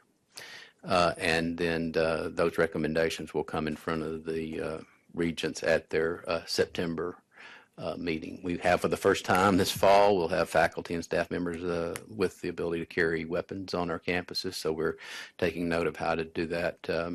We have a policy structure put in place. The universities have their own set of policies because of their specific unique missions with schools embedded, K-12 schools embedded onto their campuses and medical schools and those kind of things. So they're standing up their own policies to adapt to the new legislation. But we have our focus on how can we create a safe learning environment for our students going forward. So we may have some recommendations as we get into 2017 about how to do that. Finally, Mr. Chairman, just a couple of things to note. One is I just would like to point out to the Commission that Dr. Tristan Denley, our Vice Chancellor for Academic Affairs, just received the highest award awarded by the National Federation for the Blind. It's their Newell Perry Award for his work in making accessibility for all students, including the visually impaired, a top priority, and I'd like to note his work in that area. And then finally, to Dr. Deaton, I want to express my appreciation on behalf of all the Regents institutions for the work that he has done over the last year and a half to lead the commission in a very great path. Thank you, Mr. Chairman. Thank you very much. Any questions for Mr. Gregory? Thank you very much for the report. Now for the University of Tennessee, Dr. DiPietro. Thank you, Mr. Chairman and members of the Commission. I'd be remiss as well if I didn't thank Dr. Deaton for his service not only here at THEC on behalf of the University of Tennessee system, but also as a board member on our trustee board. We really appreciate it, Russ. We look forward to continuing to work with you. I want to update you on a number of news items and other updates that have touched our system recently. So just a few weeks ago, Chancellor Cheek announced that he would be returning to the faculty in his discipline in the College of Education sometime in the upcoming new year. We don't know exactly when. I think Eileen would like him to go tomorrow, but I think the reality is he's been really accommodating in his request to go back to the faculty. It also reminded me of the first administrative job or appointment that I had the privilege to serve in at the University of Illinois. I called my father, my late father. I told you earlier today that he was a mathematics professor, and he happened to be a department head for about 25 years. And I said, hey, Pop, you know, the dean wants me to come try this administrative job on. And he said, just remember one thing, Joe, the best job in higher education is a tenured full professorship. So that's where Jimmy Cheek's going. And I'm really happy for Jimmy. He's done a wonderful job, and we will be able to accommodate and provide him what I've termed a victory lap or two in the fall semester sometime, because he's really done a splendid job. As far as the search for the new chancellor at Knoxville, we started that this week on Tuesday. I've put together a search committee. We're on a timeline to fill that position sometime in the first quarter of the next year. So sometime in January or perhaps February of 2017. We have a committee of 14 people. They represent various parts of the Knoxville campus as well as the system and our Board of Trustees.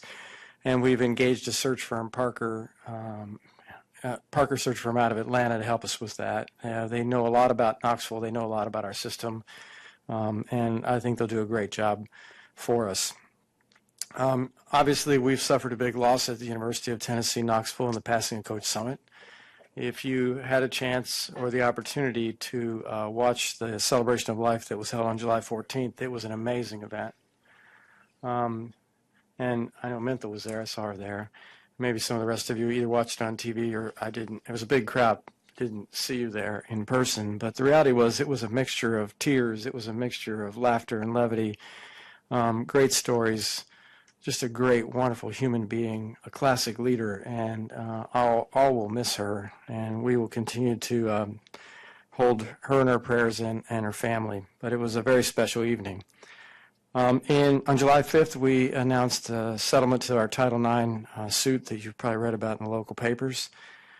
Within that package of that settlement, the plaintiffs acknowledged that UT and its leadership have made significant progress in educating and responding to sexual assault since 2011, when the Dear Colleague letter came out of the White House, indicating that sexual assault was now part of the Title IX law.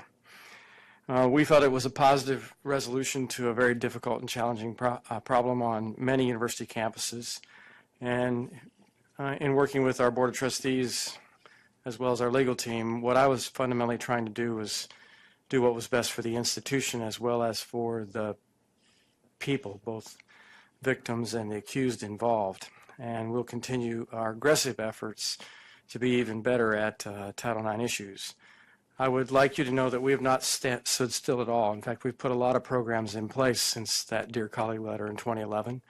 We've adjusted the codes of conduct. We have put in place additional investigative attributes to the institution.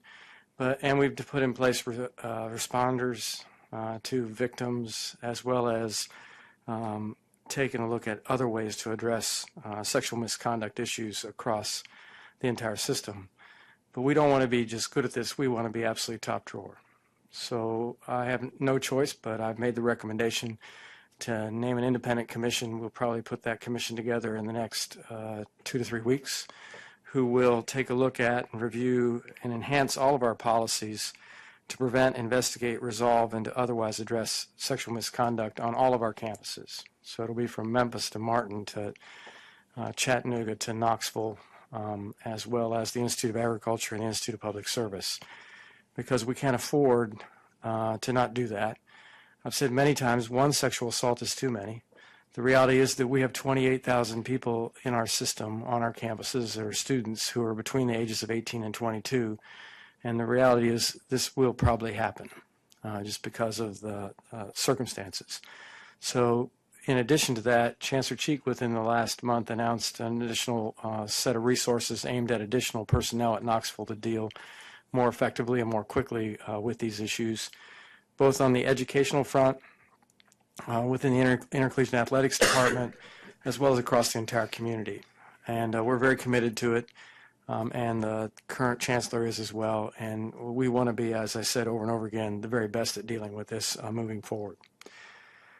Guns on campus, and David mentioned, as other campuses have, UT has implemented new safety policies related to the new guns laws here in Tennessee, and they became effective July 1. UT campuses have been registering eligible faculty and staff who have handgun carry permits and implementing training programs as well. We recently held an emergency management exercise with my senior administrative team. We role-played around a circumstance of a level 7 earthquake in Memphis. And it was very interesting. Chancellor Schwab indicated in that exercise, well, we'll be okay for about 7 hours, but then the diesel fuel runs out. And, you know, it's pretty hard to get fuel in that circumstance. But it was a good exercise, and we need to be prepared too, just like David is with his team, I think, to deal with these kinds of circumstances. And we'll re-up that sometime in the later part of the fall.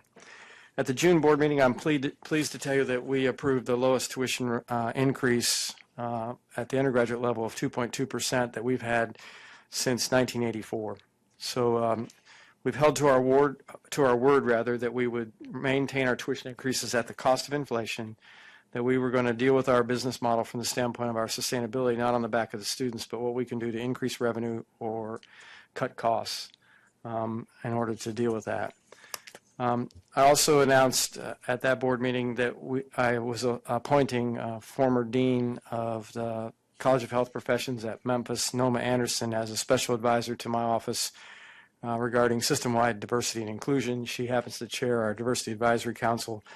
Noma is very passionate about this, and I look forward to her providing me good advice as well as helping us work through the details around inclusion, particularly on our campuses. I think we've collectively at UT done a above average job at what I fondly call the pie charts. You know, how diverse is your campus? What communities do you have on board? And those charts and figures are pretty good. But where we have trouble now and again is on the inclusion side, where we either have reason to think that our students or our faculty or staff aren't as multiculturally competent as they need to be about inclusion. And so these kinds of programs are important to us, and we need to continue to figure out a way to deliver them. In the meantime of the diversity office being closed at Knoxville as a result of the legislative action this past year, Chancellor Cheek and his team have now reinstated the programs, not really reinstated, have leaned more heavily on the programs that were at the college level in order to fill that gap. And we hope to take a look at that this opportunity next year sometime from the standpoint of what Knoxville does in regard to diversity and inclusion. The other thing about inclusion and diversity is the employers of our students want this kind of product. They want a student who has got the competencies to be able to be very successful in a diverse marketplace. If you're in a global company, the reality is they need the competency around it.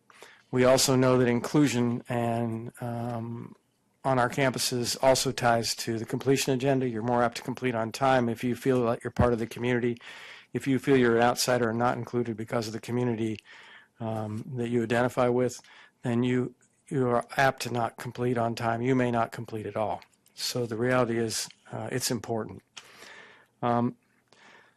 We've got three searches going on. I sometimes fondly call it right now interim U, but the reality is that's what happens at places like ours, is the team has a tendency to turn over relatively simultaneously. We have a chancellor search that's up and running strongly at UT Martin to find the next chancellor of that component of our system. The interviews are scheduled for August at the what we call the airport level. There were over 40 applicants for that position. And oh, by the way, we didn't use a search firm. We used our internal executive search consultant out of HR, and she did a wonderful job. She's tenacious. I mean, Ashley's one of these people that unless you tell her, if you call me again, I will get an injunction against you, she's going to call you.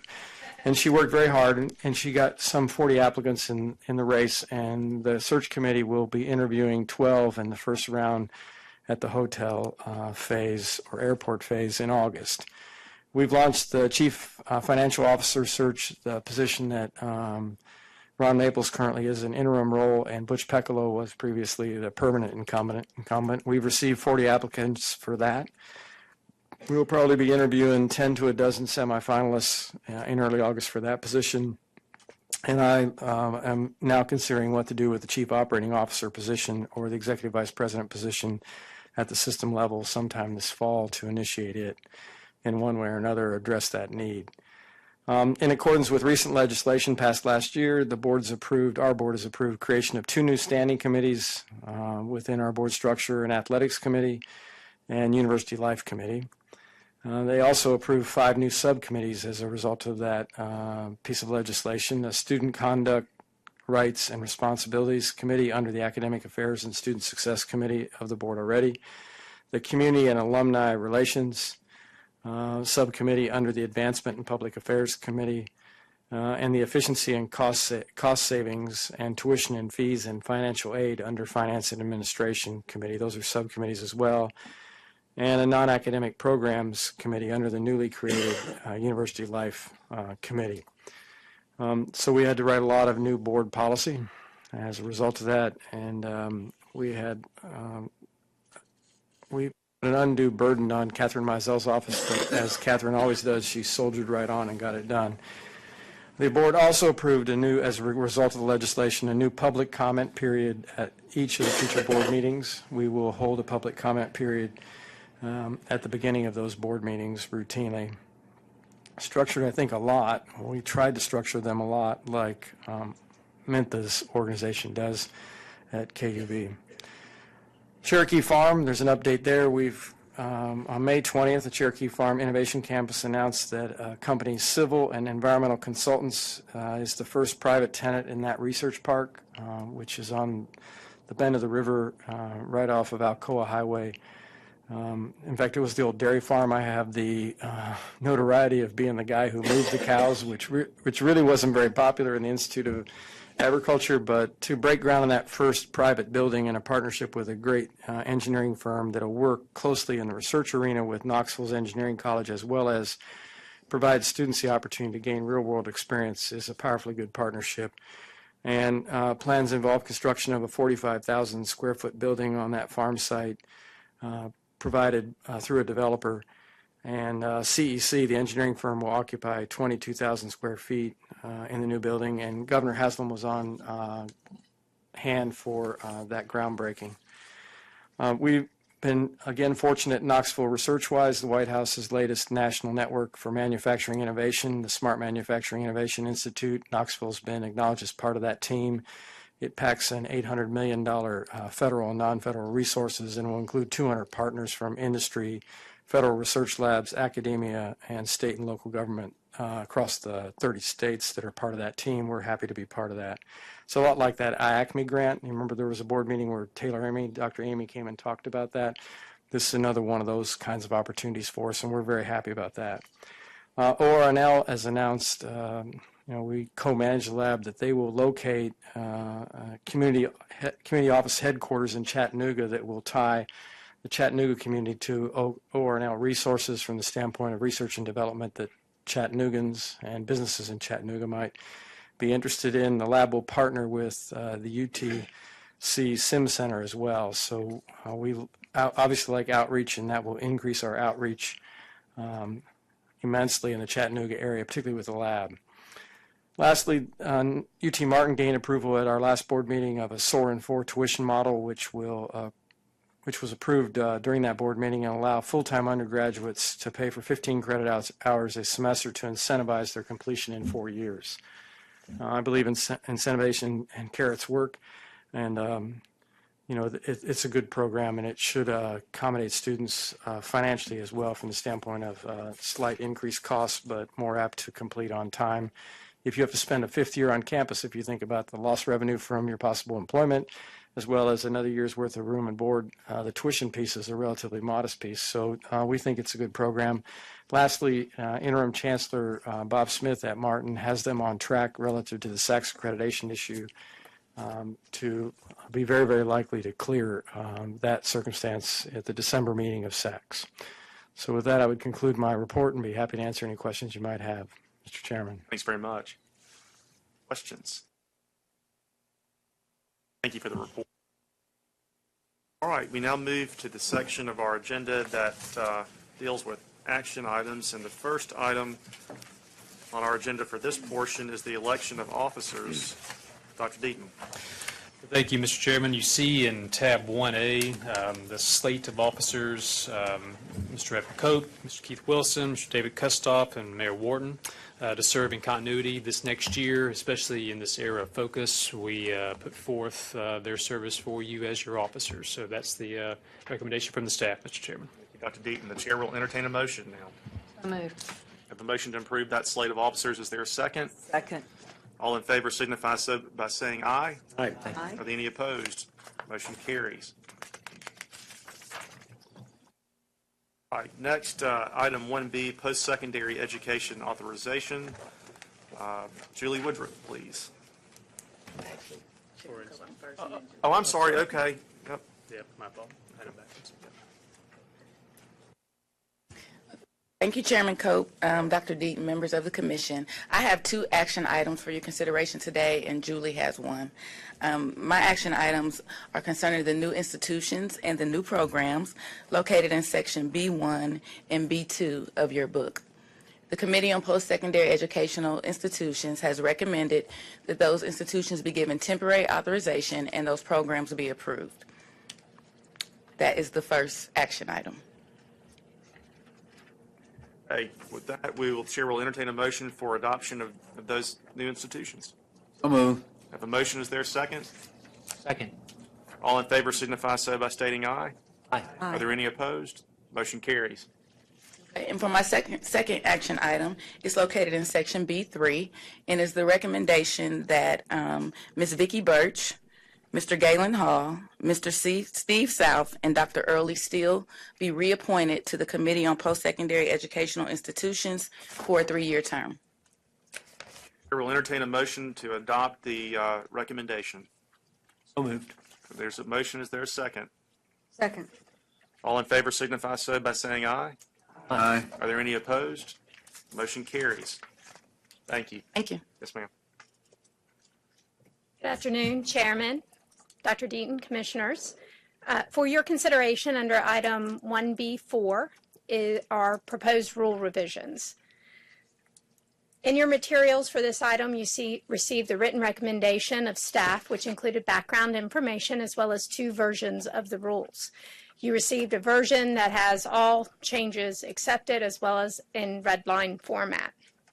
As I noted in the recommendation with your materials, these rules are before you as a result of the recently enacted Higher Education Authorization Act of 2016. We are referring to it as the HEAA, so just add that to your list of acronyms for the future.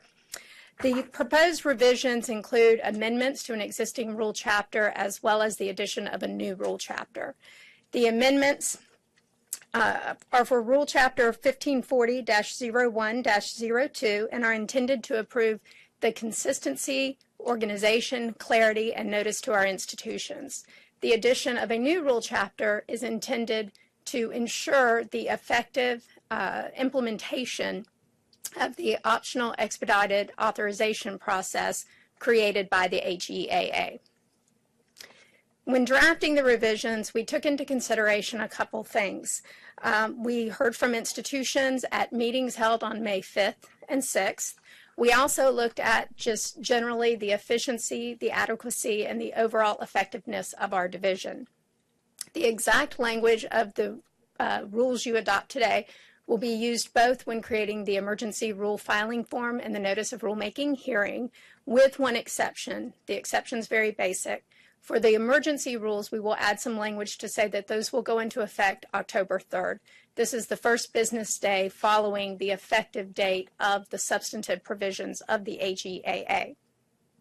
On July 7th, our Committee on Post-Secondary Educational Institutions considered the rules that are in your materials and voted to recommend those rules for the purposes of moving forward with the rulemaking proceedings. So having said that, I'm happy to answer any of your questions. However, following any discussion, I ask that a motion be made that, based on review of the Commission staff's recommendation, the proposed rule revisions, and the recommendation of the Committee on Post-Secondary the Committee on Post-Secondary Educational Institutions, that the Commission adopt rule revisions as reflected in your materials for purposes of proceeding with an emergency rulemaking proceeding and a traditional rulemaking hearing proceeding, and that the Executive Director be authorized to make any technical or grammatical changes needed in order to file the documents with the Secretary of State's office. So with that, I'll answer any questions. Questions for Ms. Woodruff? Hey, Wharton. What was the agency that was accrediting the? Sorry, was accrediting whom? The Corinthian schools. Corinthian was ACICS. But that accrediting agency is no longer recognized, right? Well, that is pending. Okay, so the ACICS was before the NACICI group of the Department of Ed. NACICI is the organization that makes recommendations to the Department of Education as to whether accreditors should be recognized for purposes of approving schools for Title IV eligibility. At that time, the NACICI group voted 10-3 to recommend revocation of ACICS's recognition. Similarly, the Department of Education staff had issued a recommendation to revoke their recognition. So at this point, those two recommendations have been sent to a senior official at the Department of Education, the U.S. Department of Education, and that matter is now pending in front of the senior official. If, I believe it's a female, if she is to recommend that the recognition be revoked, ACICS then has 10 days to submit essentially a notice of appeal saying, we're going to appeal your determination, and then 20 days thereafter to provide substantive arguments. It then goes to Secretary King for his final determination. And then do we have are any institutions included in these recommendations here that are based on accreditation by? Okay, yes. So we have, within the Division of Post-Secondary State Authorization, the institutions that we have as authorized, I believe there are 28 institutions right now that are ACICS accredited. Now, that includes, for example, those are institutional locations. So if one institution has 6 locations, within that 28 are 6 institutions. But those institutions right now, ACICS is still at this point a recognized accreditor. No final determination has been made.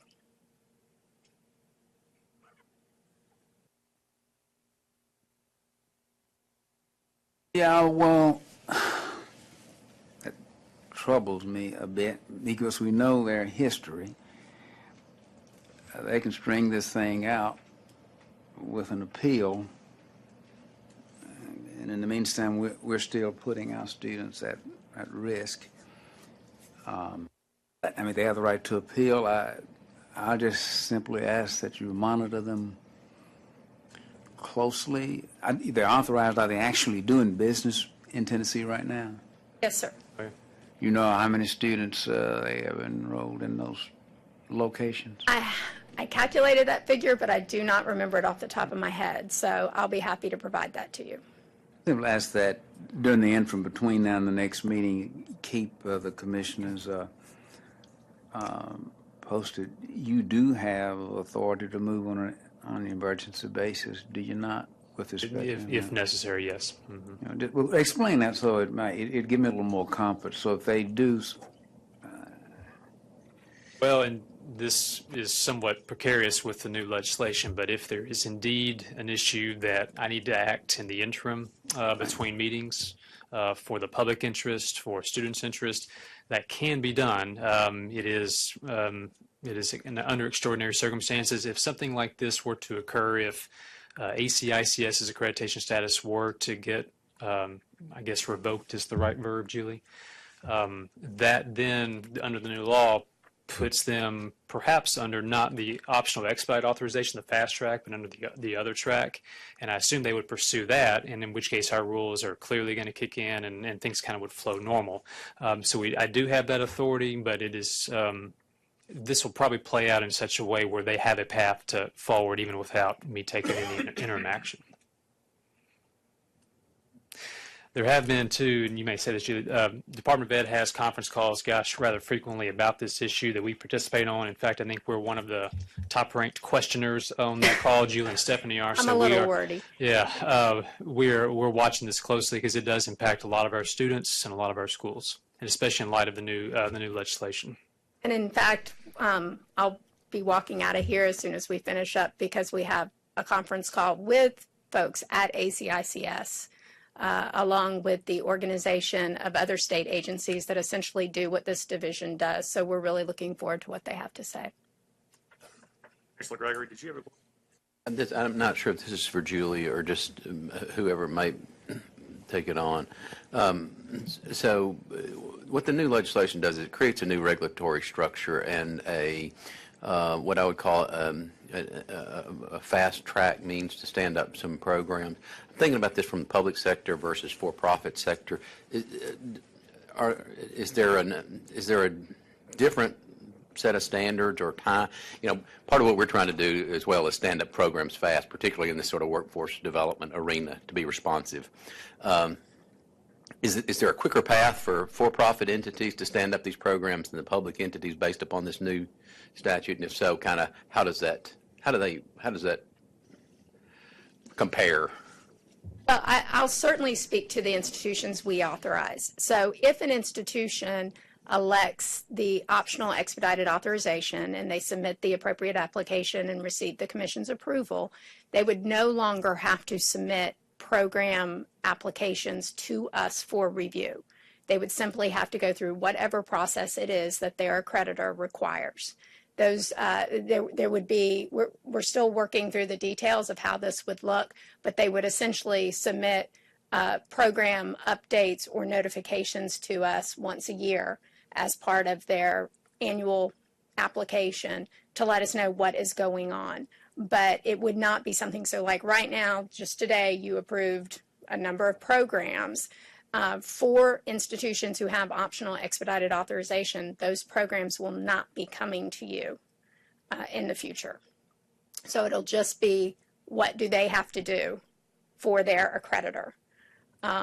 So how that compares to what your institutions are doing with THEC from a programmatic standpoint, I'm not certain, but that is what they have to do with us. I'll observe, so we're now in the position of not only monitoring the institutions, but we're now having to monitor the nation. Well, I won't say we have to do it, but it behooves us to make sure that this not just a rubber stamp operation, because we are deferring to that. Once they come in with that stamp, and we see from Corinthian that absolutely nothing in terms of student protection.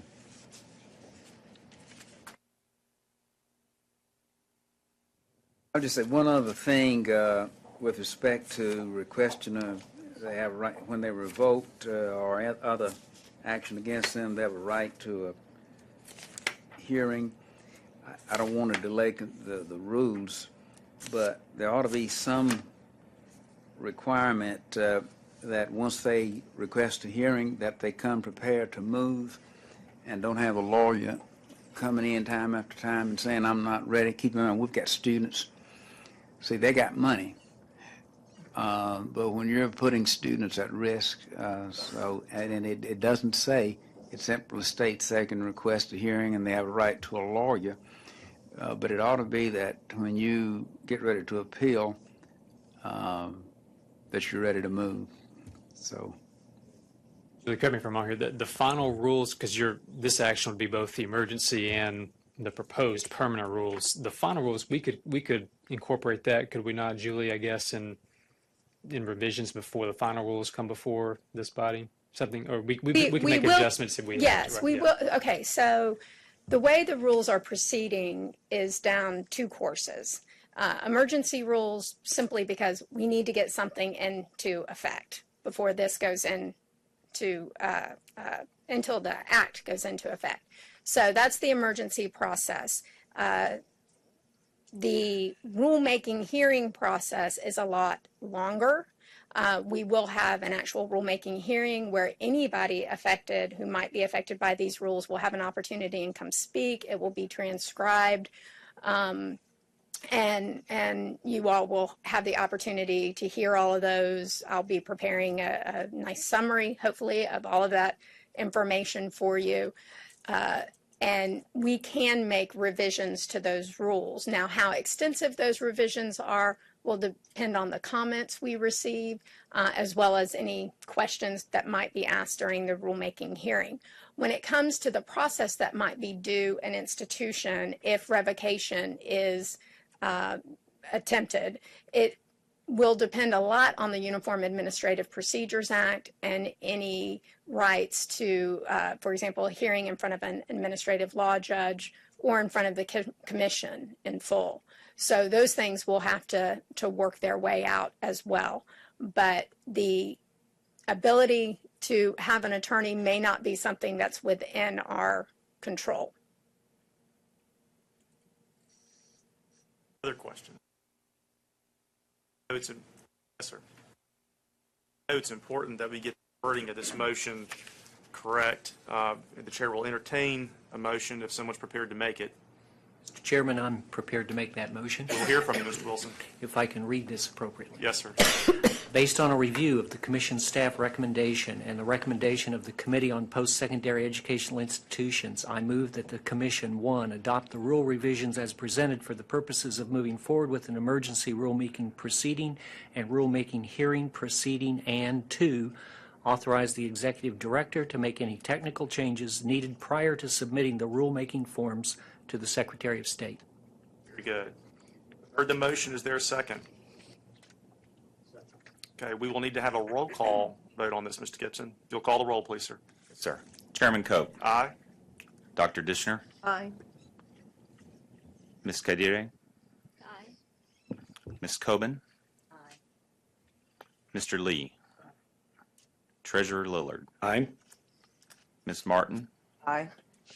Ms. Roach. Aye. Mayor Wharton. Abstain on. Mr. Wilson. Aye. Chairman, you have 9 ayes, 1 abstention. Very good. Based on the count, the motion is carried and the rule is adopted. All right, Ms. Woodruff, did you have another item? I did not. Okay. Thank you very much. Thank you.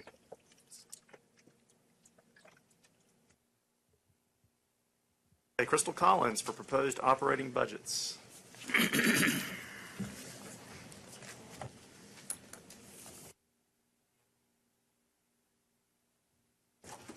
Thank you, Chairman Cope, Dr. Deaton, members of the Commission. Good afternoon. I'm going to speak to you this afternoon about the 2016-17 proposed operating budgets. These are financial reports that we receive from all of our institutions, looking at the fiscal health of our institutions, their revenues, expenditures, and most importantly, probably to this conversation today, tuition and fees for 16-17. Before I get started, I just want to reiterate that the policies that were in place before Focus were used in order to garner these reports today. So no changes have been made to how the reports funneled through their governing boards and then were reported to us. They were seen by both TBR and UT, reviewed and approved as required by those governing boards, and are being presented to you today for action. Briefly, a review of the 16-17 legislative budget. We did a more in-depth review of this back in April because we received our legislative budget earlier than we normally do because the legislature finished earlier than it normally does. But just as a quick review, we are going to be operating on a $1.365 billion total recurring appropriation for 16-17. This includes about $86 million new dollars in recurring funds to our institutions, which is about a 6.7% increase over 15-16. Of these $86 million, about $60 million of this is operating funds to our formula and non-formula units specifically. And this also includes a $13.2 million increase for our TSA financial aid, which is that need-based financial aid award that Dennis was mentioning earlier. So we are putting some more money into our need-based financial aid in Tennessee. Additionally, we received about $49.1 million in non-recurring appropriations. These are one-time funds to our institutions. These include about $16 million for several Drive to 55 and THEC administered initiatives, some of which you're going to hear more about later this afternoon, including the College Advising Corps, so about $2.5 million for that, our Veteran Reconnect, and also a further expansion of the sales program. Looking at the capital budget, 11 capital outlay projects were funded as part of the legislative capital budget for about just over $200 million. This includes our Drive to 55 program capacity fund, which you will also hear more about this afternoon. And that was just over $24 million for that. That's a competitive grant process that we're going to talk about this afternoon.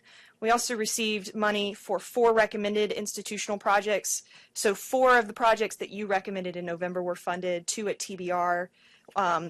TSU and TTU received projects, and then 2 at UT Health Science Center and UT Chattanooga. We also, in the budget, were included 6 additional legislative projects. These are projects that were not recommended by THEC, but were included by legislators. This includes 5 projects at TBR and 1 at UT, and these vary in size and scope. We also received funding, about $75 million for 54 capital maintenance projects, 48 of those at the Tennessee Board of Regents, 6 of those at the University of Tennessee. And we remain very grateful that the state continues to fund capital at such a high level. Not every state is as lucky as we are to receive continued maintenance and outlay funding. So these are going to look very familiar to several of you who've been coming for years to these meetings, but what we're looking at here is university revenue and the composition of what the institutions are garnering as far as tuition and fees, state appropriations, sales and service, and other categories. And what this shows, this is a 10-year history. What this shows us is of the total revenue mixture, what's the proportion that is related to each one of these categories. And since the recession, which began in 8, 9, 9, 10, you can see a greater reliance on tuition and fees for revenue for our institutions. That's been the story now for about 5 or 6 years. The good news is that that has started to arrest. So as we've begun to receive more state appropriations from the state, the movement towards a greater reliance on tuition and fees has started to slow down. We're not receiving enough new state appropriations yet in order to reverse that process, especially at our universities. But for instance, in 16-17, about 62.3% of all revenue at our universities came from tuition and fees. This is similar to about 5 years ago when it was about 61.7%. But if you look at 10 years ago, less than 50% was coming from tuition and fees. So there's been a definite movement. And just before there are any questions, the change in the purple and the green bars is a definitional change, not movement in actual money. So that's due to some changes in what was included in each of those categories. Looking at this information for community colleges, you see a similar picture, especially since post-recession. The interesting thing here is that we are actually seeing an increase in the proportion from state appropriations at our community colleges. And so, for instance, in 16-17, the tuition and fee level is about 55.4%, and 10 years ago it was 42.2%.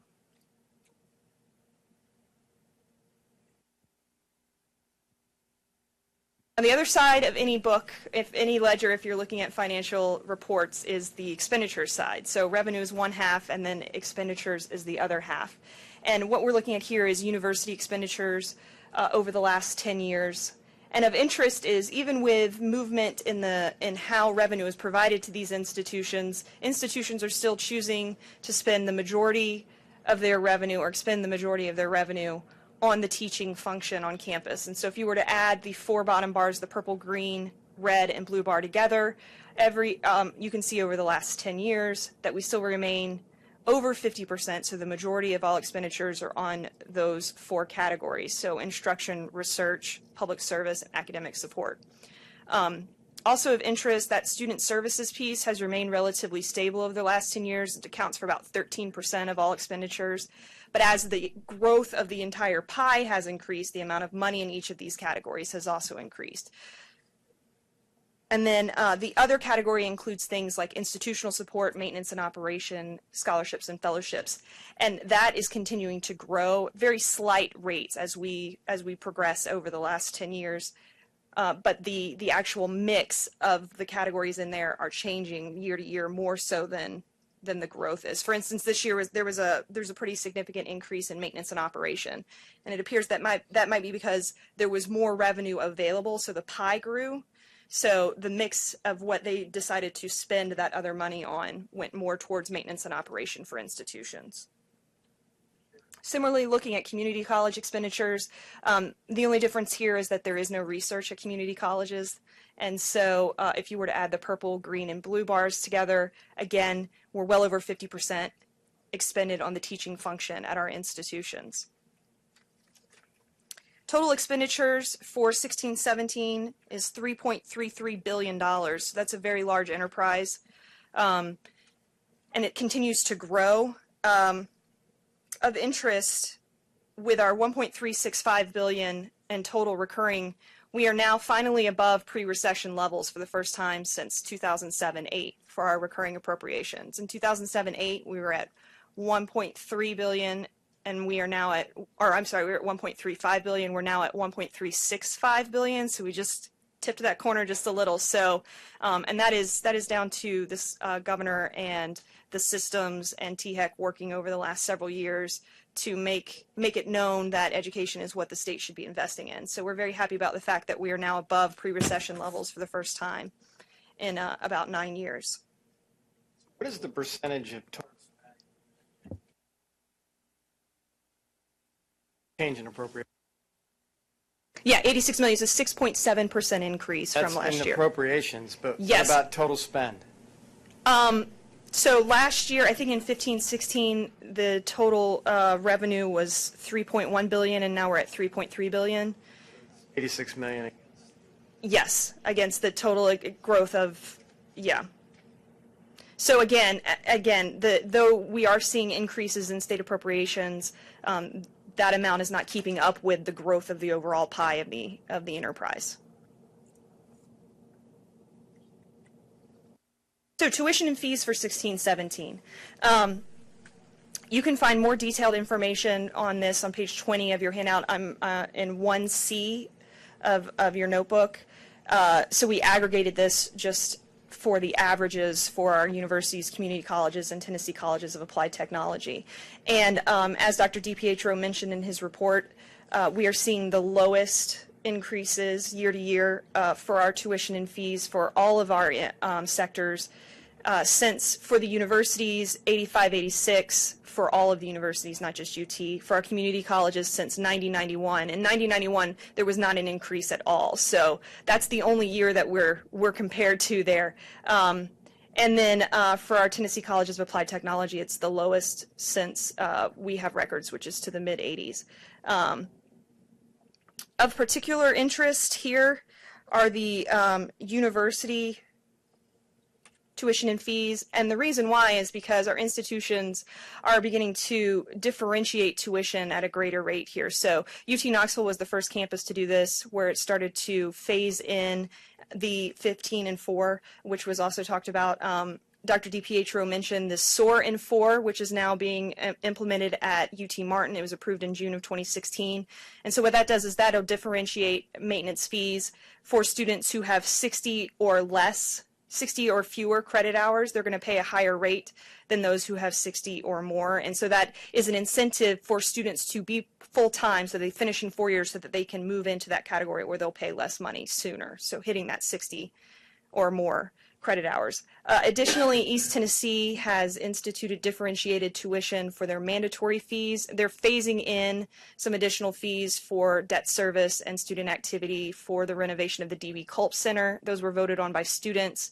And rather than charging juniors and seniors last year who weren't going to be around in order to revel in the changes to the D.B. Culp Center, they decided to phase it into classes as they come in.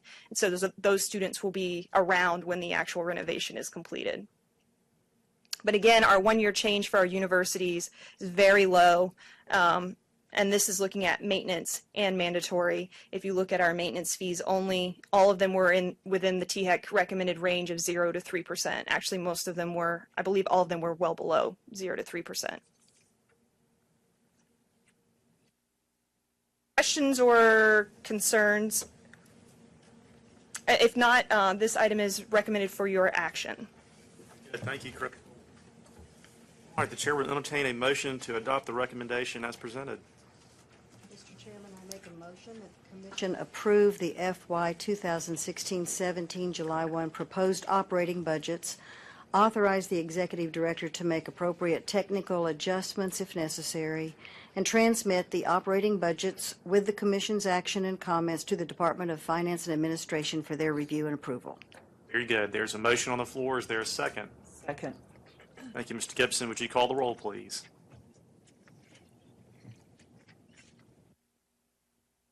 Chairman Cope. Aye. Dr. Dishner.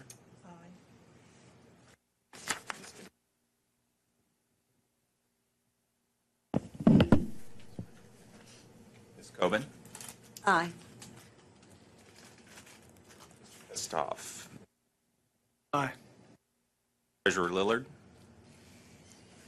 Ms. Martin. Aye. Ms. Roach. Aye. Mayor Wharton. Aye. Mr. Wilson. Aye. Mr. Chairman, you have 8 ayes and 1 abstention. Very good. The motion carries. Next, we will review the master plans for Tennessee State University and Middle Tennessee State University. Dr. Deaton. Thank you, Mr. Chairman. Let me ask Mr. Bruce Rankin, the Senior Landscape Architect at Woolpert, for the presentation. And as he's coming up, staff have reviewed these as well, Mr. Chairman, and this is a key part of what the commission does. These plans come before us about once every 5 to 7 years, and it really is helpful as the campus thinks through its long-range vision, how changes in its student body and its programmatic mix impact campus's vision. So these are really key aspects of what the commission does, and look forward to having it presented here today. Bruce. Thank you. We have several members of the core team that really helped put this together, or drove the process at Tennessee State as well. First thing, I'd introduce the team. We covered the whole gamut of what had to be done. Comprehensive facility planning, CFP, handled space needs. Brailsford and Dunleavy handled the residential, the housing, recreation, athletics, both from a needs and facilities assessment standpoint. Melvin Gill and Associates, local architect, was a key player in the facility assessment. And James L. Johnson handled security. So we had a comprehensive team on the comprehensive approach. And you've been through the approach before. The key is this was data-driven. We got a lot of good hard data.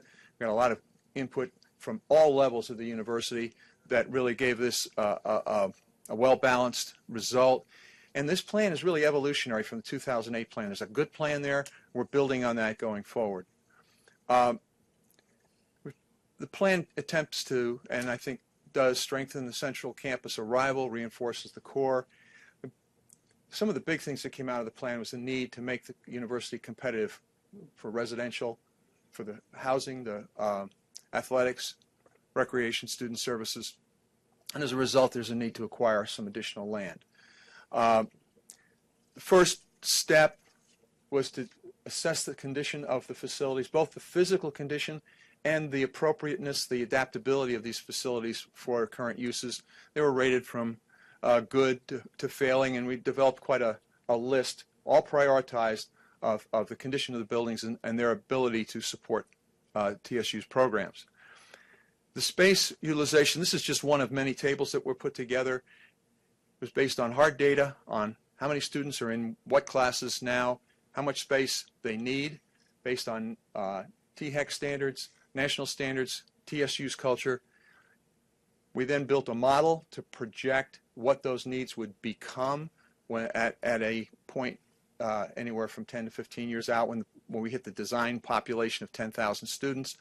And we were looking at both the main campus and Avon Williams, and this produced a list of shortfalls, projected shortfalls, and some surpluses, which were used then to construct a plan that balances those out going forward. For the housing, started with a student survey. We also did a market analysis. There was a quantitative assessment of what housing is available around the university and a detailed look at both the type of housing and the condition and quality of the housing on campus.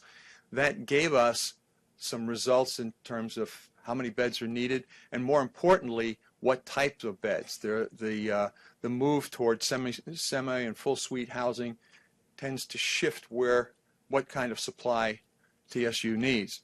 And we did come up with a projected shortfall.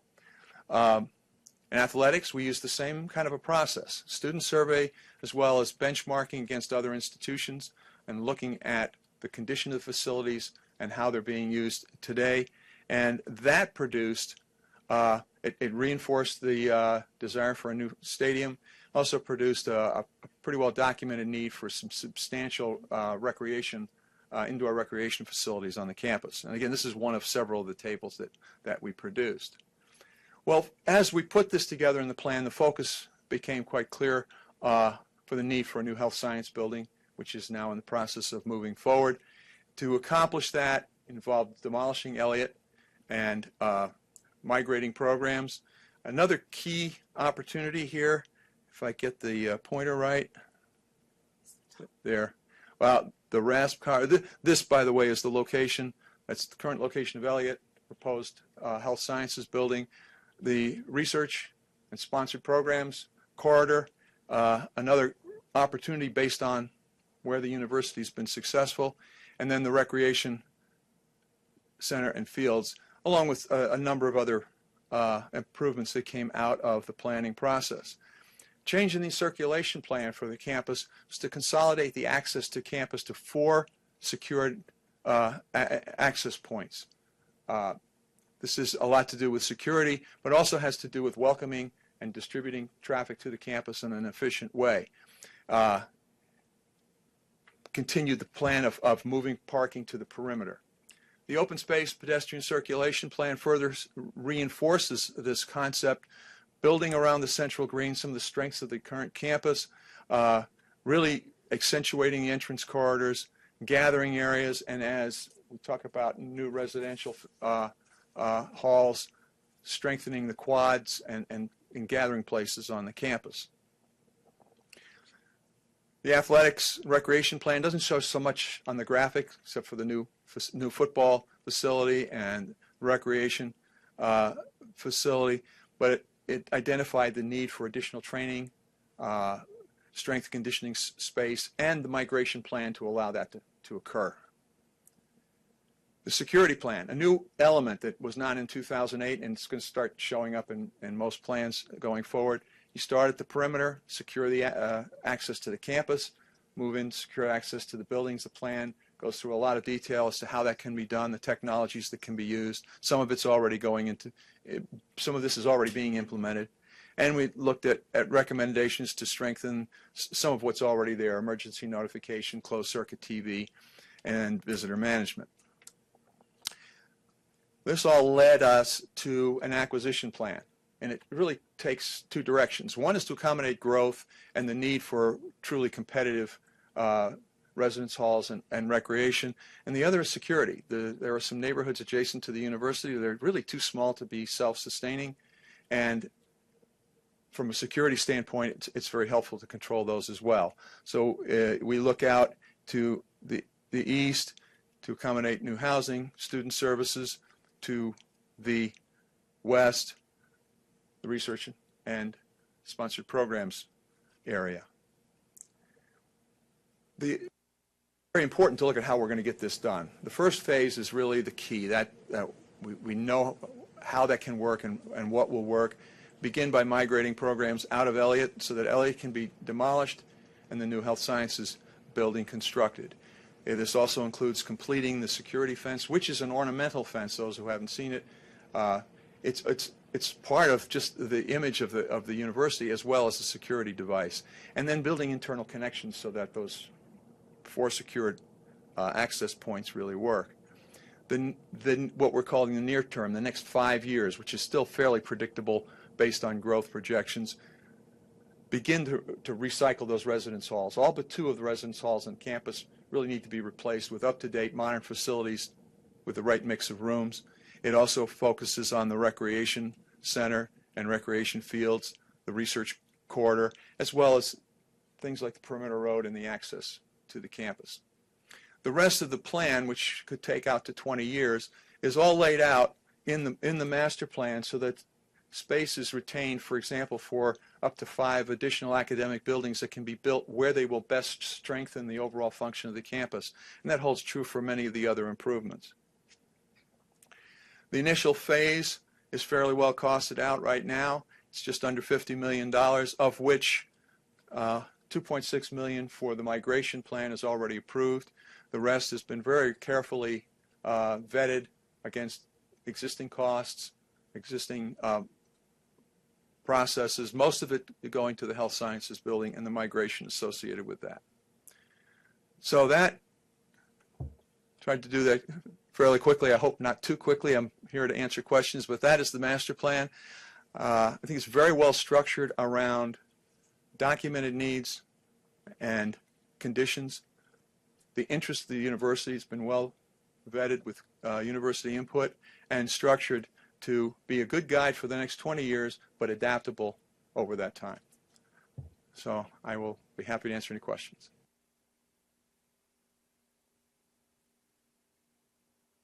Thank you very much for the presentation.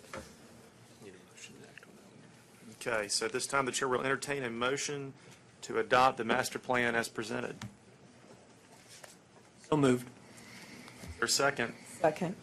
There's a second. Mr. Gibson, call the roll, please. Mr. Chairman, a roll call is not required unless you just. Okay. prefer Well, I'm by- sorry. I was going by what was on my note. We'll just do a That's okay. voice vote then. It- All in it's- favor signify so by saying aye. Aye. Are there any opposed? Motion carries. Chairman Cope, Yes. I have a question for Dr. Glover, if she's willing to. We had a long discussion this morning on THEC's changing role.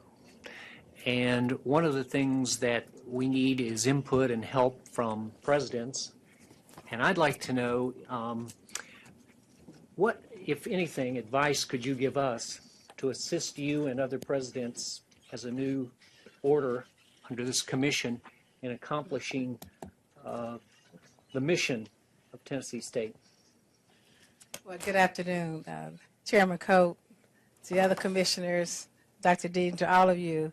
Well, thank you for the opportunity to be here and to present the master plan first, and thank you for your positive affirmation. We certainly appreciate that. It's well needed. It has become the foundation of our physical infrastructure, so thank you very much. This is an exciting time on TSU's campus. While the structure will change, the mission does not change. We're here to educate students and to make sure that we prepare students for the global marketplace. And THEC's role has become just as prominent in this because we still will look to you for coordination and guidance as we always did. We thank TBR for what they've done. They brought us to where we are now, so we expect THEC to pick up and continue what you've done, the supportive role that you've always done. And that's what the presidents. We've had discussions about this, and we are looking forward to the expanded role of THEC in this process. So that's where we are, and our mission remains the same. And to the extent that you can continue to help us in that mission, we certainly appreciate that. Thank you, Dr. Glover. Other comments or questions? If not, I will call on Chris Ann Osterby for the MTSU Master Plan presentation.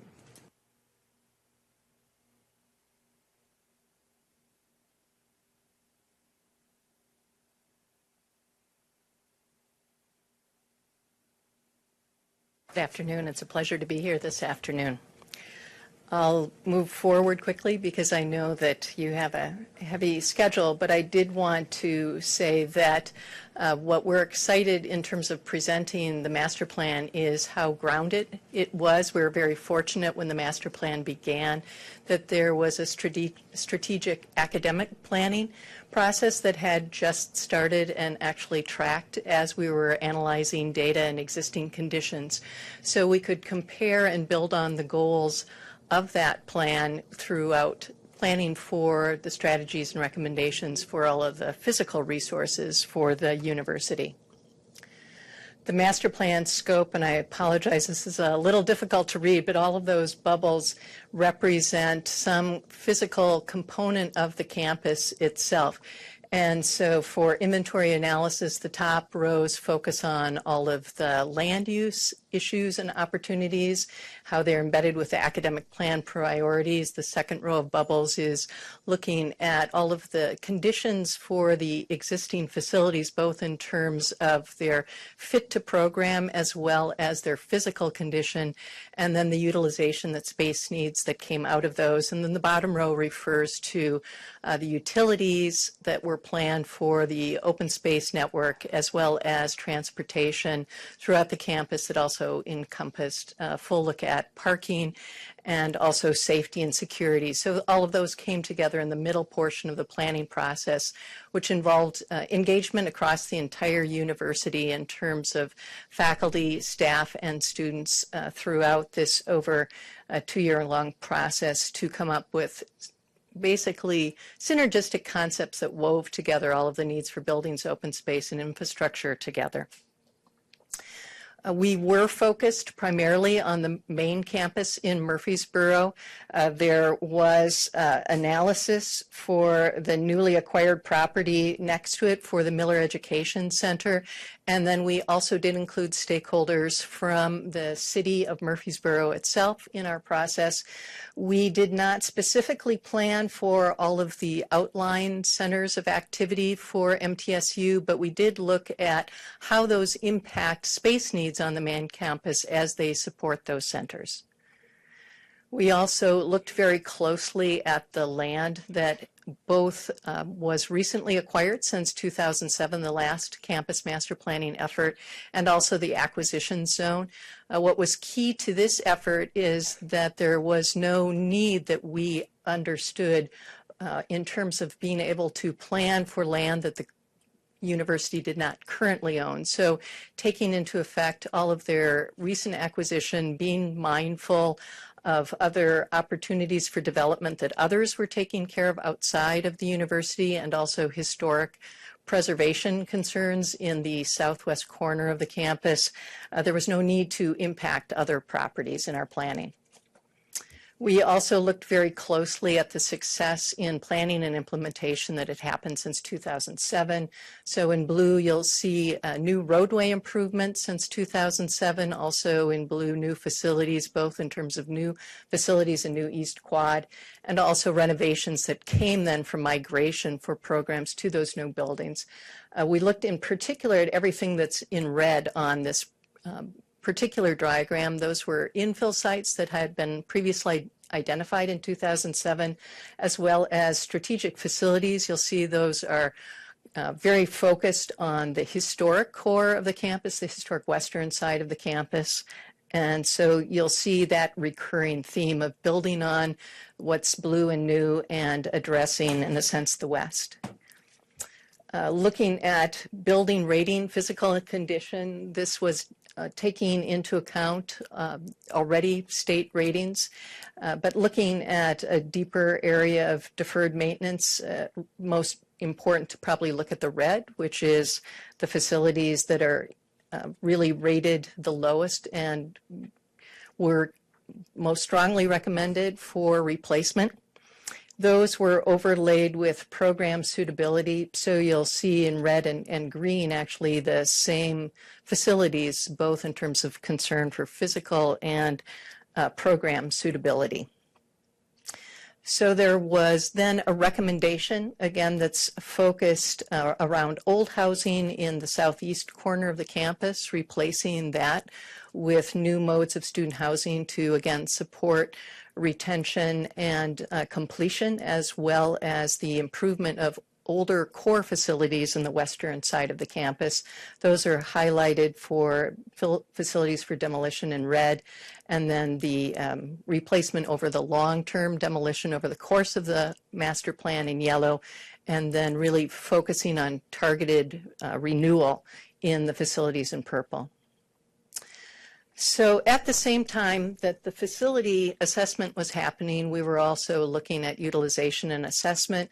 This is a quick snapshot of looking at both current enrollment and staffing, and then targets for the future that were the groundwork for the space needs analysis through 10 years.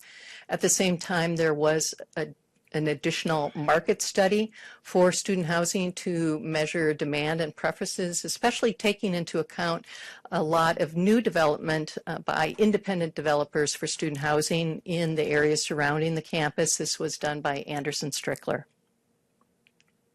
So I don't expect you to read this. This is a snapshot, but it does show that essentially for every federally classified space on the university campus, a dashboard was created, a gap analysis, and a future space needs was identified. And that was rolled up into a series of dashboards that exists for every one of these space typologies. There were also a series of diagrams that looked at what was the gap in a more pictorial term. So you'll see on the far left, that's the academic space, which is classrooms, labs, and offices.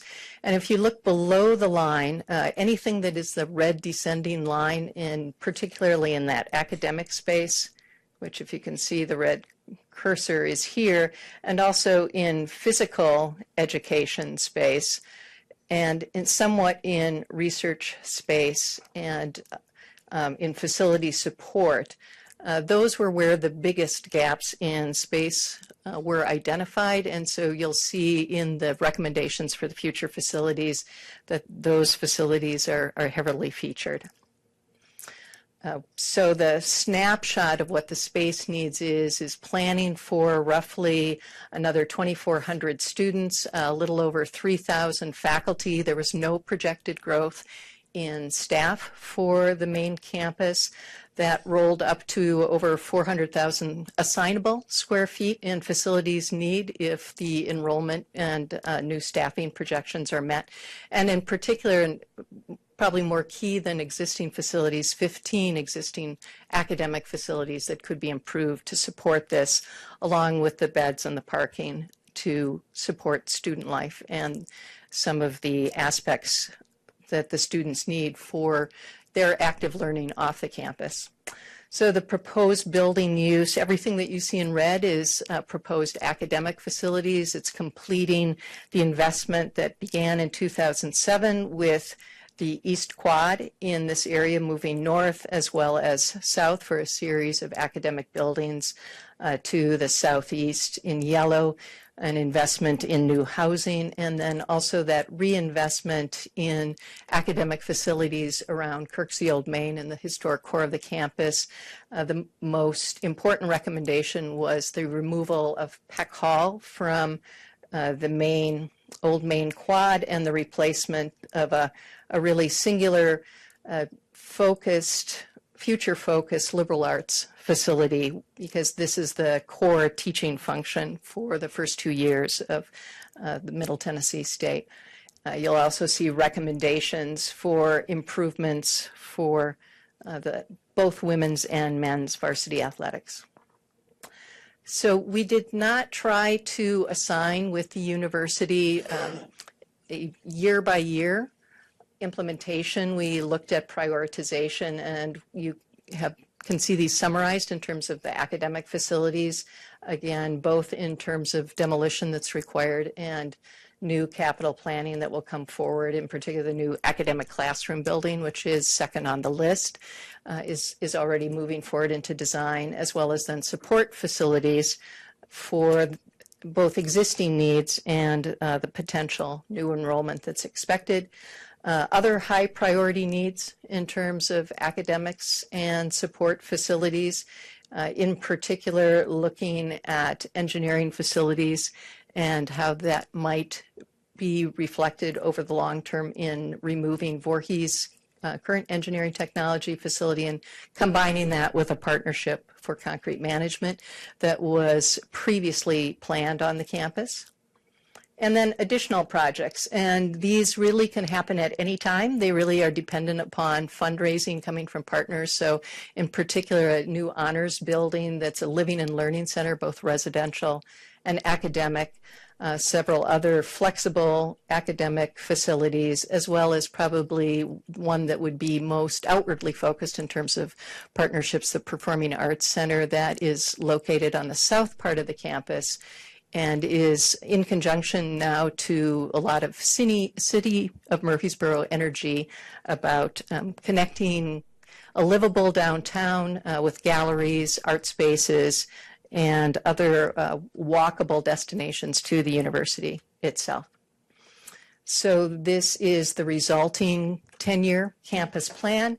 Again, very compact, only involving currently owned property, really right-sized based on THEC and other federal standards, and then also meant to be incredibly welcoming both to the city of Murfreesboro, but to others coming in now from the increasing, expanding growth in the Nashville region. So having excellent centers of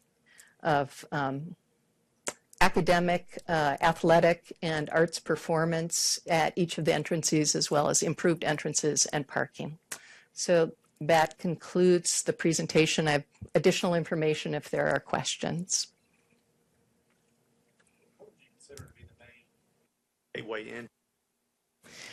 That is a great question, and it's something that really ties back to who you are and why you're coming to the campus. So with the new improvement of Middle Tennessee Boulevard here on the west side of the campus and the new improvement of Falconberry. I'm sorry, this pointer is probably not very helpful.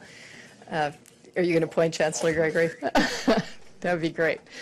It's really setting up a new welcome center and reorientation of folks to come in both for sporting events and for remaining arts events in Saunders, Wright, Bogwell until there is a new performing arts center, if that ever would occur. So I would say in some ways it's the traditional core and bringing people back to the heart of the campus from the west. But certainly if you're coming directly to a women's sporting event, you would be coming from the east here along Rutherford. You may also be coming from Greenland here from the north into the men's area. And if you are coming in the future, potentially to arts, or if your destination is this new engineering and science hub, you could be coming in from Main Street. So that's why it was very important to not position just a single main entrance, because the university is multifaceted and needs to provide a window on excellence on each of its four sides.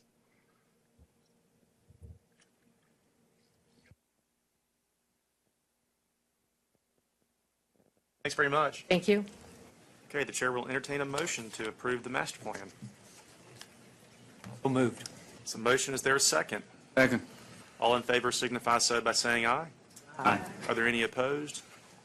The motion carries. Final action item for today's meeting is the Drive to 55 Capacity Building Fund criteria. Dr. Deaton. Thank you, Mr. Chairman. This is item 1F in your notebooks, and I'll ask Stephen Gentile to approach the podium to give you an overview. and I hope I don't steal his thunder, but the framework for this is there's a decision that you will make today that is one of the two main pieces of the scoring mechanism. This is a unique fund. It's never been done before.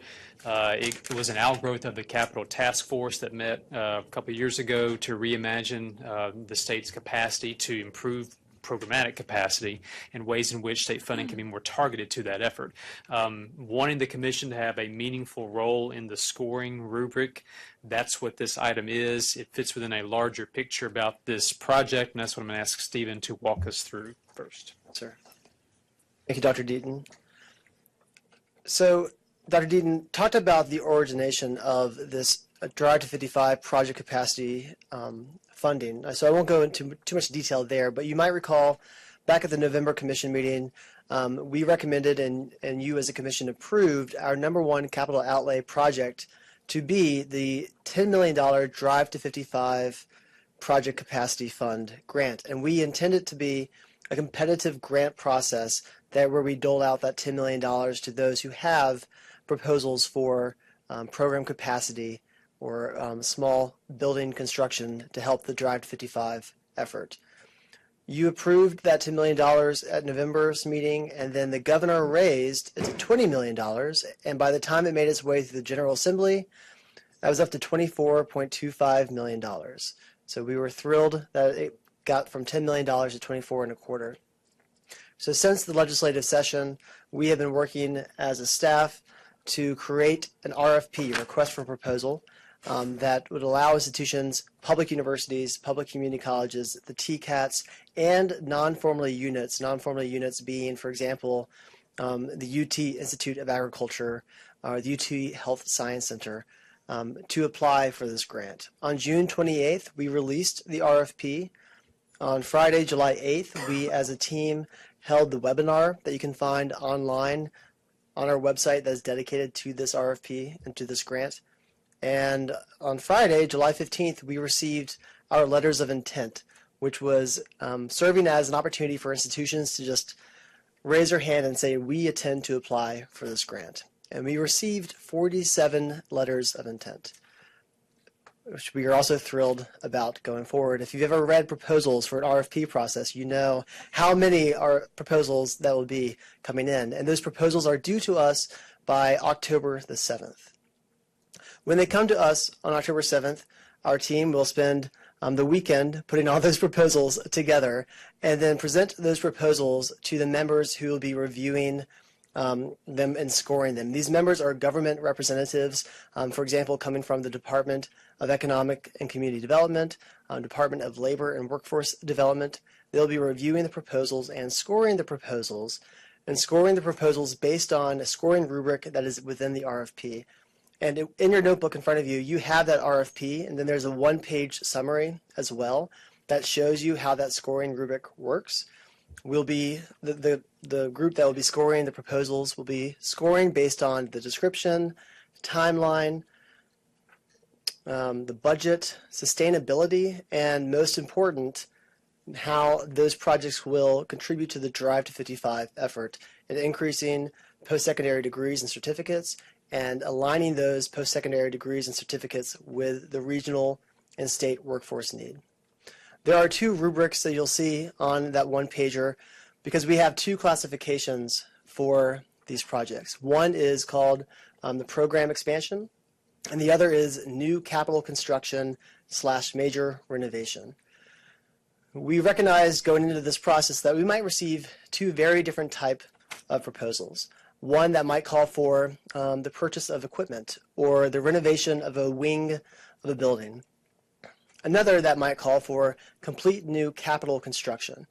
That's not on the scale of our traditional capital outlay projects. Think $35 million, $50 million, $70 million, but smaller capital construction projects that we want to be able to allow come through this process, but understand that there might be different implications as far as sustainability of those operations go. So the committee that will be reviewing and scoring these proposals will have a quick turnaround in October going into November, and we will bring those scores to you guys, to the commission, and have you select the final winners. Guided primarily by the scores, but also, as Dr. Deaton said, to the selection criteria that you'll be discussing today. And in the sheet in front of you, we gave you some examples of what those criteria might be. By criteria, we mean things that are independent from the proposal themselves. So for instance, perhaps you may want to have all the grand divisions of the state of Tennessee represented equally in our final award selection.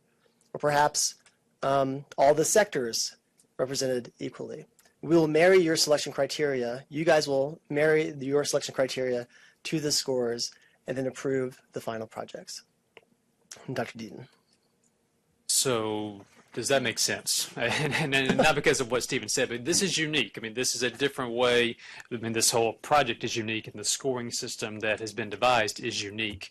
And again, to kind of put it into action here, hypothetically, if 1 through 47 projects are scored, and this commission today says that geography is its top priority, then we would take the highest scoring East, Middle, and West Tennessee projects. Maybe they might be numbers 2, 4, and 8, making that up. But that would be the criteria we would apply to those scores. So that's how those two would come together for presentation back to you in November for final affirmation. So today's piece is, again, is that priority criteria, as he said, independent of the RFP, that'll be married eventually once we have scores.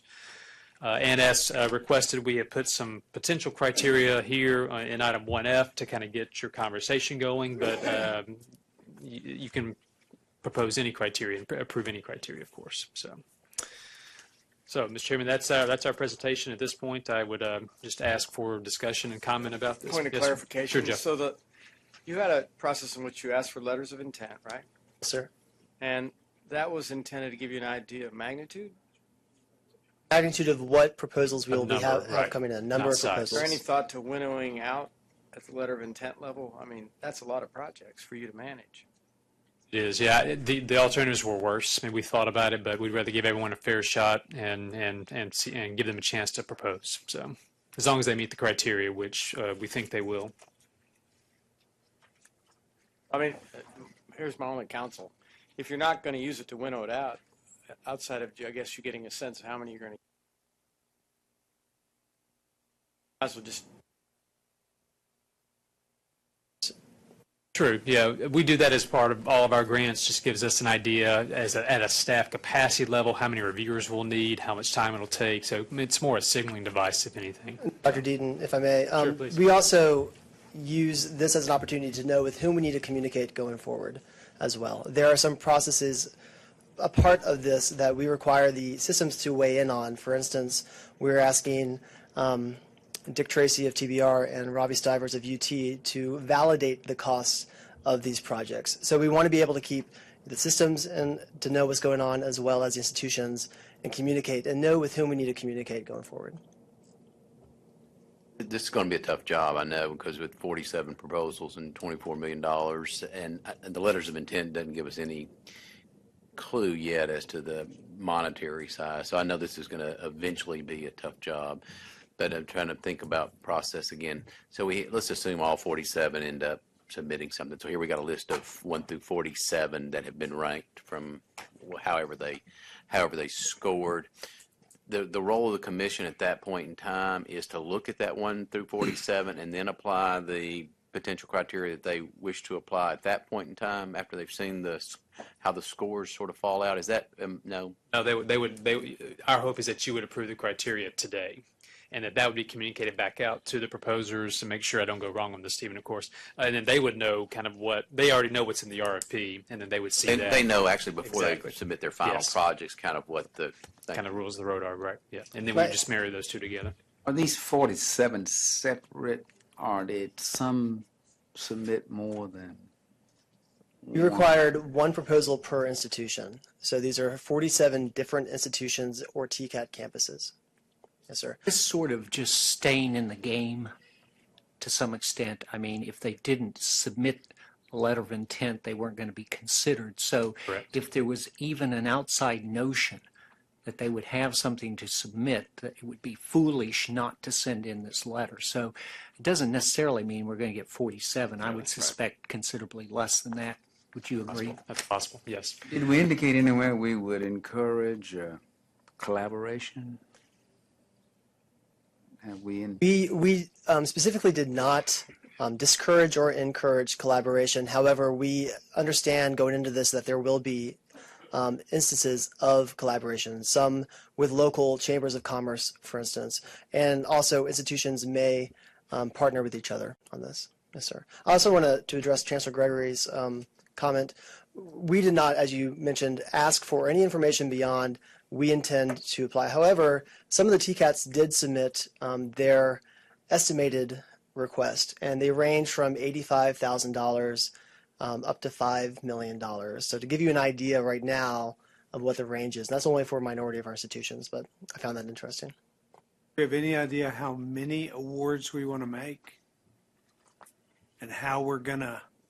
It kind of depends upon the size. I mean, $24 million is not a lot of money. And it kind of depends upon the size. And so one of the proposals in here is perhaps you want to ensure that you fund a minimum number of projects, say, in the program expansion category, not the new construction, so it goes further. That's one of the considerations, I think, before you. It really just depends upon who scores well and what criteria you approve today.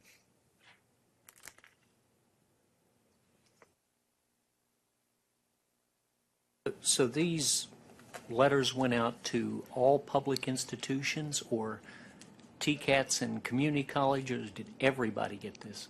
Everybody, every institution. Every institution got this. Money is always limited. Was there any thought in the criteria to directing the attention to areas of gaps that we already know exist and programs of some sort? For instance, we may decide that we need more diesel mechanics or a focus area. If we looked at perhaps directing a little bit with this and scoring appropriately. Yeah, that's in the criteria. Steve, you want to address It that? is. Yes, sir. In the Drive to 55 part of the scoring rubric, we asked them to address how this will meet the workforce needs, and we define that as region and state workforce needs. And so we actually direct them to resources online from the Department of Labor and Workforce Development, for instance, to our master plan that pinpoints some data out there that they can draw from.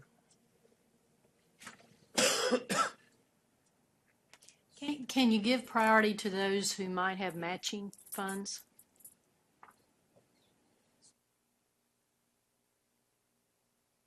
Yes. Not limited to what You're not limited all right. This is just priming the pump, exactly. Yeah, this is wide open for whatever the commission wants to consider. And I would wonder if the D55 goals also include those institutions who could help the greatest number of students, their capacity to reach the most number. Yes. Yes, ma'am. We ask for that anywhere? Do we ask for them to sort of, or will we ask for that in the proposal of how many more credentials do you think you could produce with this? Yeah, yes, that is part of the Drive 55 aspect. Now, to what extent they answer that, we did not define. You must say how many numbers, but that is what it calls for. Kind of give you a little more guidance. I think what we would hope to come away with would be, say, 2 to 3 sort of priority vectors, if you will. Maybe it's match, geography, and sector or something. So we have enough to work with where we can then, depending on the size of the proposals that score high, we can bring you back a list for approval in November. So we hope to get a couple of 3 criteria here today in order that we would then apply to the scores.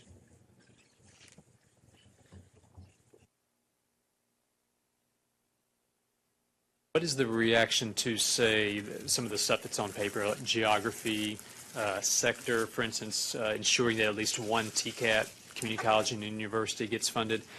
Are those plausible? Are those not the direction you think we ought to go in? Are there things that are more important, such as having a match, something about the nature of the project? Geography is important, but somehow we'd have to guard against if there's 20 proposals and you have 1 through 20, we wouldn't want to put award to, if we're going to do 5 awards, we wouldn't want to award the second and the fourth and the sixth and the 22nd. or I said 20, whatever, 19th to fill our geography requirement. That would be my first thought about that. Geography should not drive Well, it. it might be important, but it shouldn't be, Top. we shouldn't require that we have one from each of these particular areas, maybe grand divisions, but other than that, because there may be nothing in this grand division that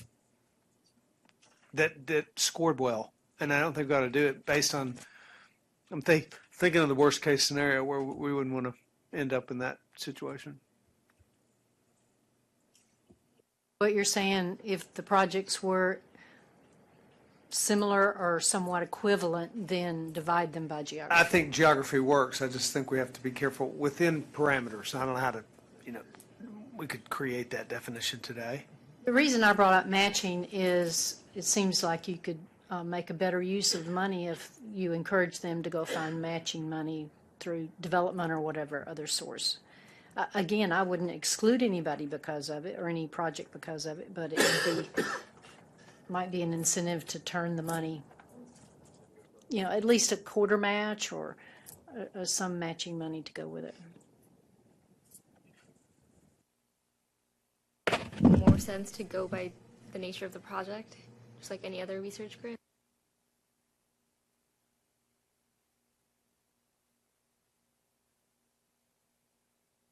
Which would be simply on the scoring. Yeah. That's Follows first. the strict top scores win, and it goes as far as it can, and irrespective of, yeah. Okay. I tend to agree with that unless we really need to do something geographically. We may be saying exactly the same thing, but when I think of the core of Drive to 55, this is a coarse way to say it, but it's more credentials and more credentials in the right area. So that's where it seems like to me the priority needs to land, more credentials and more of the right kind of credentials. Is that handled in the scoring, not in our decision-making today, what he's concerned about? I would say yes, but I would look for a Yes, correction. yes. Yeah. I mean, I think that's the key thing is that That's right. is that we meet the objectives and goals of workforce development and, the Drive to 55 thing, but I'm guessing that's going to be met through the scoring rubric and not through this deal here.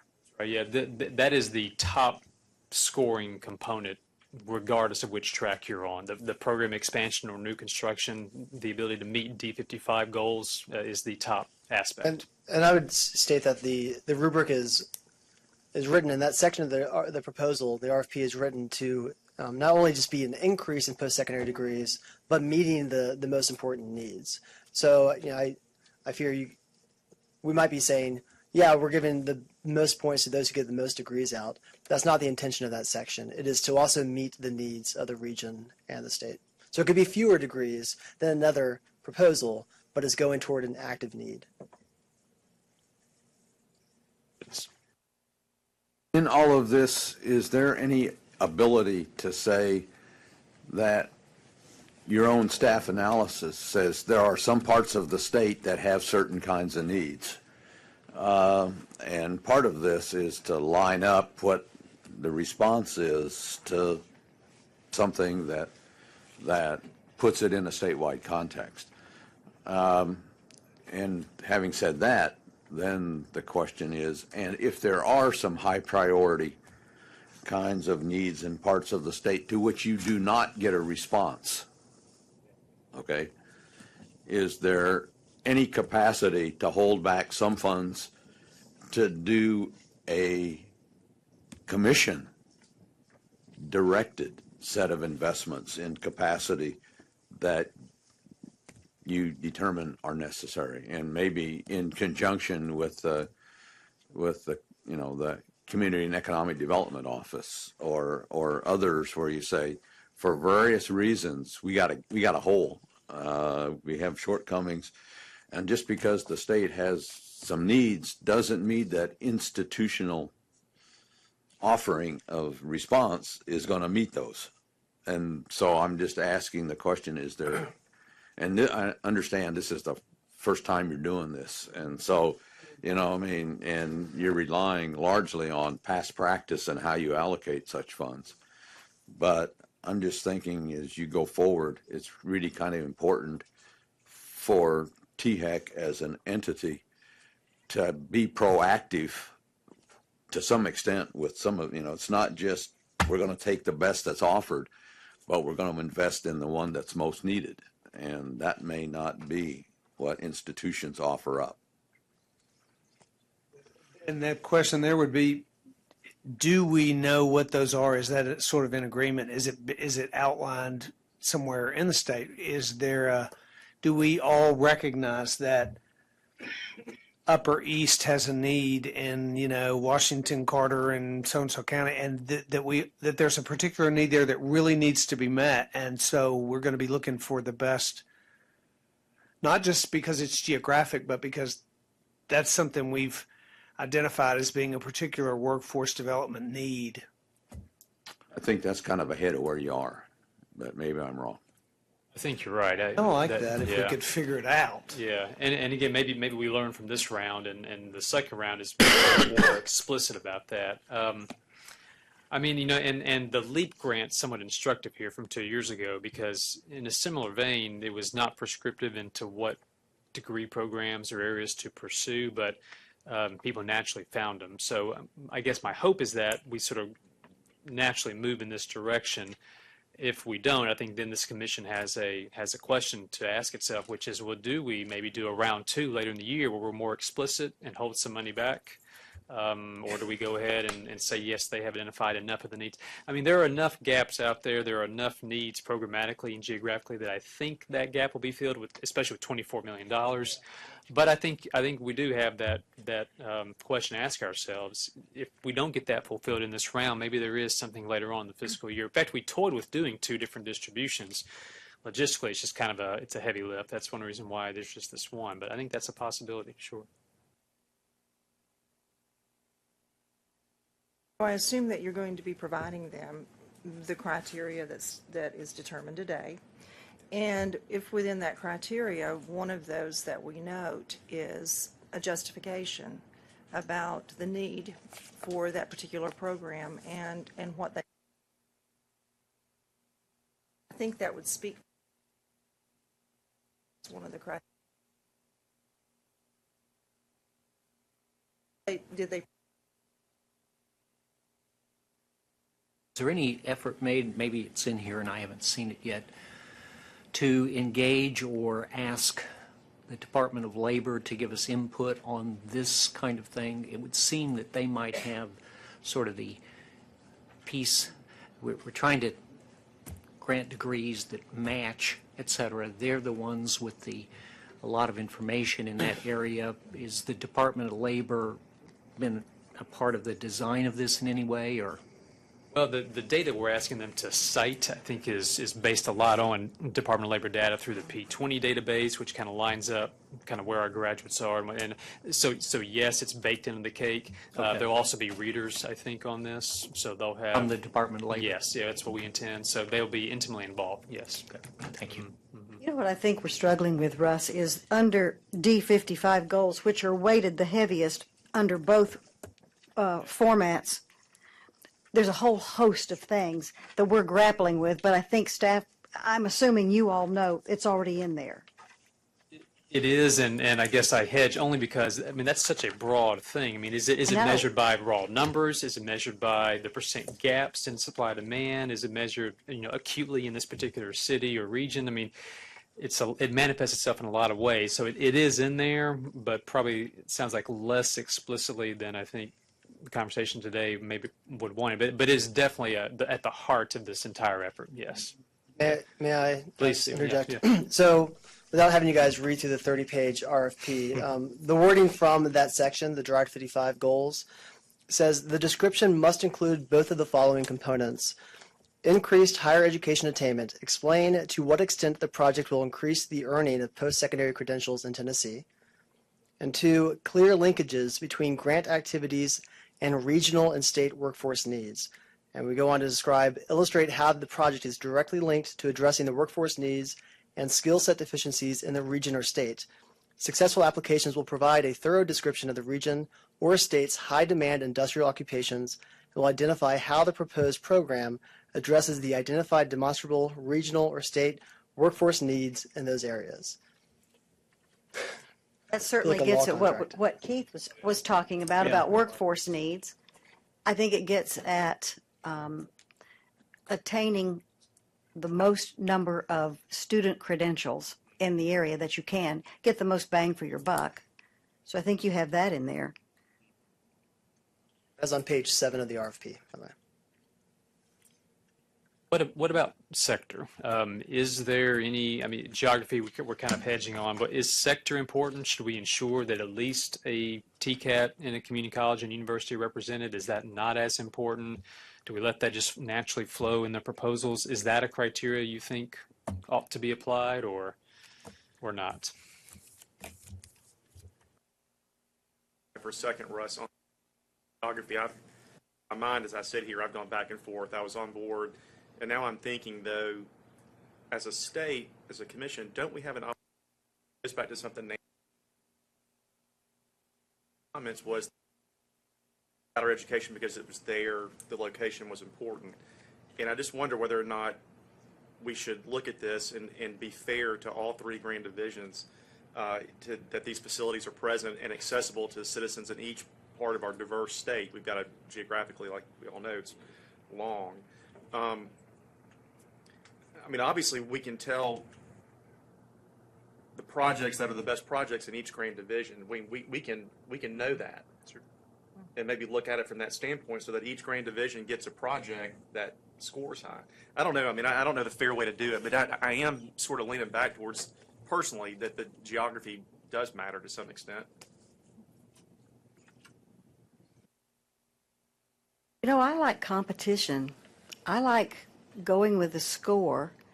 And as Russ has said, this is our first iteration.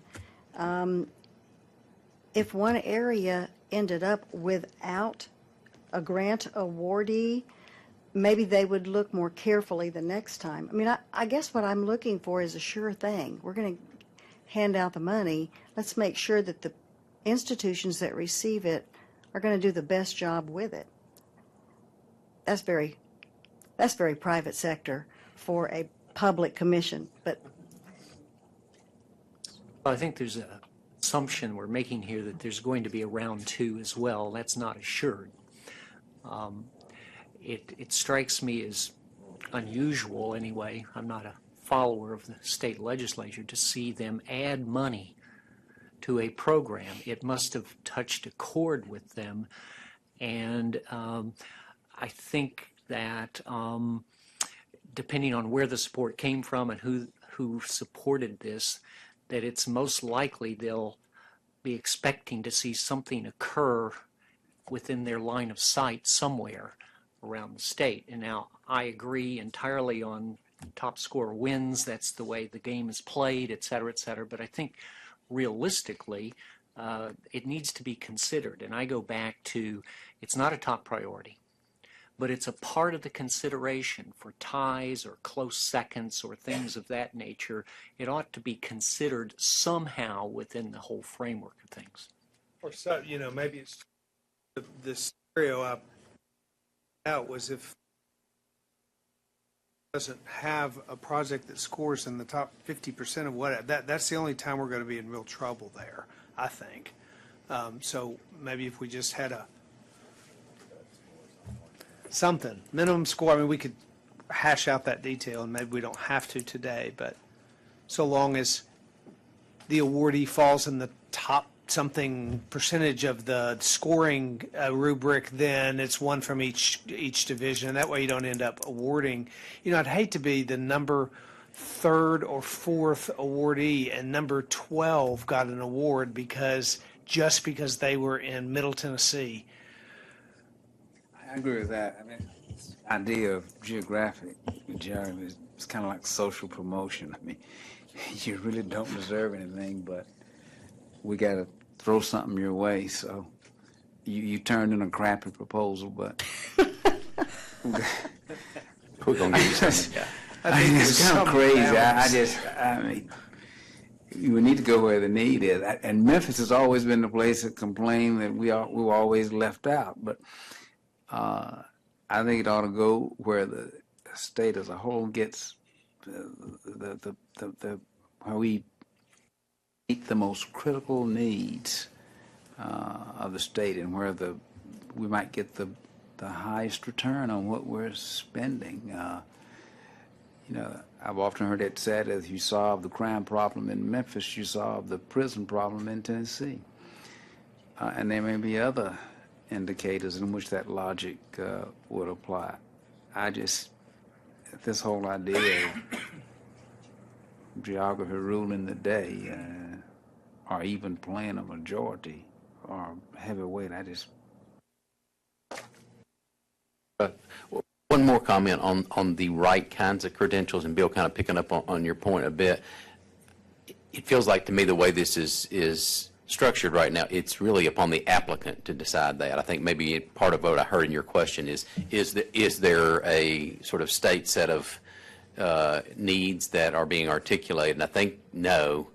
But what is embedded in this is that it's up to the institution. That gets a little bit more tricky, it feels like to me, when you're evaluating.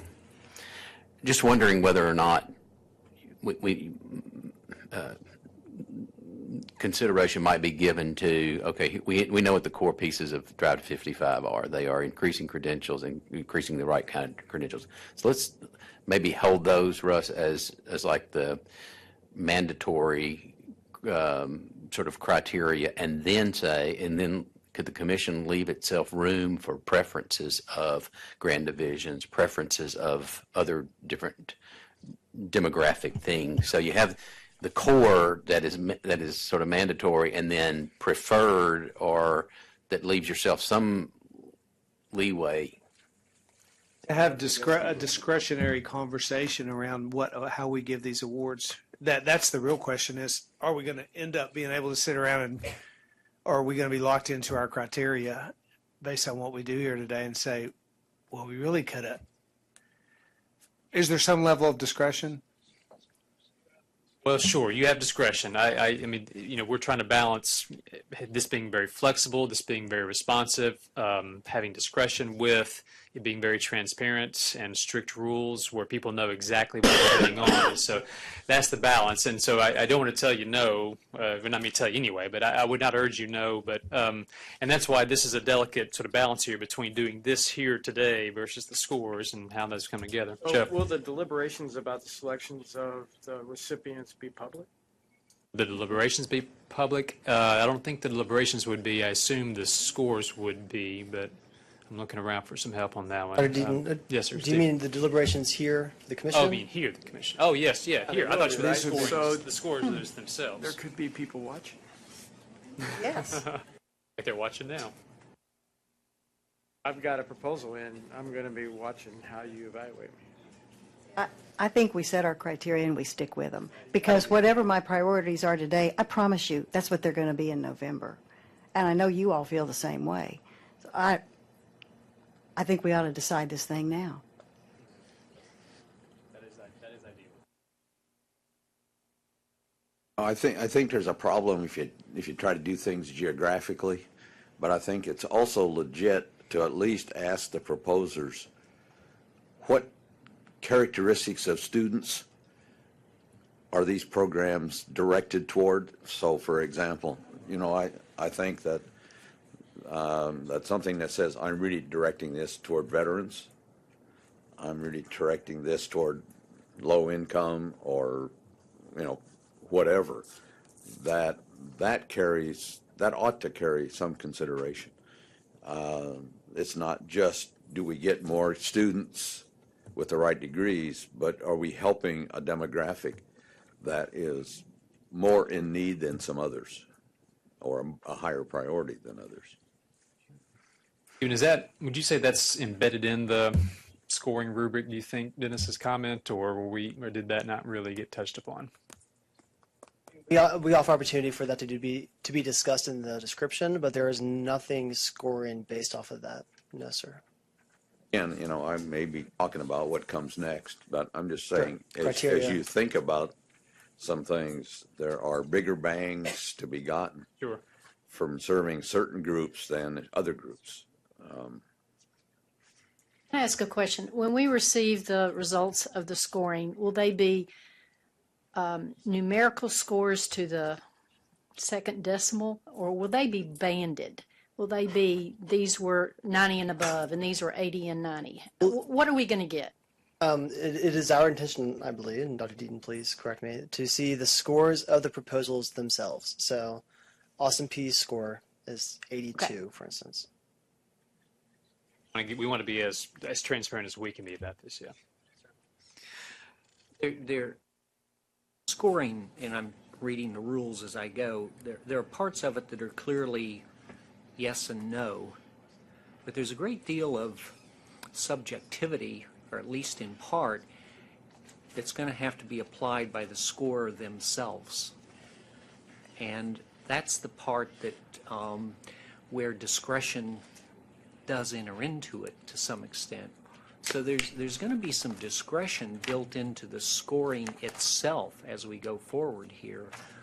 So I think we need to really have great confidence in our scoring team that and a good set of rules for the scoring team on how that's done. This is not clear, just objective. You get a 97 or a 98.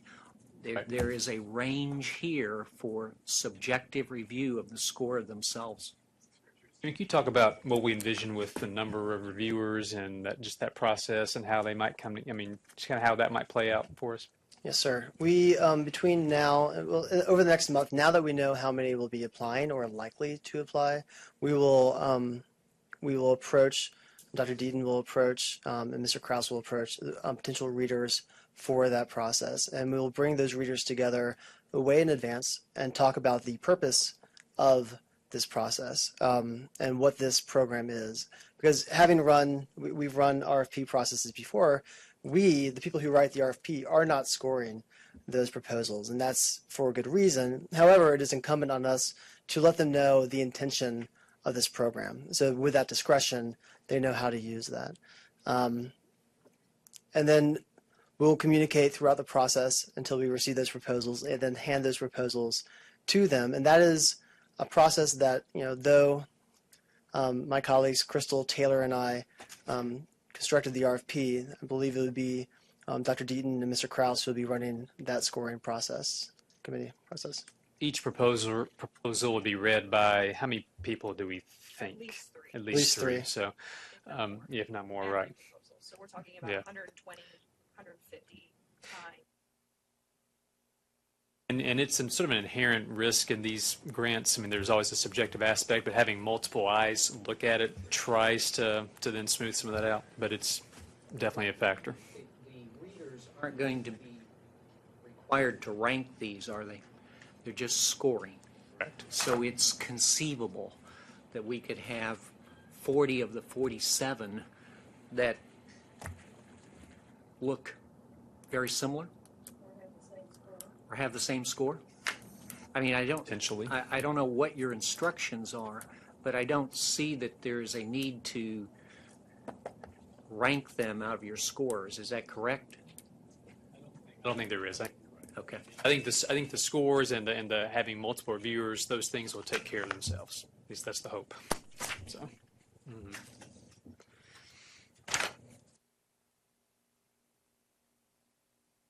Did anyone comment on your question about universities, TCAS, community colleges? I don't know that I have I just wonder, does anybody have an opinion about that? It's kind of like geography. You can kind of have an argument for one, but then top scores may trump that as well, Well, let me ask this. There are, again, two tracks. There is sort of a program expansion track, which I think was what this was originally conceived as, but also a new construction, and I'm oversimplifying a little bit, but is there any thought to saying that there ought to be a minimum either number of projects in each track or minimum dollar amounts in each track, or again, do we just let the scores naturally drift to wherever the best proposals are? Is that a factor that ought to be on our minds? I suspect on that one that the program expansion ones will serve more students for less dollars than the other category. I think that anything that looks like major construction, I don't care, even if it is a minor building, is going to serve relatively few students in comparison to program expansion. So in the scheme of things, I think that the first category will probably yield the majority of the investment you want to make. You could conceivably have some significant construction projects that score really high and take up all the money. Yeah. And serve 100 students. Yeah. Right. Of course, they might not score high if they only serve 100 students. I don't know if that's built into the rubric also. So Sure. Well, definitely, I think within the reviewer's discretion to make that judgment, and also the sustainability, because new construction will have ongoing costs to the state that are a factor here as well. So there's some, I don't want to say built-in disadvantages, but that's a factor in the rubric for sure.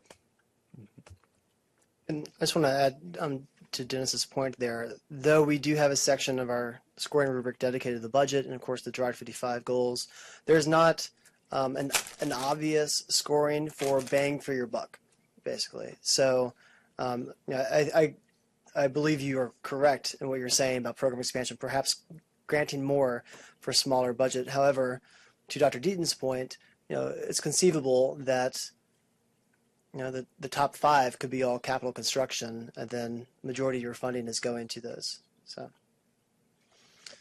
but if it's not built into if it's not bang for your buck is built into that, then I think we need to address that one.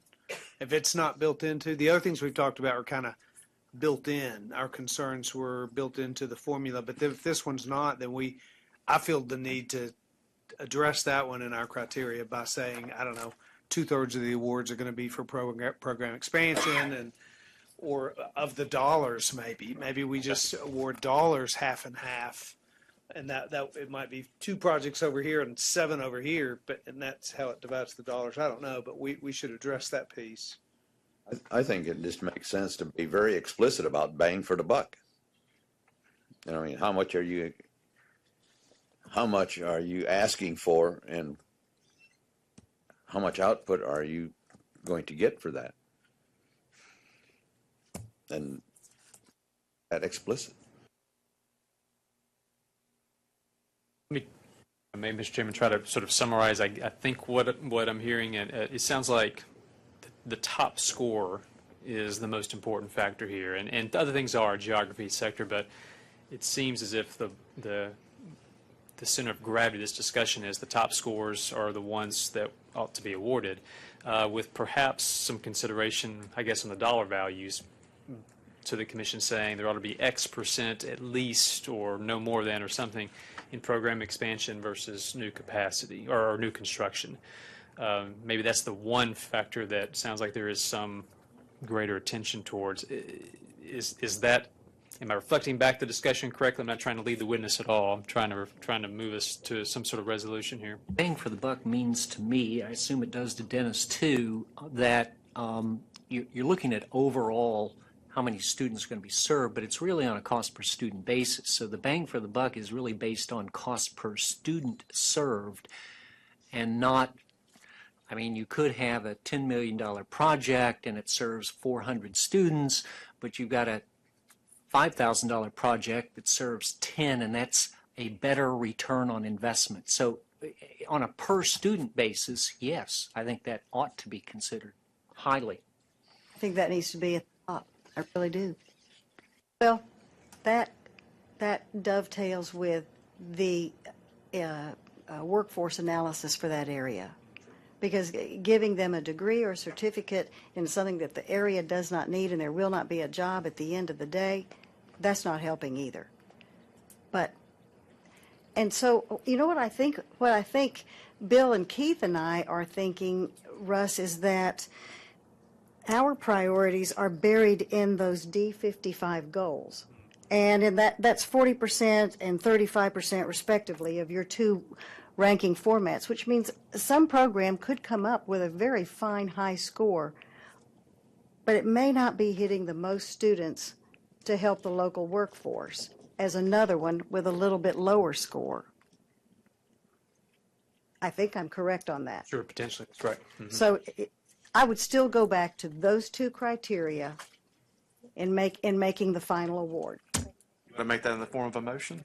Yeah, do you want this to move on? Well, I mean, no, I mean, we got it. I'm just saying, I think Pam did a good job of summarizing. Yeah. I mean, I think And I that's do it. think it may not be round one of round two this, but it'll happen again, and we'll learn a lot from the first time, and we'll do something different next time. But I think you've hit on what needs to be done for this first time. I think that's great. So that certainly we, let me see if I can say it again, which I probably cannot, but certainly we are concerned with score. However, that is subordinated to meeting the stated goals for D55. Educating the most students in conjunction with the workforce analysis for that area. Say so moved. So moved, so moved. I can you'll have to worry with putting that in the minutes. I'm so sorry, Mr. Gibson. Is that good for staff? Well, let me ask some questions. I'm not sure. okay. So now, how do we operationalize that? And I'm going to do this, you shouldn't do this, but ask a question I don't know the answer to. Are we suggesting perhaps that the scoring rubric breakdowns change? Is that what you're suggesting? Like perhaps it ought to be, I'm making this up, 60 of the 100 points? And can we do that, I guess? No. Okay. I didn't, Our general counsel is emphatically shaking yeah, his head okay. no. That's okay, good. I didn't think so. So I guess, yeah. So my question, I guess, is how do we do that in a way that deals with how do we do that, I guess? Is it maybe that's sub-scores, a tiebreaker? Is there such a thing as saying that we do that primarily based on the score, but with consideration given to its particular, adherence to Drive to 55 and state workforce development goals and cost per student? And just let those be special considerations that then when we sit around here, everyone's going to know we're going to say, well, the cost per student on that is just too high for that project, even though they have a higher score. So we're going to give this one instead of that one, and it's because we've stated that that's a consideration that we would have. I don't know. You simply say that, list all the criteria we've talked about, but then you conclude by saying, in weighing the above stated criteria, the process should be directed toward the ultimate goal of the greatest benefit to the highest number of individuals and consistent with the goals of Drive to 55. In other words, leave all the stuff that you have in there, all those things, but in the end, you're going to apply them in a way that addresses two criteria. One, the highest benefit to the highest number of individuals, the ability to benefit from this, and secondly, how far does it advance the goals of Drive to 55? In other words, all the things we've talked about here, but once you weigh them up, whatever weight you assign them, it must be assigned in a way that takes us toward the greatest benefit and the greatest progress on Drive to 55. Is that? I don't think throw anything out, but in the end, that's where you're trying to go, right? I suspect that we're going to pick them based on score. Whatever. And we're only providing a backstop measure for if number 19, because of something we've done that we all look at and can agree, hey, this should not be done. We're allowing ourselves an opportunity to make a change there. I don't know if that's what that does, but I suspect we'll end up doing it by score. That's right. What about this thing? Because I see now, I was perhaps thinking this was a more sort of quantitative mechanical thing, but it's really more of a judgment qualitative thing you're asking for. So what if when we get the scores, we bring you 1 through 47 with scores, and we also append to that analysis based on this, and simply put it back in front of you in November with those scores and with those assessments of how well they have investments per student, those things. I mean, so not a strict quantitative criteria we marry, but again, put it back before y'all to make those judgments about, well, do we need to fund these and not these, and just kind of put it back before you. People will be watching, but I think that's Sure. okay. And I think we can make decisions that will I think be so too. sensible Yeah. and we'll feel good about. Yeah. We have a committee subject to. So, yes. You'd say a committee like Joe, like you mean a subgroup of this commission? I think if we had that, that would be subject to open meetings. Or the This, team meetings we do in the morning. yeah, they're streamed, yes. Mm-hmm. Yeah. Let me, that, getting nons, okay, well then why don't we do that then? So does that need to be, My concern, yeah, have circumstances likely that you're one that's ranked 17, one that's ranked 19, but for Yeah. some compelling reason, 19 needs to be moved up. or maybe where there's a tight distribution of scores and between numbers, scores of 82 to 88, but there's one in particular that hits these criteria y'all have talked about that you want to, I mean, that's at your discretion, sure. I think it goes back to within the ranges that we're going to fund as opposed to strict scoring of this point over that point. 97 may not be as good as the one with 98 points, and we ought to have some discretion to do that. I take Joe's point. We live in a fishbowl, and that's part of the job, and I'm willing to make that decision and live with the consequences. Yeah, me too. I assume we continue making awards until we run out of money? That's, It I will mean, not take long. Won't take long, that's right, yeah. quickest 24 million you'll ever will have spent. You may have to just triangulate through about 3 proposals. We may. So do we want to make So an we have a attempted motion right now, Commissioner Copen, but you probably need to withdraw that, I guess, and then we'll entertain another motion. I withdraw. Okay. My motion. So the floor is open for another motion if anyone wants to make one. Make a Commissioner motion Lee. that we approve the criteria as established with the opportunity to make selections based on subjective analysis upon review of the whatever the scoring. This is just Yeah. I did write Subjective's that not a word down, good don't word. worry. Broad analysis. Yeah. Comprehensive analysis. Sure. I'm not very good wordsmith, so someone else can do that. All right, we have a motion on the floor. Is there a Second. second? I have a second, Mayor Warden. Do we need a roll call or a voice vote? I don't think you're required to do a roll call, but if you'd like to. Well, Any member can request a roll call vote at any time. okay, all right. Well, let's do a roll call then, just for clarity's sake. Mr. Gibson, call the roll, please, sir. Chairman Cope. Aye. Dr. Dishner. Aye. Ms. Kadiri. Abstain. Ms. Coben. Aye. Mr. Lee. Aye.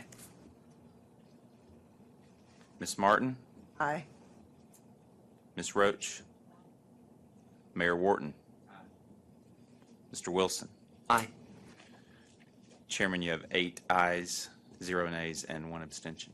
Good, motion carried. That concludes the action item portion of our agenda.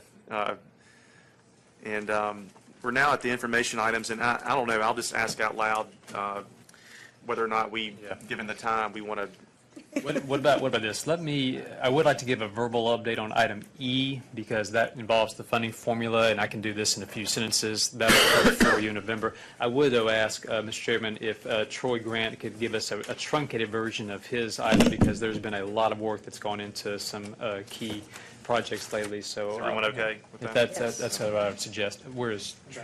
Okay. Right behind me, yeah. Thanks, Troy. Yeah. If you don't mind, do that now, then I'll do mine, and we'll be done. Yeah, and I can do mine. Okay.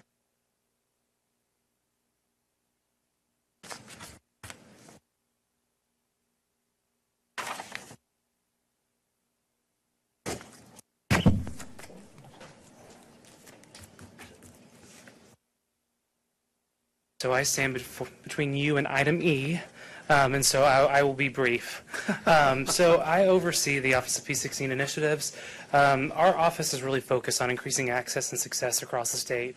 We do that by implementing programs, developing resources that are really focused on turning college aspiration into reality. And I think if I were to give a theme to that work, it really is by building bridges between agencies, between programs, the work that we do, the work that others are doing, so that we better serve students in a collaborative, aligned way. So I think one excellent example of that is a new FAFSA initiative that we have underway. As you probably know, Tennessee leads the country in FAFSA completion. We have for several years, about, I think, Emily, 62%, right around there. High school students fill out the FAFSA. There's a significant change to that timeline that's occurring this next year. FAFSA will open October 1, so we want to sustain that effort while also expanding the number of students who are completing the FAFSA. There's one thing I can get a little bit greedy about, is making sure that students in Tennessee have access to the possibility of financial aid. And we do that by increasing the number of kids who are completing that form. So what we've done, we've developed a toolkit. You got a copy of that. We've done that in partnership with the Tennessee Department of Education, the Tennessee Student Assistance Corporation. We brought together the 3 Tennessee Promise organizations to develop a best practices toolkit that we give to schools to better drive their efforts around FAFSA completion. We held trainings across the state in the month of June, where we trained 464 school counselors to expand their capacity to help students fill out the FAFSA. And this fall, we are going to be deploying a social media campaign, communication campaign around driving just a public awareness around FAFSA completion. I think key to that, and this is something that we're still working out the details are, I think for high schools to really move the needle in terms of where we want to go collectively around access and success, them understanding where they are today is very important. So them knowing, if I go to McGavock High School, what is my FAFSA completion rate, and what do I want to set a goal for myself? Where do I want to drive? We want to give them that information so they can benchmark their success as a school, but then also benchmark their success against their peers. I think we've talked a lot about competition today. That's true in K-12 space as well. And we want to give them that data so they can do that analysis. collegefortn.org, this is an initiative that we have had really since 2005. The goal of College for TN is to create a comprehensive web portal where students can learn about college and career readiness. Since its inception, we've had nearly 500,000 student accounts that have been created. This last year, we have transitioned to a new vendor. We leverage the College for TN brand in a lot of different ways. And this, again, is primarily in the K-12 space. Through collateral materials, our Path to College events, we have in the neighborhood of 250 to 275 high schools across the state and middle schools that participate in College Application Week, College Signing Day, College Planning Night, FAFSA initiatives. We put this all under the umbrella of Path to College, and that's tied to College for TN as well. The Department of Education, when they released their strategic plan this last year, incorporated College for TN in that strategic plan as one of the strategies to drive, if you see it, the high school and bridge to post-secondary education. So this is, again, where we're reaching across agency to make sure that we are promoting the same things, that we are aligning what we're doing in a way that better serves students. The vision for the web portal going forward are 3. We want to have a single integrated place where students can find information about post-secondary education. We want to give students back their data so they can make informed decisions about where they're going and why they're going, where they're going, both in terms of higher education and career exploration.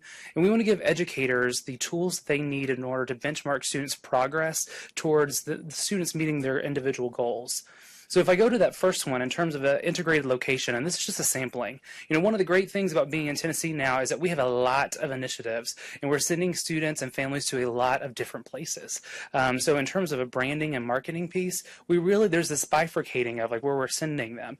We want students, and we do want students to go to the Transfer Pathways website, or adults to go to the Reconnect website. So what our vision for College for TN is going forward is not to usurp any of these things, but to be this gateway that they can get students to where they need to go. Really, each of these initiatives are unique and should be different in some way, but how do we then make this so that I go to one place, I can get to where I need to go based on my circumstance, my goals, where I am in the process, and so again, building out a bank of resources that better serve students. I'm going to flip through this just to keep it short. The new website went live last week. This is some of the functionality, things that you would expect. We're using labor data to provide a snapshot of what individual careers, the growth area, what are the education needs for a particular career field, what does someone in Tennessee in this career field make. You can compare careers, look at college profiles, financial aid, calculators on, so we talked about loans earlier. If I do take out a loan, what does this mean in relation to the jobs that I'm interested in? Can I pay back that loan based on I think the giving students the tools in order to make informed decisions around their financial aid decisions is really key.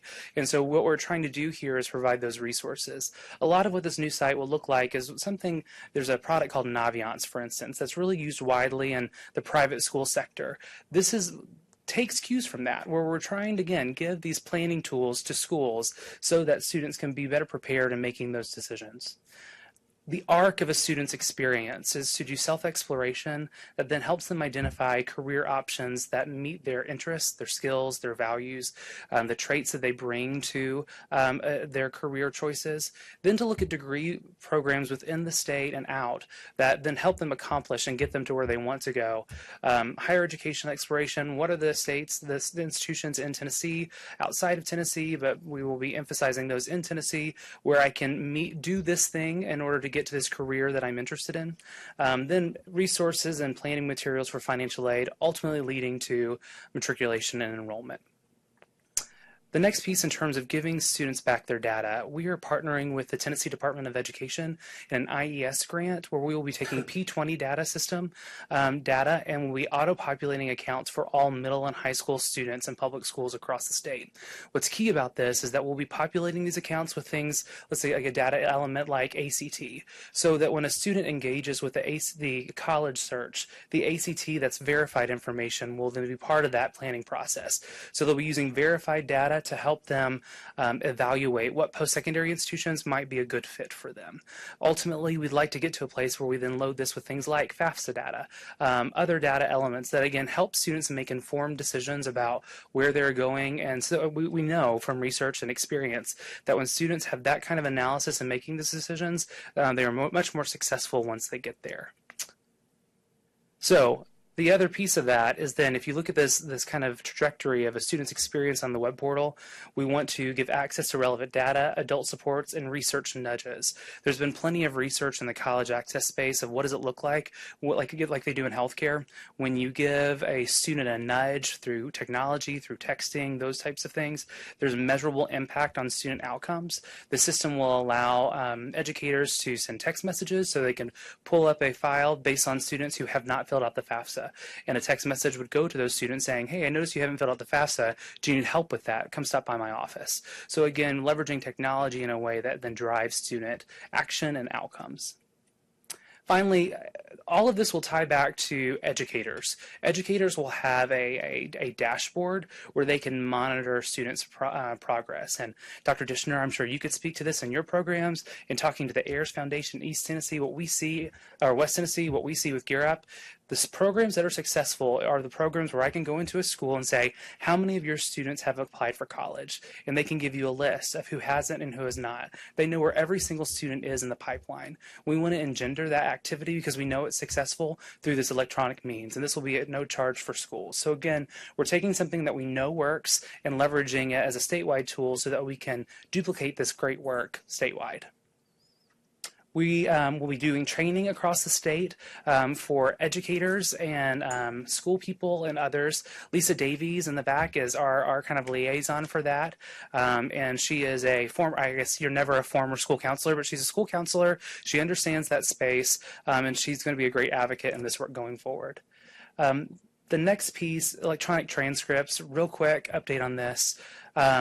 We are building an electronic transcript exchange that facilitates the movement of transcript data from high school to THEC for lottery scholarship verification, high school to colleges for admissions purposes, and then ultimately between colleges for admissions purposes. The first release of this was focused on THEC, sending data to THEC for lottery scholarship verification.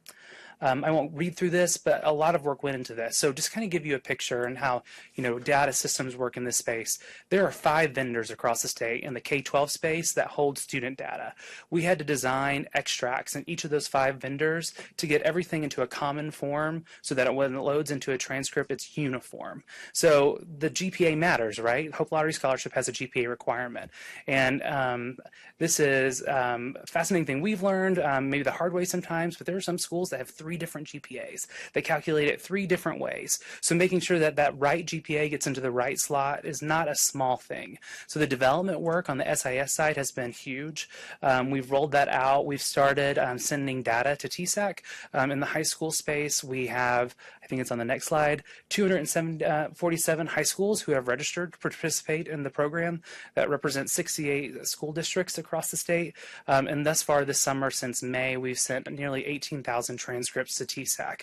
And so this brings efficiencies not just for higher education, because I think for the higher ed folks who are in the room, there are a couple different ways you can receive transcript data. And if you get a paper transcript, you're scanning that. There's a manual process, and it's extracting the data, or even worse, there's literally somebody who is typing in this data into your Banner instance, for instance.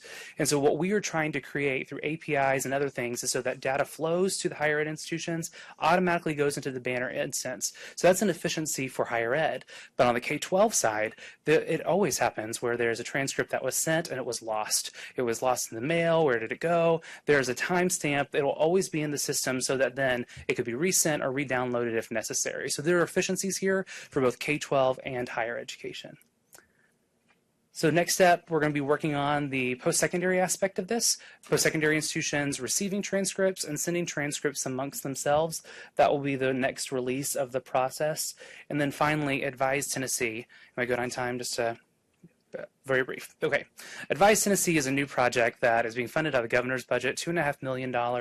We are going to be hiring 30 advisors across the state to embed in high schools. Those high schools will be selected through a competitive bid process. We're looking for partner high schools.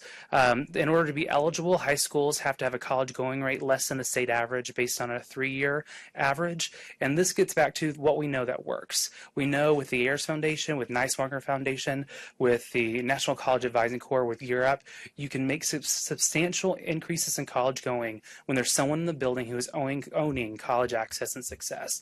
The intent here is not, though, that we kind of have a state person that's embedded in a school and they're there forever. We want to build capacity at a local level so that this can be sustained once the grant moves on. Just to kind of give you a sense of kind of how this will roll out, we will be holding, the applications are going to be due August 12th. We will select them in the month of September. We have had 125 high schools who have submitted a notice of interest that they would want to be one of our partner high schools. For the 30 advisor positions, we have received 430 applications, which is both exciting and terrifying all at the same time. But we hope to, and we will, be training advisors in the month of September, and they will begin offering services in October. So that was my abbreviated version of the presentation. Are there any questions that I can answer? Good deal. Thank you so much. Mr. Chairman, if I could say too, that all of the work that Troy and his staff do, and it's crucial to Drive to 55, especially because it looks for pockets where we're not serving particular counties or high schools well. It's sort of the counterpoint to the fact that averages obscure variation, and so we're really looking deeply into where we can find pockets. But that whole division is funded not from state funds, but through entrepreneurial efforts among Troy and his staff. Those are federal and external funds that fund all of that work, and that's to be commended, of course. Great. Thanks very much.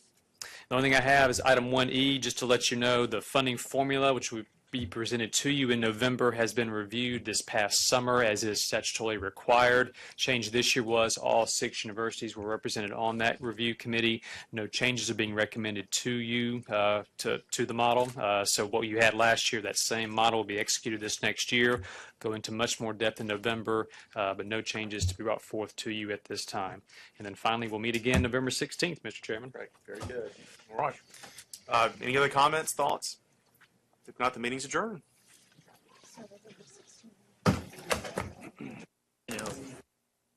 Nice to see you.